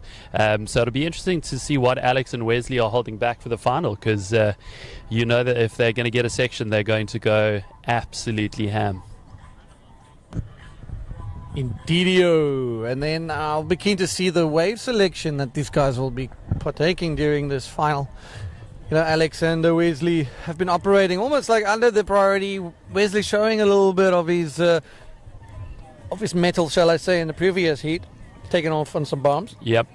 But opting for the aerial maneuvers. Yes. Robbie in a way as well, but you would combine a flip on a big wave. Yes. Hankus has also thrown out some big maneuvers, but he's a talisman was these big barrels. Absolutely. So it's going to be interesting to see how each one of them play it. And look at this bombs approaching now. We're going to get this heat underway quite soon, and everybody's in the positions. Our judges are ready. And everybody is ready. So I think we're going to be getting this party on the road. Oh, and here is actually a set that is almost too big. Completely missed the reef. So that is a good indication that the tide is low enough and we need to get this show on the road. That is a beautiful pulled back perspective of the Tunt, the dentist. And now the free surfers that were getting their sneaky barrels in between have been cleared. So we are almost ready to roll. And it is going to be action-packed. Oh yeah, I'm excited. Let everybody know, IBCWorldTwit.com. Jump onto the YouTubes, jump onto the Facebooks. join, like and subscribe us as we grow the bodyboarding community and bringing you more shows like what you're about to witness. The final year at the 2023 Town Invitational about to get underway, my bro. Can you believe it? It's finals. Weeks and months of planning has come to this. Exceptional surfing. The finals have just begun. And let's hope there's some bombs for the boys and bombs for the fans all around the world. Welcome if you've just joined us for the final. Glad you've made it. Timing could not have been any better. And here we go. Oh, no. Little paddle from Alex. You know, I wonder what the strategy is going to be. I mean, we've had Anchorman, we've had just about everything under the sun. Alex's strategy is to get on the board, and here he goes. Yeah, inside a yellow little one, nice little barrel. Hole's open for him. I mean, someone that can make it is him, and unfortunately, you know, it's riding the smaller ones. Oh, hold your horses. Here we go. Robbie on a bomb. Look at the thing. There we go. Nice section. Good spit. Second spit. Comes out after the spit. Now, that is deep, my bro. That's the deepest you can get with that size of wave. It's not the massive set wave, but it's the perfect size wave to make 2 barrels and 2 gases. Exactly. And, you know, if you just, unfortunately, Alex didn't make his wave, so that's not a great start. White, Hankus Loopscher paddling, big drop in, good stall, and ooh, the first not make from Hankus Loopscher, unfortunately. So, oh my goodness, look at this thing on his head. And he's taking it on the head. That's big, dude. That is touching solid. that 10-foot range here for ton for sure. 10-foot faces for those that is not Hawaiian. This is not 10-foot Hawaii. This is 10-foot South Africa. Okay, but that is gnarly. Look at that thing exploding on the reef. So a really nice wave exchange to just dust off those, cobwebs. Those cobwebs and the stiff muscles. These guys all have surfed 2 times. This is their 3rd time in the water now. It is pretty chilly. In South African standards, about 15, 16 degrees. This is, cool for us, maybe a little bit lower. This is cold. This morning was like 8, so it's very cold for us here in South Africa. Here we got a little bit of a replay. Here, let's look at this one. This is Hankus' top to bottom, and I think it's on that bottom turn. He lost that speed, and that's where he got hauled in, and he got pretty beaten down there. But he's not going to shy away from it. He's hungry. Robbie getting a 3-point ride. Not sure. We must have missed something it looked a lot better, I suppose. On the screen is quite small here, but it's all going. It's Alex all busy. Getting started. Wesley's got that priority now, and he's going to have pick up the litter for the first, the next set that arrives, or whatever wave he wants to take. And that's right. It's I think with Robbie's wave, it wasn't the longest barrel. I think this is going to be the replay for it. Oh no, this is Alex's opener. Very good bottom turn, air drops in, and it stays open. But I think just on that end part where it compresses and then just pushes him out the back. So it'll be quite interesting to see what the strategy is for Robbie. Here he is. Nice, easy line in and stalls. A little double cover up, which is good, but you can also see that the judges want to keep that. They want to keep the big scores for the big numbers. It's going to be being a conservative, because this is the final. You can't just put yourself in the box right in the beginning. This is 8-point ride, and then what is a 10 going to look like if that was, for example, an 8? So just keeping the scale nice and tight, as we've still got over 30 minutes of action here at the finals of the 2023 Town Invitational, presented by Handpicked, and a local bodyboarding brand that started here in Durban, out of all places, with 2 of these Durbanite guys coming out here and finding themselves in the final. Now Rossi and Mike Osler have moved to Australia, shaping bays over here. We got stock here in South Africa, born and bred in South Africa, and supporting the event for the 2nd year in a row. And that's, it's amazing to have this homegrown brand 100% behind an event with this stature, such a stunt. And a massive shout out to Mike and Rossi. I mean, taking a South African brand global is a very daunting task at the best of times. But by the looks of things and by the sounds of things, they are doing incredibly well. And just always stoked to have a good old-fashioned homegrown brand behind us. For sure. So what's going to happen after this heat? obviously we'll know who the finalists, who the winner was. They'll be coming out the water in the interim.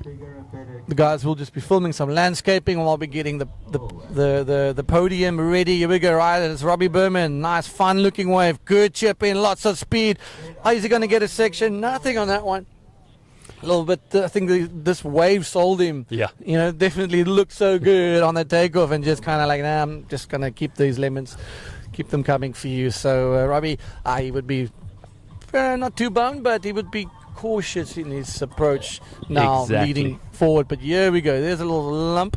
Who's going to turn and burn? No, guys are getting a little bit more picky these days, which is I suppose in the previous heats you could in the previous heats you had to take what you could get.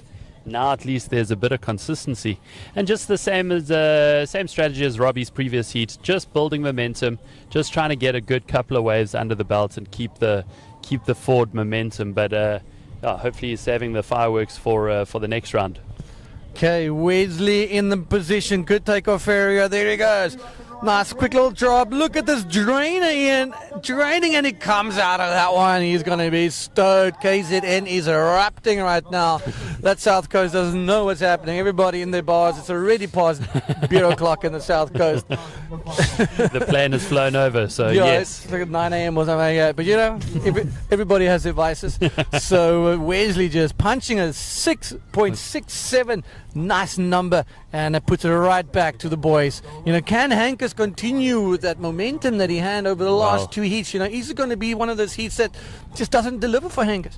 Is Robbie going to be that consistent riding and being able to keep ticking on? Like it's a lot can happen. Alex Nutt is a dark horse. He can take out any one of these guys. That's it. So there's so many factors happening here, and the waves are pretty good right now. So I think we're in for a show. Here we go. Alex Nutt on a cracker. Alex, bottom turning, massive ball, huge flip, and you see what I said? Go. I think my words haven't even dropped the floor yet. And the dark horse has risen. My spit's still flying around. Yeah, it's incredible how he just turned a burn on not the biggest wave, but a perfect wave. And that's the one we spoke about. That chip in, down the line, speed section, backflip. Alex Nutt has arrived, ladies and gentlemen. It took him 2 rounds to get to this point, but here he is in the final and about to put himself in that first position. KZN 1 and 2, Cape Town trailing. Cape Town trailing, and I would hazard a guess that the judges are really going to enjoy that because he hit a very critical section, got massive projection on a backflip, and rode out cleanly. Here it is. Yeah, let's look at this thing. Cruising down. That's Wesley's wave? It's Wesley's barrel. That's his little back-to-back barrel, 6 point something for him on that one. So let's see, Alex, let's wait for his one. But he gets a 9-point ride. Going to bring you that replay any moment now. But a 9-point ride. He just sent a good message back to all the Hankus and Robbie, like, just no, you can't catch me type of scenario, So let me talk you guys through this. There is perfect takeoff already, full gas. Look at that cylinder, perfect timing, hits that flip, great projection, as good as clean as it gets. If it was a bigger wave, it would have been a 10, but he hit that lip harder than Mike Tyson could ever think of hitting something. And look at the projection he got out of that. And landed in the critical section, perfect turnaround, and the judges rewarding him accordingly. So with 26 minutes to go, Alex has bolted. So it's going to be very interesting. We'll have to see whether Robbie's consistency strategy and Henkus's let's say big barrel strategy is going to come ahead. But that's what I thought would happen. Alex always has the big aerial game, and as we saw in his previous heats, managing to ride out of some very difficult situations. So that was a great start to this final, and the Durbanites fully in control. Now we just see whether this next set changes that. Yep, it's not over. 25 minutes to go, and it's pretty awesome to see this provincial rivalry. Yeah, had such a prestigious event. For the first time, we're streaming live to the world. You get to see what this wave does, what this wave looks like. Here goes the shaman looking at this one. This is Hankus. Can he continue his form? Oh my goodness, look at this drainer, Ian. It's going to split with the roll. And there's a potential second section because it's a big wave. Oh my goodness, Hankus just going Hamkus right now. That's his new name, Hamkus. Because that was beautiful. I mean, that takeoff was absolutely smooth. Pitches right in the right line. That cylinder, this is not classic tunt. Classic tunt. That long cylinder that's in front of you. All you do is you on the nose, adjusting the line, and you gutting it out there. Let's take us through this one. And you can see him actually setting a perfect line and a great point of difference as he rolls out of the barrel. And after the split. After the split, exactly. And you know, I think that's what the judges are going to be looking for. It was a little bit of a smaller wave, but at the end of the day, Henkus is trying to set himself apart with good controlled riding, and judges probably not giving him as much as he should have. And Robbie going for a paddle here, also setting up. Let's see if he gets his section. RS, very, very nice and clean into another flat spin. So, yeah, maybe the momentum shift is coming. Yep. Oh, wow, that was a good exchanges there. 4.5 for Hankus. And well, let's see what Robbie gets. I mean, that was a flip.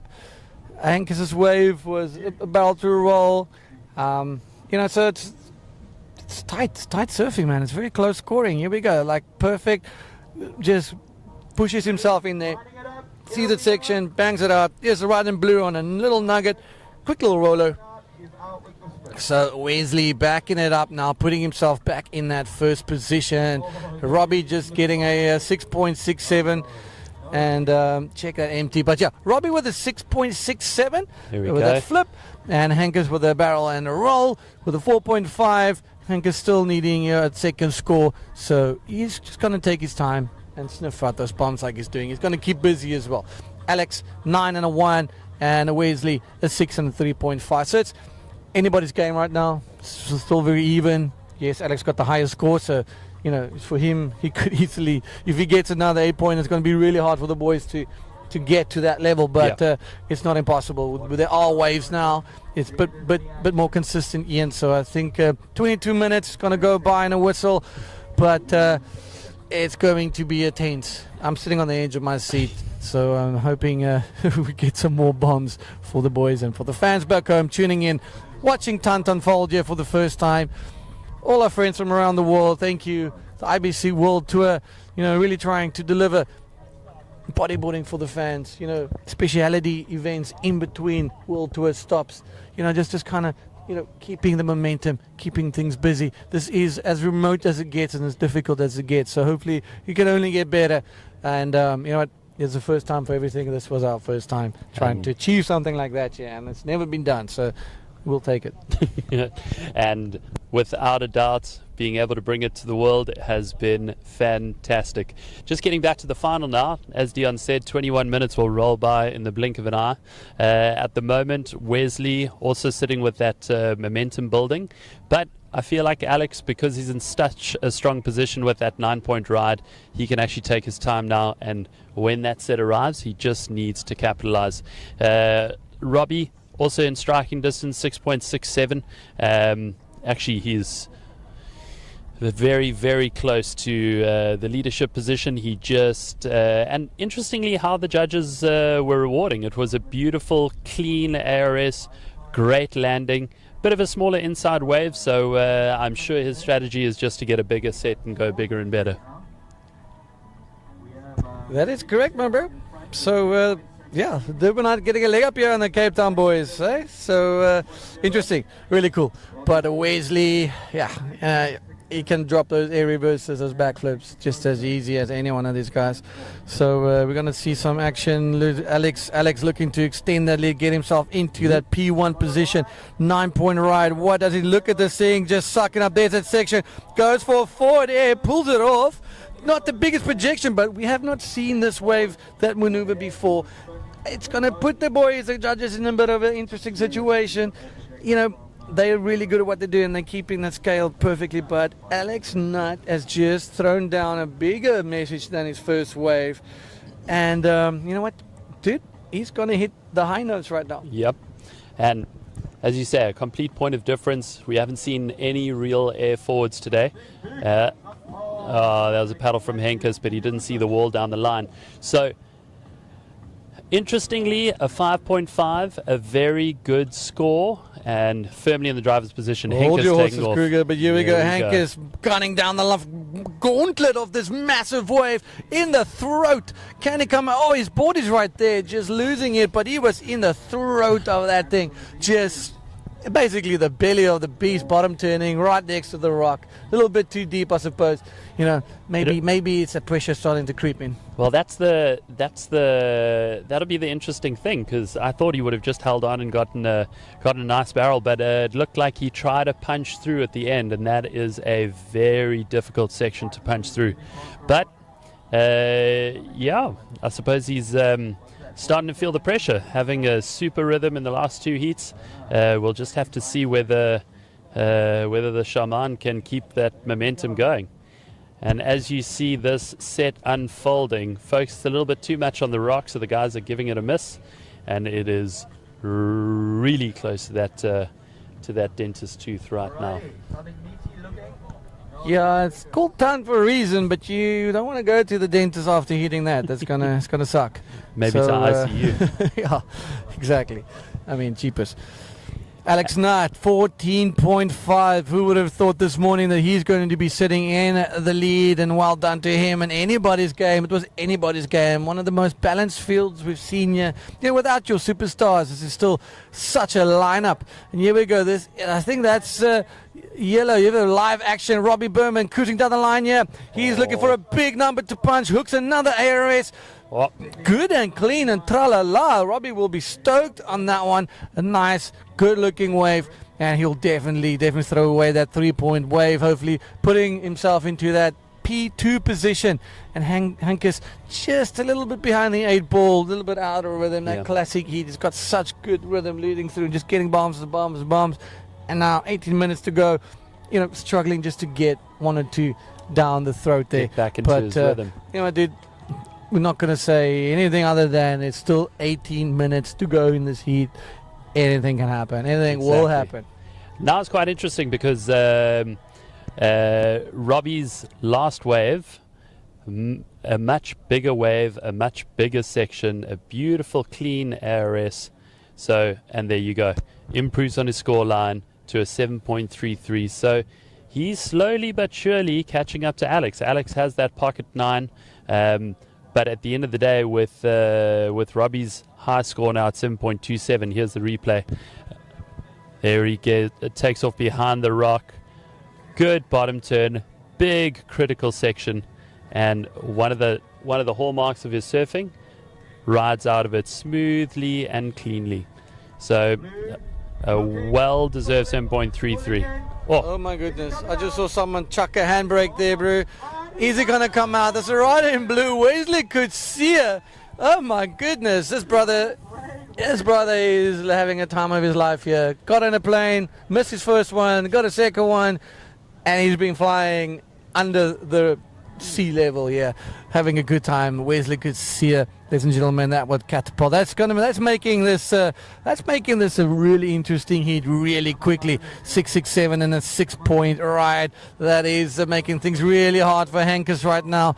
Trailing with needing big numbers. You know, and 8s and 9s is what he needs, and he needs 2 of them. Another 8-pointer, puts him back into that second spot. Alex Nutt sitting pretty with a 9-point and a 5.5. Scores are out there. 60 minutes to go, dude. It's going to coming down to the wire in this final here in the 2023 Ton Invitational. And what a journey it's been to get to this point. We got absolutely hammered this morning. Lightning storm, sideways rain. Got to protect the equipment. Signals dropping. Oh, it was a mixed bag of emotions, but I'm happy to be here with you guys. And look at this thing. Just an absolute mutant of a wave. And big ups to Wesley. I would definitely have given him additional style points for that handbrake bottom turn. Beautiful way to read the wave, and we'll see what the judges drop for him. But it has been a phenomenal day of competition. Beautiful, even field. The young guns shining through in the beginning, but some of the more competitive, savvy, old guard shining through and getting the better waves. And we have an amazing final on our hands. 15 minutes left, and we have everyone leaving that one as it absorbs that rock. But looks like they might have seen something a little bit further out. Old Alex Nutt sitting in pole position. Looks like he is turning and burning. And riding. There you go. Okay, Alex with a mid-sized wave, lots of speed. Look at that, a lot of white water to contend with. And boom, just get closed on. That's the mistake, that's the fact that it looks good when it's approaching the rock, and knowing it's not a big wave, you didn't even see Robbie or Hankers paying any attention to the wave, actually probably encouraging him to go on this wave so they can get in a better position. Selling him a lemon. So, just kind of showing a little bit, selling him a lemon there, as I can say. So, Hankers and Robbie wanting to keep the Cape Town flag high. Look at that. See, a lot of white water. Boom, boom, bounce. No speed. Thanks for coming. Also, smaller waves. So, not the best wave to try and improve yourself here. You got to, if I was Alex, I would have just stayed on the guys. Wait for those sets. Stayed on the guys, would have pulled an anchor man and just waited. Because you've got that 9 in your pocket. And, I mean, really, you need to be able to, when you take off on that wave, believe that you can improve on that score, on that bottom score, 5.5. Or else, I suppose, like you say, with the experience of the other Cape Townians, they really knew that wasn't a wave worth looking for. But as we were saying earlier, Alex and Wesley probably have a sum total of 5 surfs a ton between them. So, the fact that they are here and owning it. And here goes the white shaman. Sorry, Kruger, but here goes Hankers. Can he change his situation? This is an absolute smoke. He's in the barrel. He comes out there. Not the deepest, not the biggest, but he's out. And he is definitely looking pretty excited about that. So, nice. That's nice. exactly Hankers, it. 1.83. Throw that thing away. It's distant memory. And, reset, crack on. And, I mean, you could just see... We'll see it now in the replay. Absolutely beautiful takeoff, great line, controlled his speed very well, even though it wasn't the massive one that we saw earlier. Slides in, complete stall on the bottom turn, really wrestles that foam ball all the way through. So yes, the 1.83 is out, and let's see if Henkes can still build on that momentum. Gets himself a 4.5, 8.83 for that wave. Wesley at 12.67, Robbie Burnman second with a 13.94, and Alex Nutt in the lead. 12 minutes to go. It's all down to the wire here. It's a tight for that first place. One big score from either one of those three guys. If Hankers gets an 8 or 9, he's been getting them the whole event so far, so he can definitely get one of those. So I would be keen to see him lock into one of those big barrels for entertainment's sake. Just for himself. The guys are tired out there, dude. You know what it's like. Yeah, well, I mean, that's the thing about surfing your heats, and then you get out of the water, it's still cold. You don't know if you should get completely out of your wetsuit and then get back into a wetsuit. It just becomes a conundrum. But here's Robbie Berman looking to improve on a 6.67. Robbie on the cruncher. There's that section. Can he get a little something? Nice little flip at the top. Good ARS. And just turning in. Hopefully gets another roller. He does get the roller, but the question is, can he run down the face of that? He cannot. So he'll get scored for his ARS down there. His signature move, out of time. He maybe will throw a backflip down there, but he loves his ARSs. One of the few guys that actually has an ARS as his primary, scoring maneuver. Exactly. Onto it. A lot of guys are, backflips or rolls, backflips, and he's bouncing a little bit, just not getting a barrel. Quick little flip, Yep. in and out, and just keeping the scorecard ticking. I don't think that will rival his 6.67 or his 7.25, but yeah, I don't think it's going to tickle on the upper echelon of his previous scores. So Robbie with a 6.67 and a 7.27 plays Alex's 9 and a 5.5. 10 minutes to go. Wesley with a 6.67 and a 6, and Hankus Loopscher with a 4.5 and a 4.3. That's it. Alex still firmly in the driving position. Now we just get to wait and see. And by the looks of it, I know they got a gentleman's agreement. Looks like next in the lineup will be Wes Coetzee on the next set. What I would really like to see is another 4 or 5 wave set pour through, and so that we can get these talented guys onto a beautiful blank canvas and see what they can actually give us. Yeah, exactly. Let's get that last dying minute bombs so we can see these boys shuffle that scorecard around. And one more time, one last time for the day here in Titusbaai and Paternoster. So sick to have the whole world watching and joining us, joining the IBCWorldTour.com for all the World Tour action. And here we go, here's a bomb. This is Rider in white. Here we go. This is Hankus Loopscher. Can he get a bomb? Can he get something out of this wave? He sits in the barrel. He's kicked out to the back, and unfortunately not much for him on that wave. So we can get back to the lineup. Is something forming. Nothing for the boys at the back there.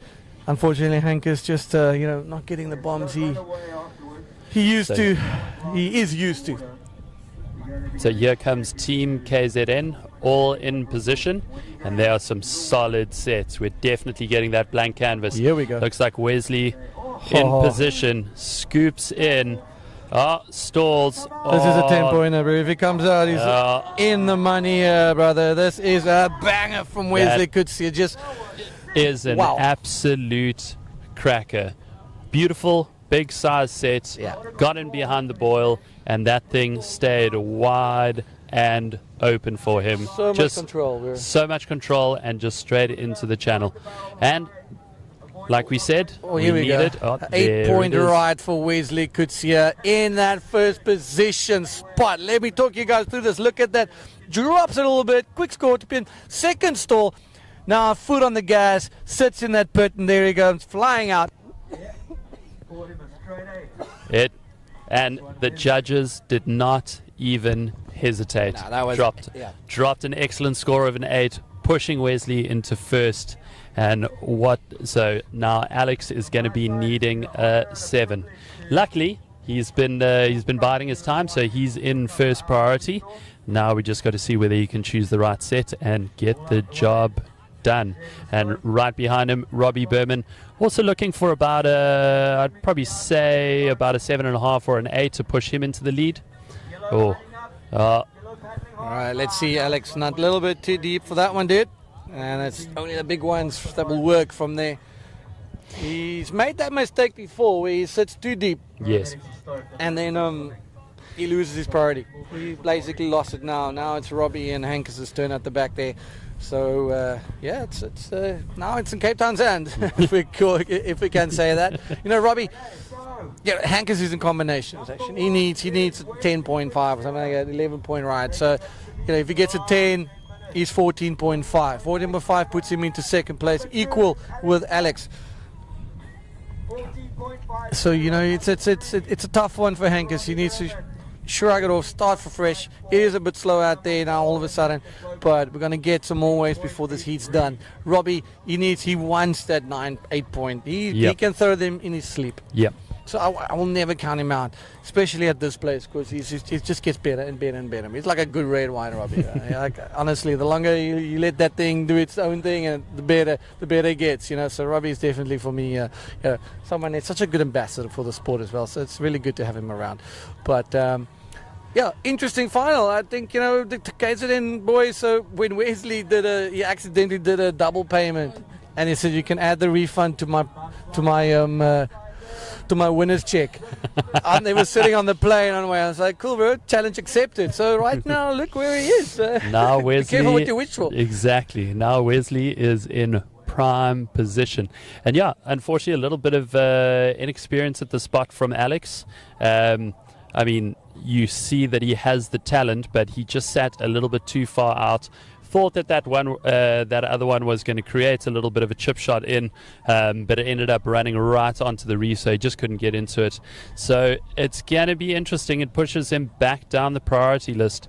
So he's out the back praying for sets to pour through. And I mean, at the end of the day, Robbie Berman already a 7.27 as a high score. If he just pushes that into the excellent range, he will be leading the pack. So we'll just have to wait and see. Looks like he is probably in first priority. So let's see if he can make a really good decision. See, Robbie's leaning back on his board looking. Alex is looking as well. He needs to improve that 5.5. Is this going to be the one that puts him back into P1? No, it's not the one. Again, a little smaller inside the one. Looks perfect, but then it doesn't. But here we go. This is Robbie Berman. He is in position. This is a good looking wave in the perfect takeoff zone. There he goes. Nice. Oh, a lot of steps to navigate with. Gets the barrel. He's inside the barrel. Can he come out of the barrel? Where is he? Robbie! Someone's got to have a stern word with Robbie. Is this a white shaman? There he is. Who's that? Alex Nutt in that one. That tall, lanky, slanky figure of Alex. You know, I think he surfed boys for many years, and he was such a small kid. And then all of a sudden he's surfing pros, and he's like 7'9". And then he ate his green beans and ended up being 7'9". That was so unfortunate from Robbie Berman. He read that wave perfectly, absolutely perfectly. Got in early, as we'll see in this replay now. Gets in early, over the steps, drops down, sets his line, and that pinch, kind of pinching a bit. See, he was quite close to the exit, but you know, the one thing that Robbie is very fortunate to have on the World Tour is the fact that he, when they travel to the events, it's him, it's Tanner, it's Dave Hubbard, it's Jerry, and Tristan. That's the rat pack over there. So I think, you know, the amount of wisdom that you have between those other four goons, and I call them goons because they're my friends and they're legends, but, you know, they're just like, it's mental. And then you look at the French crew. Yes. You know, you got Jan, you got Pierre. Jan Salon, and you've got I just can't think of the boy's name now, but Ethan Capdeville, and you know the French crew's got Mars, they got Brahim, and they got Pierre. You know, so they kind of passing the knowledge down in those ways, and kind of teaching us, and you can see how strong the French competitors are on the World Tour. They are really such a tight crew, and again, it comes from last year. 2 or 3 of them were new on the World Tour. Look at Ethan Capdeville. Like, he's probably one of the smoothest riders in the world, and he's 18, 19, you know, like, it's incredible. And his performance at Antofagasta, and his performance, for example, out at El Floppo, just shows that these kids, you know, they're getting the perfect guidance, and his dad's also a bit of a legend in the game. But let's focus on this. Here we go, Alex Nutt. He's looking to improve that 5.5. What's going to happen? Gets an absolute beautiful insider, but just gets pinched on the end, unfortunately. You know, I think the lack of experience out here is getting to him, where he should be just playing anchorman and waiting for one of those bombs. But as we just saw with Robbie Berman, it only counts if you can capitalize on those bombs. So with 1 minute 50 to go, it is down to the wire, and it literally is still anybody's game. Anybody's game. Alex, good looking wave, looks good on the takeoff. There it is, the sidewall just pinching, and there's no exit for him over there. And you know, just trying to improve that 5.5. It's not a lot, dude. It's a good wave in the roll, but a minute and a half. Wesley could see us looking like he could take it away from Hankerson, from Robbie, and from Alex. That's right. Man, what a day it's been. It's been mental. So don't get away. After this, we're going to set up for the prize giving really quickly. And, you know, Ian and myself will still be talking a little bit about what we've just experienced while everybody's setting up. And then we'll have a camera showing a little bit of the background, a little bit of the nature, and then we'll bring it into the prize giving where we'll be crowning our champion. But Alex takes a quick elevator downstairs and drops like a sack of bricks, and then comes out of that one and tries a little revo at the back. So yeah, kind of, I won't say admitting defeat, but it's not over, because here comes Robbie. Good looking wave. Are we going to see a big invert? There's a section. Oh, he goes over the falls in that one. Just looked like it backed off at the last second. And you know, it's so interesting because those top three guys, Wesley, Alex and Robbie, are both completely within striking distance of Wesley. But with 30 seconds to go, it definitely looks like it is falling in Wesley's well-deserved favor. 20 seconds to go, ladies and gentlemen. On the edge, you'll see who's going to be. Wesley could see Alex Knight is going to get, who's at the back there, Wes and the white shaman. And Hankers is sitting at the back there. Hankers just not getting anything. Last little minute, hoo-ha for him. Takes off there. And a small insider, nothing in the back. Hankers is cruising through it, goes for nice little areas, loses his board. Ladies and gentlemen, I think it's official, and we can say the Wesley Coetzee, hailing from the south coast, taking off on this one as a victory lap, right on the buzzer, drops down, gets gassed. Did he come out, or does he pay a price to win this event? He'll pop out the water. Your victor, your winner, ladies Wesley and gentlemen, Coetzee from the south coast of Durban. Man, what a performance. What a day. What an incredible day, dude. What it's a been Cinderella mental. story. It is quite amazing coming down. It is probably Wesley's, including heats, probably his 5th time ever surfing tunt, and he has taken the title with a 6.67 and an 8-point ride from some very informed riders. It is amazing to see. He put in the effort, and it has paid dividends. Yeah, definitely. I mean, geez, that's crazy. I'm speechless. It's amazing to see the standard of South African bodyboarding. If you ever doubted it, well, no need to doubt it anymore.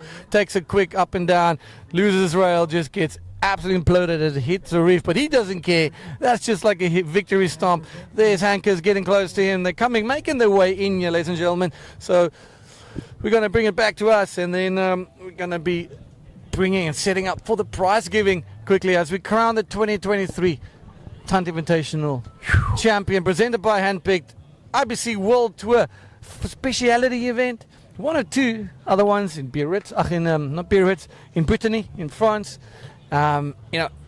It's just what gnarly wave. There's one of two in the world, both of them on remote locations. Difficult logistics, but they put it up. Those guys have to put all the gear in the boat, ferry it across to the island. What a vibe. Crazy. What a vibe. And what a day for the 2023 Tunt Invitational. When the window was looking like it was going to shut on us, we actually had a fantastic day of competition.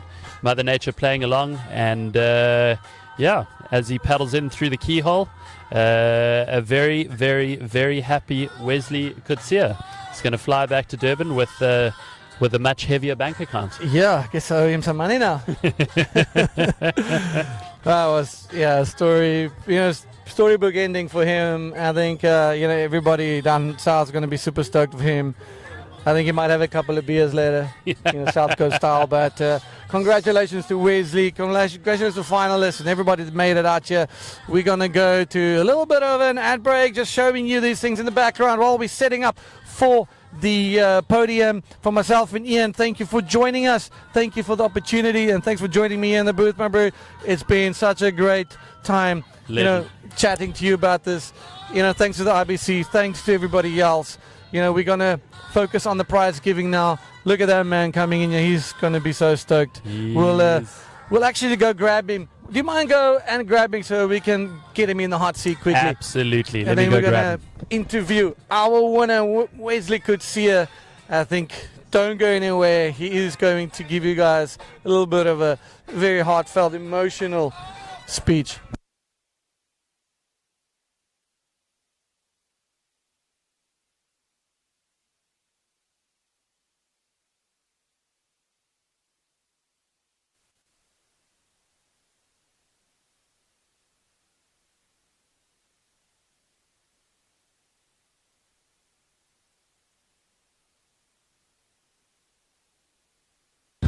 All right, our champion, Wesley Cassia, is making his way to the booth as we can get us on the camera there.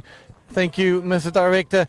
As he is making his way to me, I don't think he can believe what's just happened. I mean, we kept the scores pretty quiet on the beach, let the guys, surf their own, surf at their best, and not feel the pressure. But Wesley definitely hitting the waves, the rock on that one. But Brian, look at the smile on that face. Now this means he can get an airline ticket. He can go join the IBC. And take your seat here next to me, my bro. And there he is coming into us.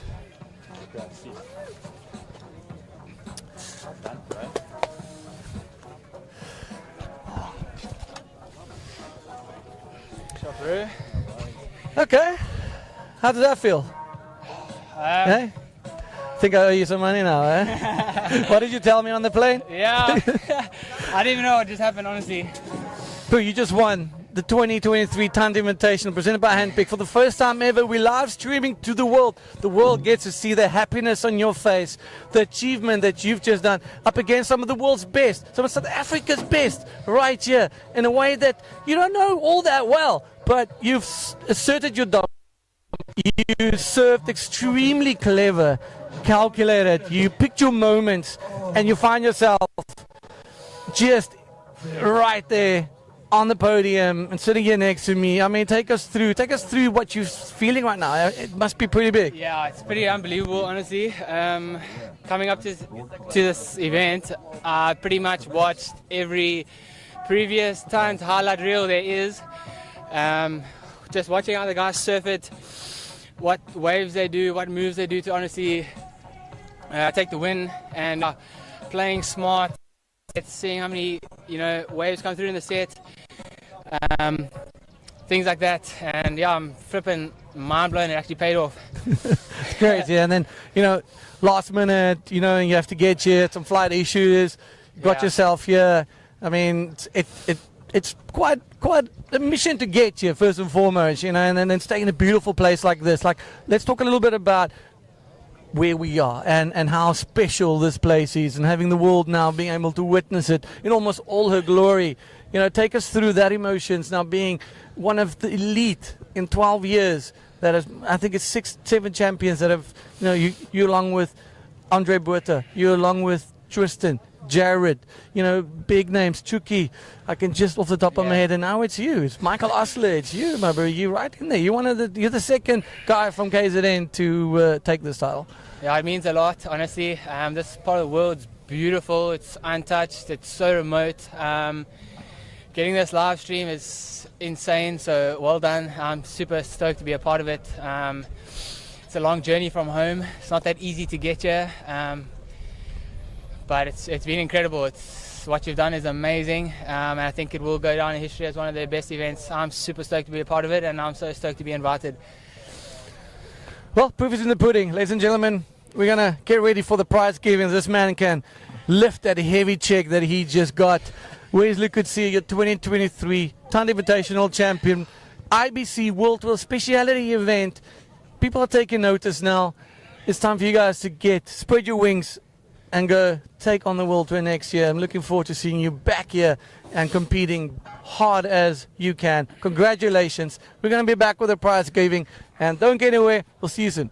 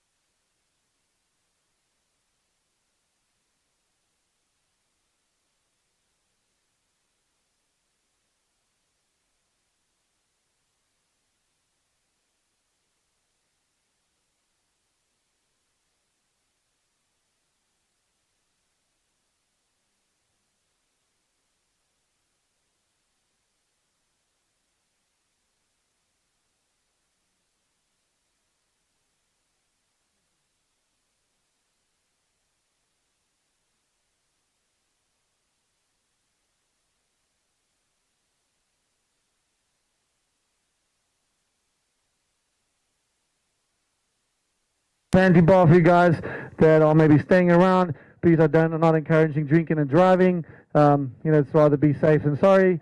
But you feel free to join us for water, for a Coke, for a coffee, a club, whatever you want. We can hand it to you. But I think it's more a sense of relief. James, yes, bro, you're my right hand here. I just want to say thank you for everything you do. Things are hectic at my side, and you're just keeping me very calm, and you're sorting out, dealing with everybody else. So honestly, let's just give this brother a massive round of applause. Pierre, for you as well, for filling in some big gaps, designing all our logos, making things happen on that side. Really appreciate you. We got a good team, and you're only as good as your team. Guys from Urban Hippie, geez, man, they're also stalwarts and just one of those seventh legs of this event. It takes a lot to get this thing going. My next headache and our next challenge is successfully doing the Walker Bay Pro, which for this year, due to financial constraints, we can't do the World Tour men's division anymore, but we're going to be crowning a women's world champion for the second time in its history here in South Africa. We're going to have a full-on men's and full-on juniors division. The winners will also receive a ticket to go to Chile next year to compete. So there's another dream. There's another dream to fight for. Come on, guys. The success of that is about all the athletes, everybody that's here. Just make the mission. We work hard. I don't do this. Believe me, I don't need to do this, but I want to do this. And I'm doing it for everybody else. And the fact that we really are passionate about it, and the IBC is passionate about developing and bringing things, bodyboarding to everybody, making it accessible. And this is the most important thing. Community support is the ultimate support. But massive round of applause for you guys standing here, making it out here today. Man, legends. Thank you so much, guys. Well, I guess without further ado, let's get down to business. We've been streaming for a long time. Our batteries are running low, physically and really, actually, the jackeries are running low now. But let's get to the finalists. Let's get to, these four gladiators that stepped up, made the earlier round heat. Incredible riding.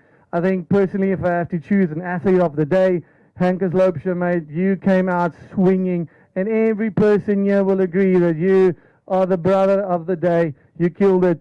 Don't see you around here in your white rashi. Let's give him a massive round of applause.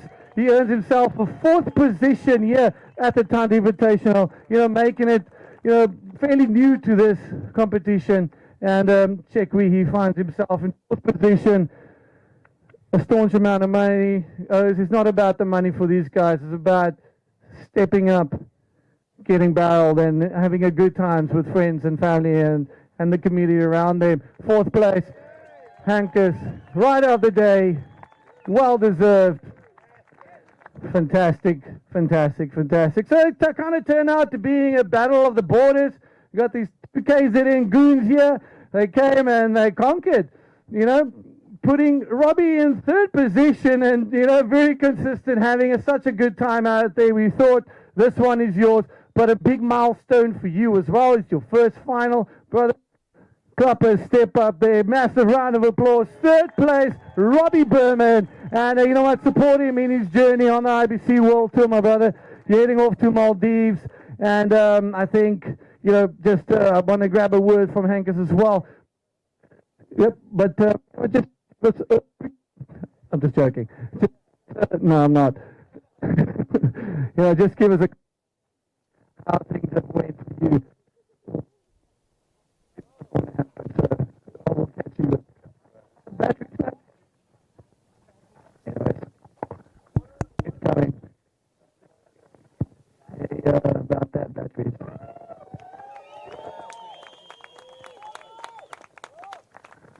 Okay, well, we got it.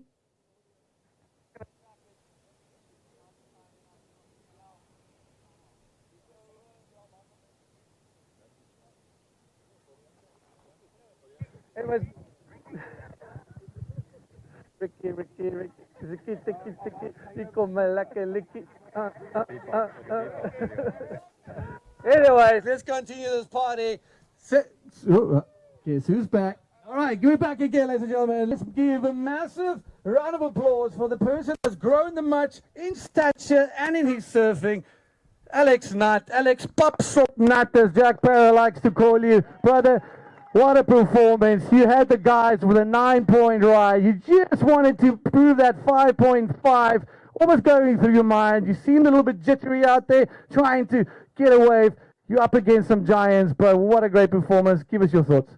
Thank you very much. I got that flip and I was pretty stoked on it. I was just trying to improve on a 3-4 big 4 there, but I got a little one, but I'm stoked.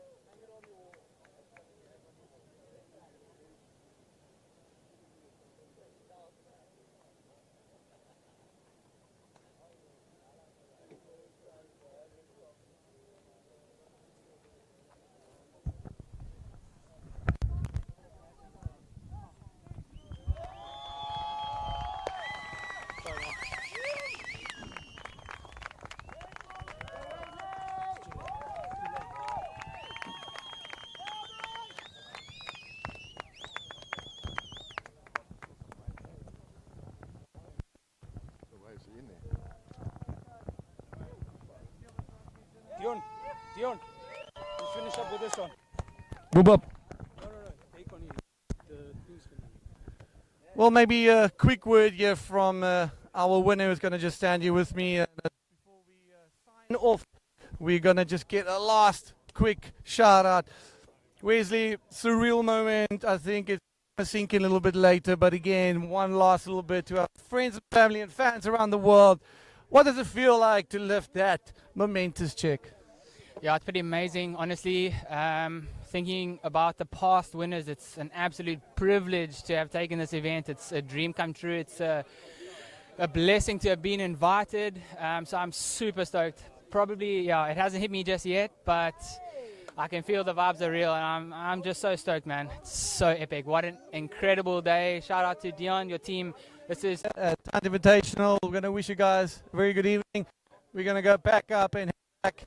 Thanks for joining us. Thanks for believing us. And yeah, we'll see you guys soon. Mumbles out.